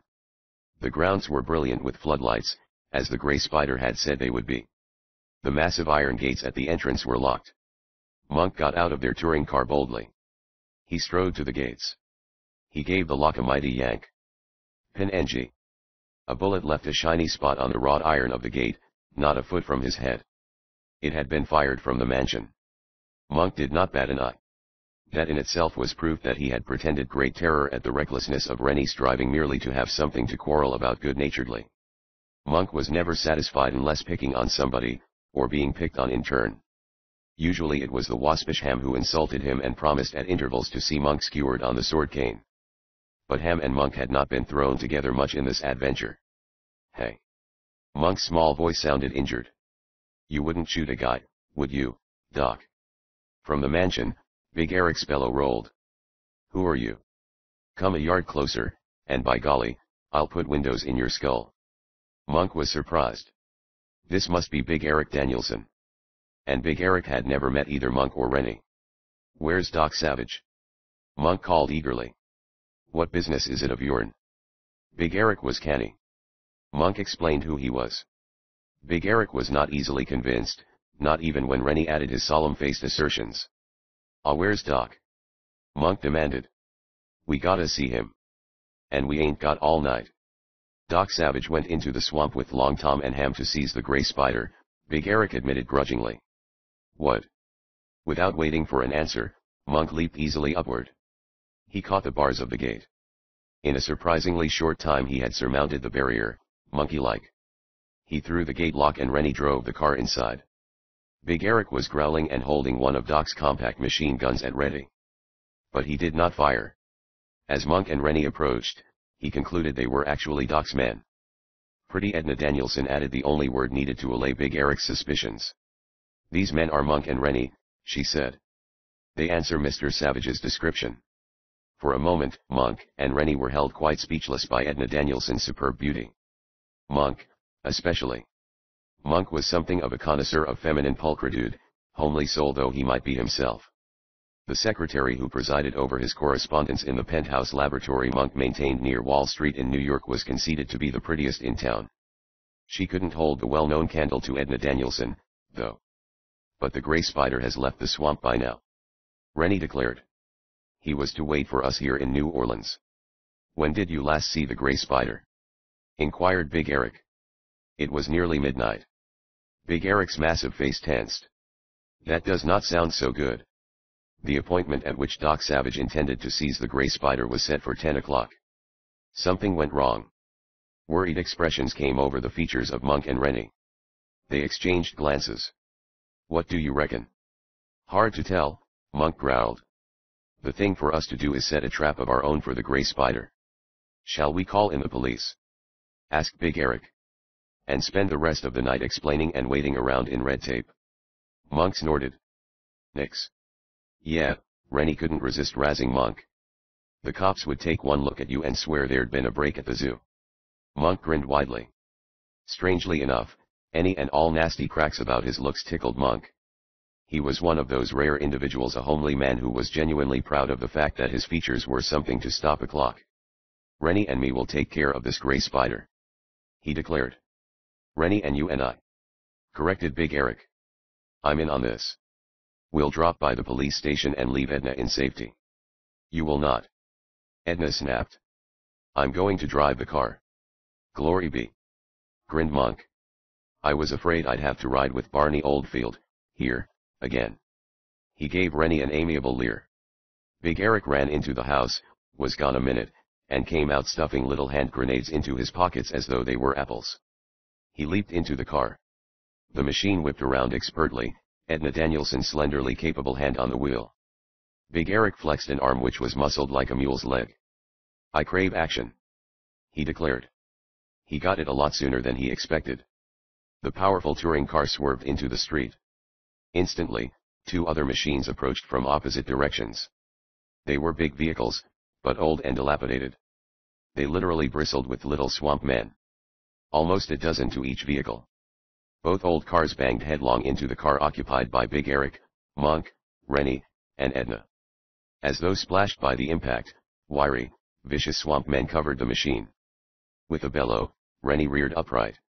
He performed the well-nigh incredible feat of grasping a man by the middle of the body with each hand.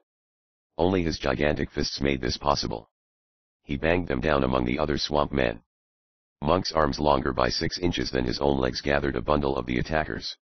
He fell out of the car with them, contriving so his 260 pounds of gristle and stiff red hair landed atop them. As one man, they screeched in agony. One of the efficient light machine guns Doc had perfected turned loose in Big Eric's fist. It seemed to melt the man in front of the muzzle. A second swamp man died before the ripping weapon. Then a car jack swung. Big Eric collapsed. He kicked weakly on the floorboards trying to rise. A hard little fist pounded his temple until he no longer squirmed. Monk emitted a series of deep bellowings, hisses, and gruntings, the sounds he always made when he fought. Men rushed him in clouds. They flew away from his driving arms like sparrows tackling a windmill. Suddenly Monk seized a yellowish-brown fiend. With seeming ease, he threw the fellow fully 20 feet. The man's hurtling body knocked down another swamp man who was on the point of knifing Rennie in the back. 3 of the attackers were holding Edna Danielson. She kept them busy dodging her kicks and bites. Rennie abruptly went down, stumbling over a man he had slammed into unconsciousness with his great fists. And half a dozen swamp denizens piled atop him. The man with the car jack ran up. He clanked his weapon off Rennie's head. Rennie weaved. He seemed to get sleepy on his feet. Lunging, Monk reached Rennie's side. He tore the assailants away. In a moment both giants were on their feet, fighting side by side. A gun or two cracked. But in the gloom it was as easy to hit friend as foe. Somewhere in the distance, a police siren started wailing. The shots had been heard. Somebody had put in a riot call. We got 'em goin'. Monk puffed. He tore the car jack out of the hands of the wielder, and with one pull all but ripped the man's arm from his body.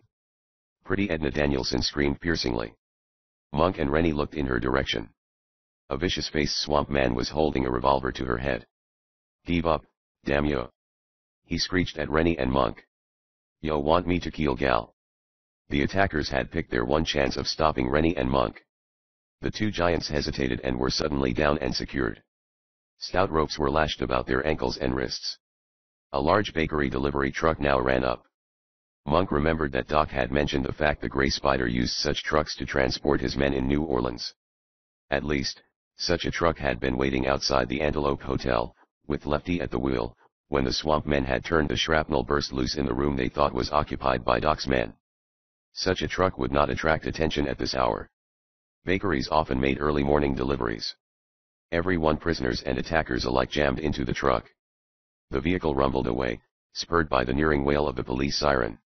The spokesman of the swamp men sneered into Monk's face. Yo ain't so smart? He grated. You're tellin' me. Monk snarled. He was smarting under the defeat. Gray Spider sent yo to kidnap Big Eric as test. Growled the swamp man. He's want to see if yo talk to Big Eric as friend. Yo did dot bien. Dat prove yo work fo bronze man. Monk blinked slowly a few times. Then, just as slowly, he lifted what was left of his coattails. Kick me. He invited. Hard. He saw now that he and Rennie had been tricked into revealing their true colors. But how had the Gray Spider gotten word into town so quickly? No one could have equaled that terrific drive of Rennie's. The Gray Spider tipped you by radio to set a trap for us at Big Eric's place, that right? He asked. We. Yo guess EET. Monk gave Rennie a downcast look.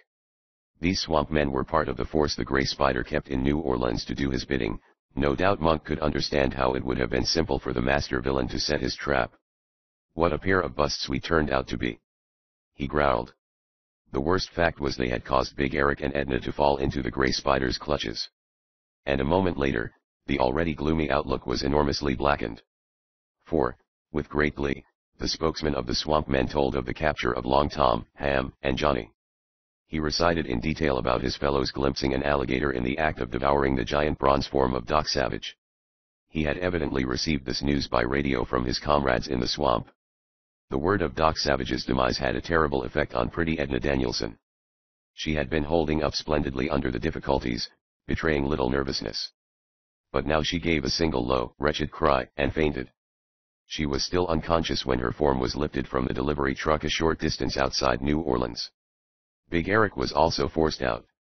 As the truck drove on, Monk caught a glimpse of a plane in a field near where Big Eric and Edna had been unloaded. It was apparent they were to be taken somewhere by air. To the castle of the Moccasin. Monk guessed. He fell to wondering about that mysterious rendezvous. The castle of the Moccasin. They had so far learned nothing of its whereabouts. They did not have even a wisp of information concerning the nature of the place. The delivery truck, it soon developed, had a high-powered engine. And on the straightaway, Monk would have been willing to bet it was making 80 miles an hour. The very speed of their going made time drag. Chapter 14. The Big Surprise. Dawn had not yet arrived when Rennie and Monk were hauled into the presence of Long Tom, Ham, and Johnny, who lay bound hand and foot in the shack in the depths of the great swamp. Long Tom moaned aloud. "Good night. And you fellows were our last hope." Monk caught sight of Ham. The faintest of amused gleams came into Monk's little eyes. If it had not been for his grief over learning of Doc Savage's demise, Monk would have burst into roars of laughter. Any sort of misfortune Ham met with tickled Monk, although the next instant Monk might risk his very life to rescue Ham. These two had been good-natured enemies since the war. It was Monk who had framed the ham-stealing charge which had been the cause of Ham getting his nickname. Ham had never been able to prove it, a point that still rankled his lawyer soul. 2. Monk was one man who could hold his own against Ham's sharp tongue. He had an infallible system of getting Ham's goat. He would merely make some reference to Ham stealing anything connected with the porker, from pig's knuckles to the pig's way of squealing. This burned Ham up. There was no laughter or razzing now, though. It was not their own danger that stilled their tongues. It was the overpowering grief brought by the knowledge that they had lost their friend and benefactor Doc Savage. The sinister throbbing of the tom-tom still flung its disquieting influence over the huge morass. The cadence was faster. It tore at their nerves. It seemed to destroy the very regularity of their heartbeats. It beat like invisible waves against their brains. "That infernal racket is driving us nuts," Johnny muttered. "And a big alligator keeps crawling up in front of the door," Long Tom groaned. "The guards chased it away a time or two. But lately, they've been letting it hang around, just because it makes us sweat. Seeing the infernal thing reminds us of." The electrical wizard shuddered violently, and could not finish. Thought of Doc's fate choked him. Once more, they sat and listened to the thump-in of the voodoo ceremony in the hollow at the top of the hill. The caterwauling yells still came. If anything, they were louder, even more fanatic. "They're working up to the point where the human sacrifice will be offered," Johnny said in a thick voice. "I studied their infernal rites enough to be able to tell. Use your brain on something useful." Monk groaned. "Getting us out of here, for instance." Long Tom suddenly gave voice to a horror-stricken gasp. He shut his eyes tightly. The others looked to see what had affected him. The giant alligator had returned. It crawled slowly through the steaming moonlight for the door. It was like some hideous thing from Hades. Chuckling loudly, the guards looked inside. The horror the presence of the reptile inflicted upon the prisoners seemed to give them great glee. They clucked at the gator, calling sick M. and other pleasantries. One guard departed. A chicken's frightened squall arose. The man came back with the fowl. Using the live bait, he proceeded to decoy the giant alligator through the door. The reptile entered like a pet dog. Playfully, the guard tried to persuade it to take a bite out of Monk's leg. He had no success. Disgusted, he kicked the gator in the side. The big saurian now became quite motionless. It might have been hearing something. Sure enough, a sound came. It was by far the most welcome note that ever impinged upon the ears of the 5 men lying bound and sentenced to death upon the filthy floor. The sound that meant Doc. More than ever was the ventriloquist quality evident in the wondrous note. Mellow, trilling, soft, it seemed to waft forth from every part of the ramshackle building. It filtered through the awful throb of the tom-toms, and, tiny, small thing though it was, it reduced the savage rhythm to something unimportant, no longer dangerous. Courage flowed into the 5 men. Utter joy washed their bodies like some hot, exquisite bath. Doc was alive. They didn't know how it could be. But Doc was here somewhere. Furtively, they tried to locate him.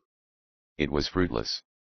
His trilling sound seemed to emanate from the molecules of the air itself. The guards were puzzled and not a little awed. "Saker. Vat is dat noise?" The swamp man who had kicked the gator stepped back. The next instant the reptile gave an expert flounce. The guard sprawled flat on his back. He lost his machine gun from his hands. The alligator now did what no commonplace saurian ever did. It got up on its rear legs. The repulsive stomach of the thing was closed with, of all things, a zipper fastener. With as eswick of a noise, the zipper came open. The mighty bronze form of Doc Savage flashed forth.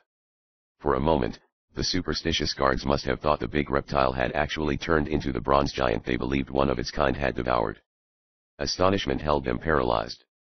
Doc hurled his gator masquerade at them. It was but the height of one of the reptiles, cleverly mounted. It was heavy, though. It flew true. One guard went over backward. Another guard emitted a howl of alarm. His aircraft-type machine gun cut loose. The recoil of the powerful weapon shook the strange harness about his middle, threatening to tear him to pieces. Empty cartridges chased each other over the floor like brassy mice. In his haste, the man forgot to exert the proper science in holding his weapon down. It got away from him. The stream of slugs cut through the plank walls like a slasher saw. The fellow saw the bronze giant whip toward him. He sought to retreat. A terrific blow felled him. A knife glinted in the pale light over the rope forms of the 5 prisoners. It slashed with the nice precision of a machine. Ropes fell away. Yeo! Bellowed Monk. He reared to his feet, roaring, snorting. Outside the shack, a swamp man was creeping along the wall. His wizened figure could be seen through the inch-wide cracks between the up and down wall planks. Monk took 2 quick steps. His 260 pounds of gristle, bone, and stiff red hair sailed upward. Feet first, Monk hit the wall. Planks split, crashed, caved. He went through the wall like a ball from a muzzle-loading cannon. The swamp man met destruction in the wreckage. The swamp men possessed an animal-like bravery. Whereas beings with more brains would have fled, they stood and fought and quickly found their Waterloo. Rennie's big fist took one amidship. All the starch left the fellow. He draped loose as a dirty shirt over the gallon of knuckles which had hit him. The bronze flash that was Doc Savage in action accounted for the others. Ham found his sword cane. One of the unlucky guards had been carrying it. Ham unsheathed the razor-sharp, flexible blade. It sang like a big tuning fork in his hand. Yeo! Bawled Monk. I ain't even warmed up. You will be. Clipped Ham. You'll probably be on fire, before this is over. There's only a few hundred of the voodoo devils left. Bedlam had broken out on the hill above the settlement. The greenish snake of fire burning within the hollow cast a lurid glow on the jungle immediately adjacent. The hilltop might have been the gullet of some bloated dragon. Against the emerald luminance, ugly figures were silhouetted. Barbaric, savage forms, these were except for the fearsome killing machines many wore harnessed to their bodies. They had heard the prisoners escaping. They poured down the hill. Come. Doc's single word was low, calm. But it had the effect of an explosive. He glided away into the night. His 5 men followed.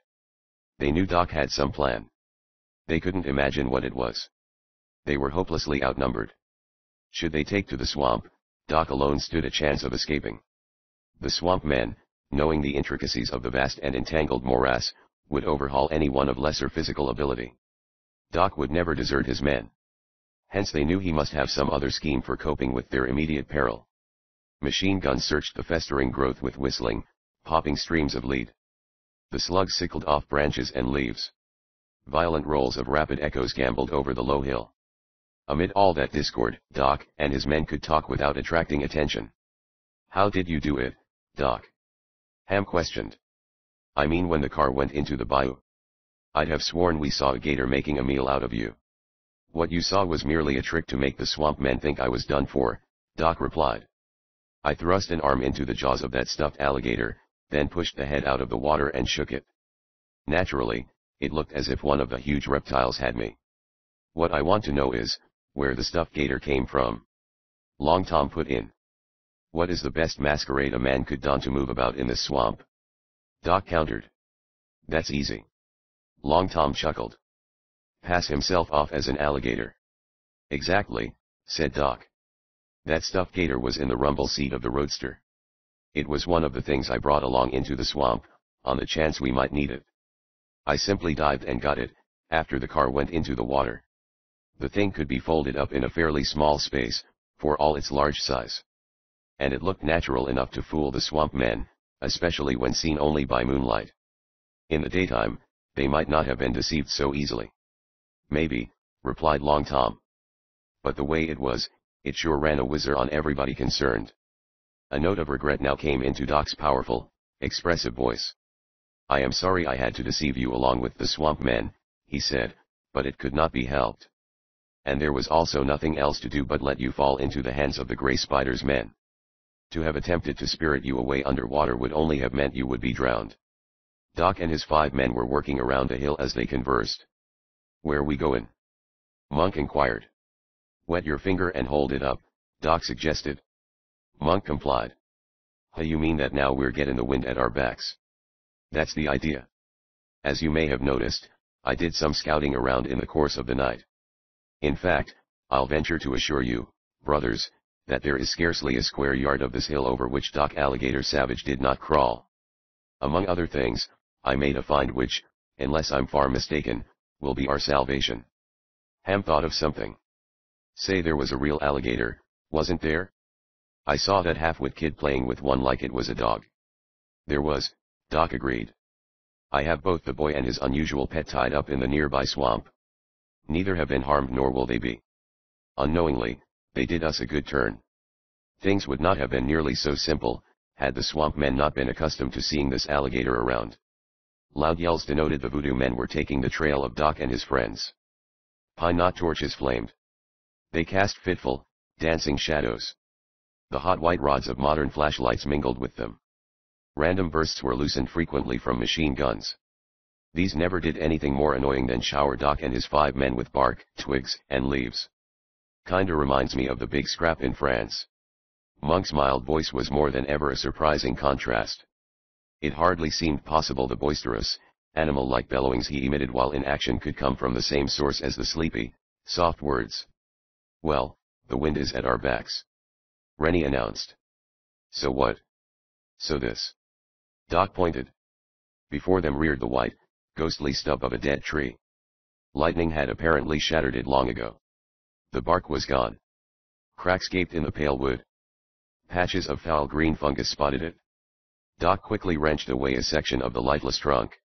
A cavity was revealed. The trunk was hollow. The cache held a number of boxes about the size of apple crates. One of these had been opened. I investigated, Doc explained.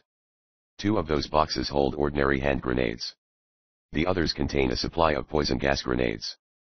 It's the same kind of deadly gas the Grey Spider has twice sought to use on us. The wind will carry it over our foes. Glory be.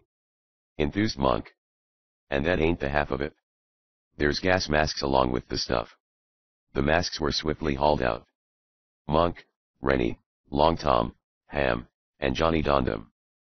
But Doc Savage delayed. We will use the gas only as a last resort, he pointed out. After all, the fiendishness of these swamp men is largely due to one man, the Grey Spider. If we can get the Master Devil and a group of his important lieutenants, which he calls the inner circle of his cult of the moccasin, it will be unnecessary to do any wholesale killing. The other swamp men, freed from the Grey Spider's sinister influence, can be reformed. Doc now advanced a few yards. He carried a hand grenade, one which did not contain gas. He plucked out the firing pin and lobbed the metal egg into the morass. It exploded with an ear-splitting roar. The blast caused silence to seize momentarily upon the low hill. The voodoo men were surprised, uneasy. Into the void of quiet rolled Doc Savage's words.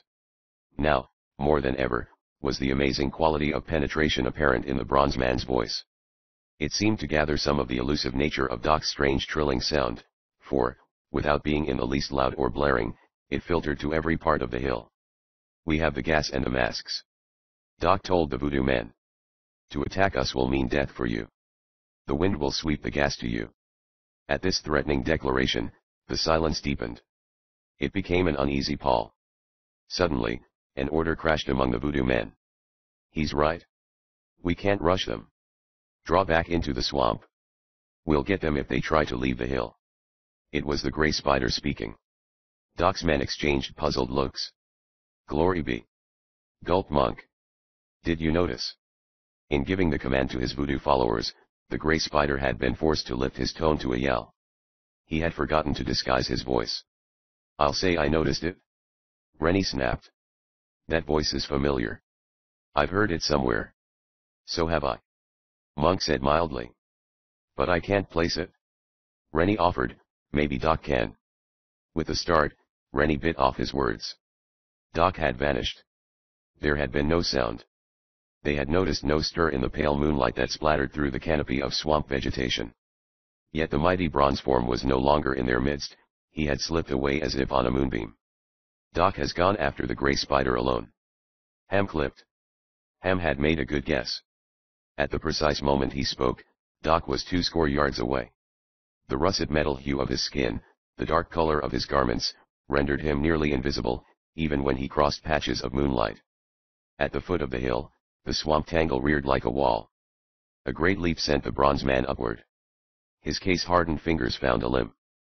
The branch bent some under his great weight, but made little noise. A voodoo man nearby saw the foliage sway. He got the most fleeting glimpse of a figure that might have been a metallic bat. There had been no noise. The swamp man blinked, thinking a dark, night-flying moth was before his eyes. When he looked again, the strange vision was gone. He galloped off, muttering of voodoo curses and evil spirits. He couldn't understand what he had seen. Nor would he have believed his eyes, had he observed the flashing speed with which a Herculean bronze man traversed the aerial lanes of the interlaced swamp vegetation. No squirrel or anthropoid jungle dweller could have shown more uncanny ability. Sometimes creepers draped in treetops parted under the weight of the bronze giant. But he never fell far before his sure fingers found fresh grip. Nor did these breathtaking drops seem to bother him in the least. Deep in the morass, the voodoo man had stopped to catch his breath. Suddenly a voice came out of the murk beside him. "Saker. Where is the gray spider?" it asked. "Me, I got plenty important message for him." The voodoo man thought it was one of his fellows. "Know where gray spider is? Him go away, not tell anybody where to." The silence of a tomb followed. The voodoo man got curious. He investigated. He found no trace of whoever had spoken. Several other swamp men had almost identical experiences. No one discovered who had addressed them in the debased jargon of their kind. Not one dreamed it was the mighty bronze man they feared. For Doc Savage was seeking the gray spider, seeking with all his great resource of muscle and brain, and seeking in vain. Chapter 15. The Buzzing Death. Dawn. Periodic, vicious little storms were sweeping the Voodoo Hill in the Great Swamp. The storms were lead-driven by the machine guns of the voodoo men.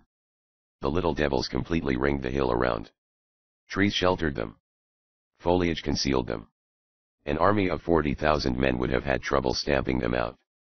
When danger threatened one particular group, they had but to fire and lose themselves in the steaming, cankerous morass. Doc and his 5 men were in a state of siege upon the hill. They had ripped planks off the shacks of Buckbone Town settlement, and used them to scoop out gun pits. In these they had installed the machine guns which they had taken from their erstwhile swamp guards. Employing the same planks, they had rigged substantial dugouts, a precaution that proved highly worthwhile. "Listen!" Monk barked. "There's a plane coming." The craft soon swept into view. It dived on the hill. Crude bombs, fizzing fuses attached, dropped overside. Exploding, these threw up great fountains of mud and vegetation. Thanks to the dugouts, no harm was inflicted upon Doc and his men. "Get that crate," Doc directed. "It may come back with more efficient bombs." The rapid firers snarled in chorus. Ragged patches appeared in the wings of the plane. The craft banked away. Apparently it was not seriously damaged. Now it was lost to view, flying very low. But a few minutes later, the sound of the engine suddenly ceased. A short silence, a gruesome whistling of wind through flying wires, and a resounding crash. Motor conked. Monk grinned. From the sound of it, he made a landing he won't walk away from. "I think we riddled his gas tank," Doc offered. Only his keen golden eyes had discerned the leakage of gasoline from the plane as it departed. "We're all set here." Monk chuckled. "Regular little war. And we could fight for a year without anybody in the outside world being the wiser." "Can you go without eating for a year?" Ham asked sarcastically. "Huh. Maybe you haven't noticed our lack of grub." "Yet I know there was something I had missed," Monk grinned. "It was my breakfast ham, the 6 slices I eat daily in your honor." Ham scowled threateningly at the big, homely Monk. Any reference to a porker that Monk made was always sure to get Ham's goat. Ham racked his keen brain for some verbal thorn he could stick into Monk, couldn't find any, and held his tongue. Doc Savage now launched into his daily 2-hour routine of exercises. This was a ritual he did each day of his life, without fail. Not once since childhood had he skipped that intensive 120 minutes spent conditioning his marvelous bronze body and his remarkable brain. The routine included every possible form of muscular exercise. In addition, he had an apparatus which emitted sound waves above and below the audible range, and so keen had his ears become through long practice that he could hear many of these sounds which would have escaped an ordinary person. He identified scores of vague odors contained in small bottles, afterward inspecting the bottle labels to be sure he was right. He performed intricate problems in high calculus, entirely within his head. The apparatus for these exercises was contained in a tiny, waterproof metal case Doc carried always with him. Doc went through his ritual at a terrific pace, often doing a number of things at once. 10 minutes of it would have left an ordinary man panting and exhausted, granting the unlikely chance that such a man could muster the enormous degree of concentration necessary to do the exercises as furiously as Doc did them.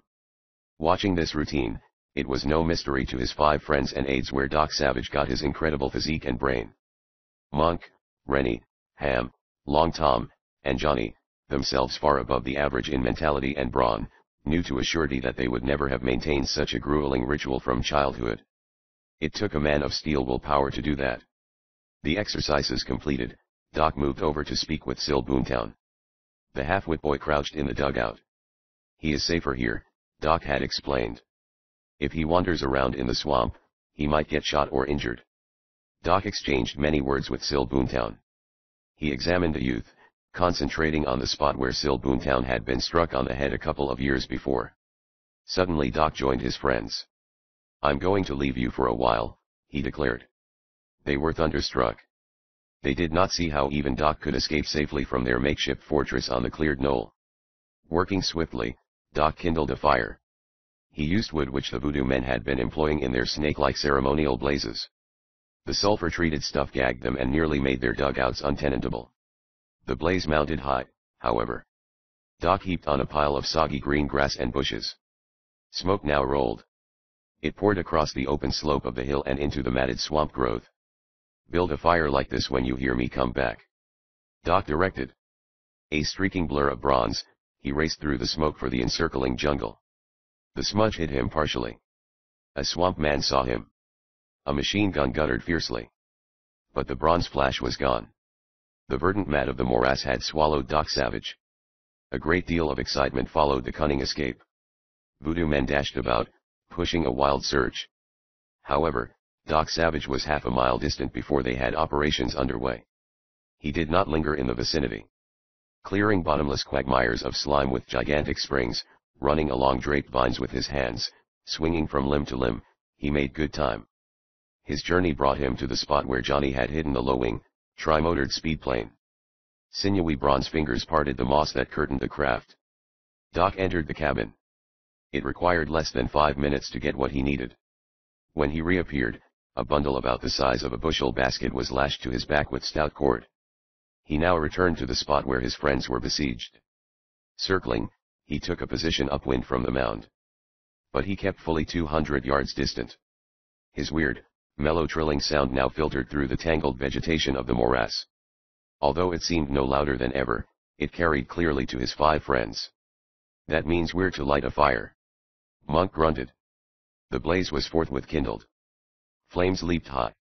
Wet grass and branches were thrown on. Dense smoke rolled. The voodoo men were wily. They knew the giant bronze man had escaped through such a smudge. They reasoned he would come back by the same means. So they turned every available machine gun loose into the smoke. The smoke all but assumed the color of lead, so thickly did the bullets fly. Slugs tore the ground until it looked like it had been gone over with a disc cultivator. All of which merely made it simpler for Doc to reach his friends.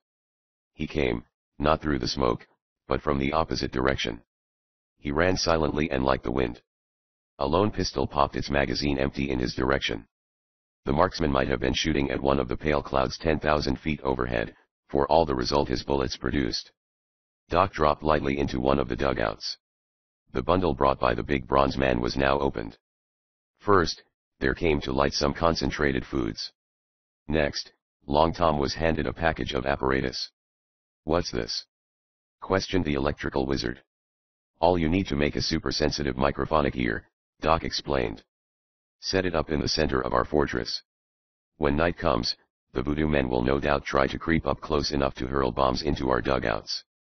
But with your apparatus, you can hear them. Long Tom nodded, then fell to examining his apparatus. He became elated. With this stuff, he could make a microphonic listening and amplifying device that would pick up the buzz of a fly at the distance of half a mile. Scant chance would Skulker stand of creeping upon them now. Doc Savage busied himself with poor, half-wit Sil Boomtown. A kit which he had brought from the plane proved to be a compact set of surgical instruments. It even included hypodermic needles for administering a form of local anesthetic, a pain deadener which affected only the part being worked upon. He's gonna operate on the kid. Monk grunted. 2 bits says the kid is normal as you or me when Doc finishes. Ham offered. You would want to bet on a sure thing. Monk snorted. Both Ham and Monk were fully aware of Doc's magical skill in surgery. For it was at this, above all else, that the mighty bronze man excelled. Surgery had been Doc's first training in life. It had been his most intensive. Although his ability at other lines of endeavor might seem uncanny, his accomplishments with surgery and medicine were far more marvelous. It was an interested group that watched the delicate operation. Sinewy bronze fingers, steady as steel on a foundation of bedrock, laid back the scalp. A small aperture was opened in the skull. As Doc had expected, a fragment of bone was pressing upon the brain, paralyzing certain of its functions. The blow on the head 2 years before had caused the trouble. The bone fragment was removed. Swiftly, Doc completed the delicate operation. With catgut, which would dissolve of itself about the time the wound was healed, he stitched the scalp in place. The effects of the anesthetic wore off. How do you feel, Sonny? Doc inquired. I got one whopper of the headache, replied the boy. His tone showed that he was perfectly sane. It was magic. Monk, Ham, Rennie, Long Tom, Johnny, they all exchanged strange glances. Accustomed as they were to the marvelous things Doc Savage did, and knowing that such a brain operation was not unique in surgery, they were nevertheless awed. Lost from the outside world, besieged here in the steaming, festering swamp, volleys of machine gun slugs storming over them every minute or so, the feat could not but impress them as uncanny. They scattered to their gun emplacements, wriggling through the shallow trenches they had dug. Time now dragged. Long Tom finished his microphonic listening device. It was something like the apparatus used by the defenders of London during the Great War to listen for zeppelins and planes, although far more perfected. It was well after noon when Doc Savage caught sight of Buck Boomtown. The man was directing the siege. Doc signaled Buck Boomtown. It was his intention to inform the swamp man that his son would join him shortly. There was no longer necessity for keeping Sil Boomtown here. The lad would not bungle into danger, now that his mental powers were normal. And even had the boy wanted to assist the besieged man, Doc would not have permitted the lad to oppose his father. Buck Boomtown was suspicious. He thought Doc's wigwagging was a trick. So he blazed away with a machine gun. His accurate fire caused Doc to duck swiftly. Buck Boomtown chortled gleefully at the results of his rapid-fire blast. Bien. Me, I almo got him that time. He watched the mole-like mounds and tiny ridges of dirt the defenders of the hill had thrown up. His blasphemous pleadings to his hideous voodoo deity for another shot went unanswered. Soon one of the other swamp men wriggled up with a message. Grey Spider EES want yo. He told Buck Boomtown. He send message. Yo EES to go to Castle of the Moccasin. We. Smirked Buck Boomtown. Me I go plenty quick. The swamp man was flattered. Although by far the most intelligent of the debased clan of humans who had resided in this great morass so many generations they had reverted to a state of near savagery, Buck Boomtown was, nevertheless, far from a smart man. He fawned like a big dog under the attentions of the Grey Spider. Saker. Now there was a man for you. Or so Buck Boomtown thought. The money that the Grey Spider paid his swamp men minions was not a minor inducement, either. A city gunman would have sneered at the smallness of the sums, but to these swamp dwellers, each pittance was a little fortune. As he plowed through the tangled morass, Buck Boomtown treated himself to flights of imagination. He was saving his money. Already he had quite a sum hidden in a fruit jar in the swamp. He would hoard more. He might even get enough to go to the great and marvelous city of New Orleans and spend the rest of his days. He had heard of the wonders of that metropolis, but had never been there. Indeed, he had never been out of this great swamp in his lifetime. And the swamp was but a few hours' drive by speedy car from New Orleans. Mile after mile, Buck Boomtown covered. He kept a straight course, weaving aside only for pools and slime which he could not leap. He was entering the most remote section of the swamp. Even the folk who lived in the great morass seldom came here. The region was forbidden to all but the inner circle of the cult of the moccasin. It held the castle of the moccasin, the headquarters of the king of the voodoo cult. The lair of the Grey Spider. Buck Boomtown climbed a cypress to make sure of his bearings. Not a mile distant lay the castle of the moccasin. No doubt airplane pilots flying over the vast swamp and bayou district had noted the peculiar knot of trees and shrubs projecting over the surrounding territory. Probably they mistook it for a tiny clump of very tall trees. Should they have chanced to fly low, they would have seen that these trees, strangely enough, were growing out of a great, box-like knob which was covered completely by vines. It had never occurred to anyone that the knob was in reality a huge stone building, the roof and walls of which were cunningly camouflaged with growing vegetation. Buck Boomtown neared the strange, concealed castle of a structure. He was challenged by a heavily armed guard, and permitted to pass. Soon he met a second guard. It was well nigh impenetrable to the casual wayfarer, this castle of the moccasin. Years had been spent in its building. Labor had been furnished by the members of the voodoo cult. The Grey Spider's campaign of wholesale looting of the great lumber companies of the South was no snap of the finger scheme. It had been years in the conceiving and preparation. Buck Boomtown was admitted to the castle of the moccasin through a secret door. The passage into which he came was stone-walled. Electric bulbs lighted the way. The air inside, contrasting greatly with the malodorous and steaming vapor of the swamp, was clean and pure. Buck Boomtown knew nothing of such things as air conditioning machines, so he attributed the sweetness of the atmosphere to some magic about the presence of the Grey Spider. He entered a large room. The color scheme looked like it had been conceived by a futuristic artist who had gone crazy among his paint pots. Streaks and spots and daubs of green, red, blue, yellow, white, aluminum, gold, it all made neither sense nor beauty. Concealed colored lights dancing off and on added to the garish effect. The whole thing was deliberately conceived to impress the near barbaric minds of the swamp dwellers who worshipped the heathen deities of voodoo. In the center sat a throne of gold paint on a wooden foundation, although Buck Boomtown didn't know it. To him, the throne alone represented limitless wealth. The Grey Spider occupied the throne. He wore robe and mask. The repulsive, ash-colored tarantula crawled continually over one of his hands. "Vat yo want?" asked Buck Boomtown in an odd whisper.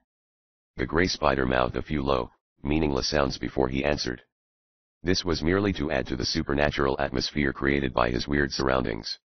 "You are becoming one of my most trusted and efficient servants," he told Buck Boomtown. "We," mumbled the swamp man, highly pleased. "Tank yo. I now have a most important task for you to perform." "We. I do him fo yo." At the moment, ignorant Buck Boomtown was so impressed he would have laid down his life at a mere word from the sinister devil who held sway over him. The Grey Spider now produced a chamois poke of the type used by stores to deliver their cash to the banks. This was weighty with silver coin. It held exactly $100. Buck Boomtown clutched the poke eagerly.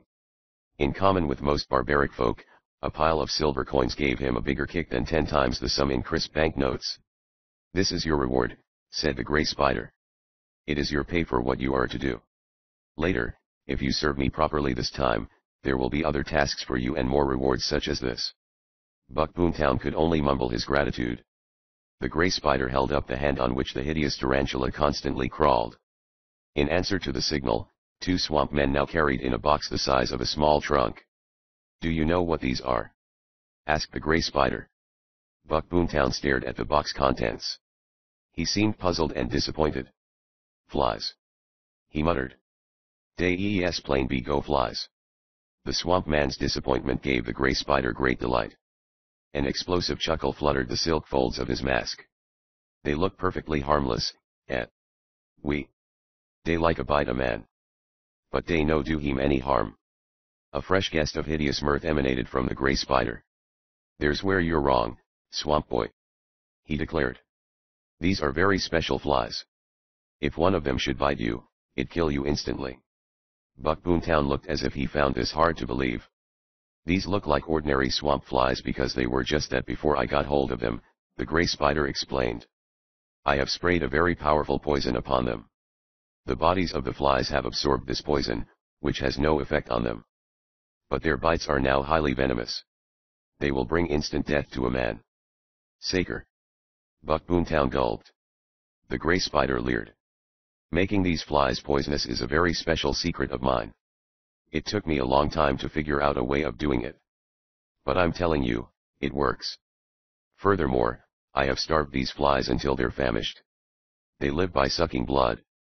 They'll go after any living thing that's handy when they're let out of that box. And whatever they bite will die. You are to release them near the Bronze Devil and his 5 men. Buck Boomtown wrinkled his forehead. We. But won't the flies bite and kill me, too? You'll set a clockwork so it'll open the lid, explained the master fiend. You merely take the box near the Bronze Man's trenches and dugouts, and set the clockwork to open the box at dawn. Then you have all the swamp men clear of the vicinity. The poison flies will do the job for us. You savvy? We. Buck Boomtown agreed. He received detailed instructions on how to operate the clockwork. Then he departed from the castle of the Moccasin, carrying the box of venomous flies on his back. The journey back to where Doc Savage and his 5 men were besieged was a tedious one. It took Buck Boomtown until long past midnight. He exchanged a word with his men, telling them to quit the vicinity. Yo kid, Sil, come back, offered the one to whom he talked. He's with yo wife. Buck Boomtown was overjoyed at this news. He quickly placed the box of deadly flies. He set the clockwork. At the hour of dawn, the venomous insects would be freed. Doc Savage and his men would not suspect the innocent swamp flies of being poisoned. They would be bitten by the famished horrors. And death would come. Buck Boomtown hurried away to meet his wife. He wanted to see his son, Sil, whom he loved deeply. Poor, unfortunate Sil. Perhaps, someday, when they went to the wondrous New Orleans to live, a great doctor could do something for Sil. The swamp man did not know that he had just sentenced to death the man who had already, by his magical skill, made Sil a normal youth. Chapter 16. The Payoff. Buck Boomtown paused several times to question such retreating swamp men as he encountered. He made sure all were getting away. None had been missed in spreading the word to quit the vicinity. Doc Savage and his 5 men, Buck Boomtown was assured, did not suspect a general exodus was underway. At dawn, they will die. The swamp man leered. He went on. The women and children of the Voodoo clan had been moved to a spot a mile distant. He reached the place. Everyone was gone. He spent 20 minutes learning the women and children had moved on a couple of miles. He tramped after them. Somewhere in the distance, a rooster was crowing in a swamp hen house. The hooting of owls had died.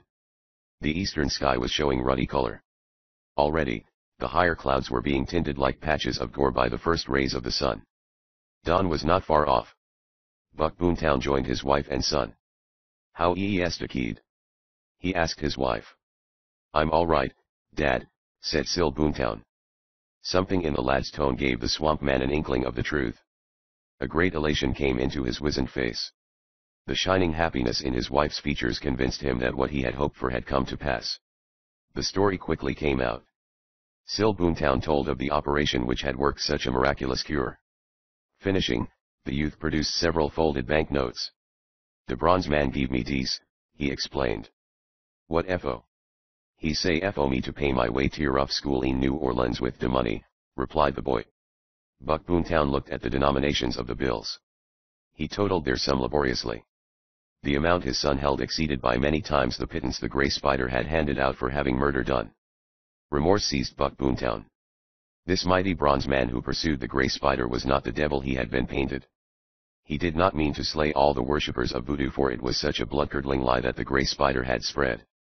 The bronze man had given Buck Boomtown back his son, magically returned to normalcy. Moreover, he had furnished the boy with money to educate himself, to visit the wondrous city of New Orleans. He had given a sum greater than Buck Boomtown had ever expected to save. These thoughts formed a dizzying maelstrom in the swamp man's head. And towering black and ghastly over it all was the knowledge that his hand was sending death to the giant bronze man. Buck Boomtown was not rotten at heart. His surroundings had made him ignorant and cruel. Raised in a civilized community, he would unquestionably have been respectable. With a loud moan, Buck Boomtown whirled and ran. He knew what he must do. He made directly for the mound where Doc Savage and his 5 men were besieged. The swamp man hoped to get there in time to stop the escape of the flies, the bite of which would be fatal. His was indeed a race with death. Buck Boomtown threw away his machine gun. He also discarded a revolver. He was getting rid of all excess weight. He sloughed through lakes of slime that he would ordinarily have gone around. Jabbing, scratching thorn thickets failed to turn him. He took perilous chances with a muddy bayou infested by gators. The sun was nearly in view. Light of a beginning day seeped into the clammy, moist jungle. It was almost the exact hour set for the opening of the box which held the poisonous insects. Buck Boomtown sought in vain to put on more speed. He rolled from side to side with exhaustion. Each tremendous, explosive breath blew a spray of crimson off his lips, for he had bitten through his tongue. The mound where Doc and his 5 men were besieged came into view. Buck Boomtown veered to the right. He saw the box which held the venomous flies. Horror gripped him anew. He was too late. The box lid was opening. The swamp man did not slacken his headlong pace, he even managed to go a little faster. He pounced upon the box. A scant dozen of the poisoned flies had as yet escaped. Buck Boomtown knew the price he was going to pay for what he was doing. He did not hesitate. His was a man's code, for all the fact that he had fallen under the hideous spell of voodoo. Doc Savage had returned sanity to his son, therefore he would save the giant bronze man from this death trap. One of the venomous flies bit him even as he closed the box lid. He hardly faltered. He secured the lid. Then he sat down on the box. Deliberately, he let the famished, deadly flies settle upon him and begin drawing his blood. Then he mashed them, one at a time. After the destruction of the last devilish insect which had escaped, Buck Boomtown got off the box. Doc and his 5 men watched the swamp man's staggering approach. "What ails the guy?" Monk muttered. They soon learned the answer to that. Gasping, Buck Boomtown explained. His words got weaker, incoherent. His face purpled. The deadly poison was working like cobra venom. "Where is this castle of the moccasin?" Doc demanded. Buck Boomtown knew he was dying. Perhaps he saw the hideous falsity of the deities of voodoo. Perhaps he realized at last that the gray spider was a fiend lower than the water moccasins, the likeness of which he tattooed on the mouth roofs of his slaves. Whatever moved the swamp man, it was a force for the good of humanity. In 2 strangled gasps, he told where the castle of the moccasin was. Then he fell dead. Buck Boomtown had paid off. A heavy silence held the little group of adventurers for a time. They couldn't think of anything to say. Finally, Monk voiced a thought as good as any. "That guy," said Monk, "was a hero." Chapter 17. The Gray Spider is. Sultry midday heat pressed upon the castle of the moccasin. Living steam poured up from the soggy jungle of the great morass. Even the mockingbirds and the blackbird and the cardinals hung listlessly in the festering vegetation, emitting cries that were only croaks. The little lizards that usually darted up the palmettos so swiftly now set a pace that barely crawled, or hovered panting under a spiked frond. It was as though the odious presence of the great, sinister, hidden castle of stone had contaminated and sickened the surrounding swamp. But inside the castle of the moccasin there was an air of evil jubilation, awaiting good tidings. The gray spider himself paced circles around his gilded throne in the room of crazy coloring. He tossed his lead-colored tarantula playfully in the air and caught the repulsive thing as it came down. He still wore his mask of silk and the snake-embroidered gown. "What's keepin' them slowpoke swamp snipes?" he growled impatiently. "They should have had a messenger here before now, tellin' me the bronze devil and his 5 nosy pals have kicked the pail." Up sailed the awful tarantula, its many legs kicking. The man in the robe and mask caught it with a flourish. Probably the swamp snipes were afraid to go near enough to see if they were dead, he decided. "I'll get the news before long." He strode jauntily to the outer door. "Go tell the guards to rush any messengers right inside," he ordered the watchman who stood at the portal. "We," said the watchman. The gray spider went back inside. The watchman started off on his errand. He entered the tangled swamp growth. Suddenly he stopped. Something had hit his chest. It made a dull, mushy sound. He looked down. He saw fragments of glass clinging to his shirt front. They looked like parts of a thin-walled glass ball. It had contained some kind of liquid. He smelled a faint, strange, rather pleasant odor. Then he went to sleep. "Them anesthetic balls sure work like a charm," chuckled Monk, stepping out of the nearby jungle. He disarmed the man. This seems to be the last of the guards, clipped Ham. He came into view, gave his sword cane a flourish, and added, the other three were no more trouble than this one was. Aren't we going to get the satisfaction of a fight out of this? What do you know about fighting? Monk leered pleasantly. Pipe down, you guys, suggested Doc. Rennie, Johnny, and Long Tom stood behind Doc. They looked like a giant and two skinny dwarfs back of a big bronze statue. Not that Johnny and Long Tom were runts when compared to men of ordinary stature. They were simply in big company. Let us see what the future holds, brothers, Doc suggested mildly. They came out of the jungle. Before them towered the castle of the Moccasin. I wonder how you get in. Ham puzzled. I'll get you in. Monk said grimly. He drew a hand grenade, plucked the pin and threw it. The metal exhaled against the vine-clad walls of masonry. It hatched a devilish red sheet of flame. Solid stone turned magically into dust, smoke, and a shower of fragments. The roar of the exploding nitro bumped in deep salvos across the matted swamp. A great hole gaped in the wall of the castle of the Moccasin. Doc and his men charged the breach. They vaulted tumbling blocks of rocks. They doubled low and bored through acrid smoke and blinding dust. A vast room lay before them. The color scheme was repellent. It consisted of daubs and streaks and splotches of every imaginable hue. It was an ugly room, garish, cheap. Colored lights blinked like evil eyes. A big and flashy throne occupied the middle of the floor. Across the room, a man in a silken mask and a robe embroidered with snakes was just dodging through a door. The panel slammed. It locked. There he goes. Rennie bawled in a voice that was like thunder in a barrel. Doc and his men pursued the gray spider. Halfway across the room, Monk stopped to jump with both feet on the gray spider's repulsive, lead-colored tarantula. The thing had been dropped by the master fiend in flight, and was scuttling circles on the floor. I hope that's an omen. Monk grinned as his big feet squashed the vile thing. They hit the door. It was of wood. Rennie's machine gun made a noise like a steam riveter gone wild. Rennie was a good machine gunner. He could not have cut the lock out of the door more neatly with a keyhole saw and an hour in which to work. The door whipped open. This way, breathed Doc. His sensitive ears had picked up the gray spider's shuffling feet. They went down a corridor. Stairs sloped into the innards of the earth. Doc took the stairs with incredible leaps that covered 15 steps at a time. He placed his feet in the mathematical center of the treads upon which he landed, as though he had been stepping down one at a time. Monk sought to imitate Doc's feet. He met disaster. Head over heels, he flopped down the stairs only to gain his feet no more damaged than had he been a man of rubber. Graceful as usual, sneered Ham. Yet. The deafening cackle of a machine gun drowned Monk's comeback. Bullets chiseled rock chips off the corridor sides. Rennie's rapid firer snapped spitefully twice. The passage went silent, except for the bang of racing feet and the snorty breath gusts of men in action. The gray spider was proving fleet, now that death was blowing frosty breath down his neck. The stairs leveled out in another passage. This one had steel-grilled doors on either side. It resembled the corridor in a penitentiary cell house. Faces were pressed to the bars. Doc caught a glimpse of the attractive features of Edna Danielson. A moment later, he saw Big Eric. Fat Horace Haas was also there, with his flashy clothes sadly bedraggled. This was the Gray Spider's prison.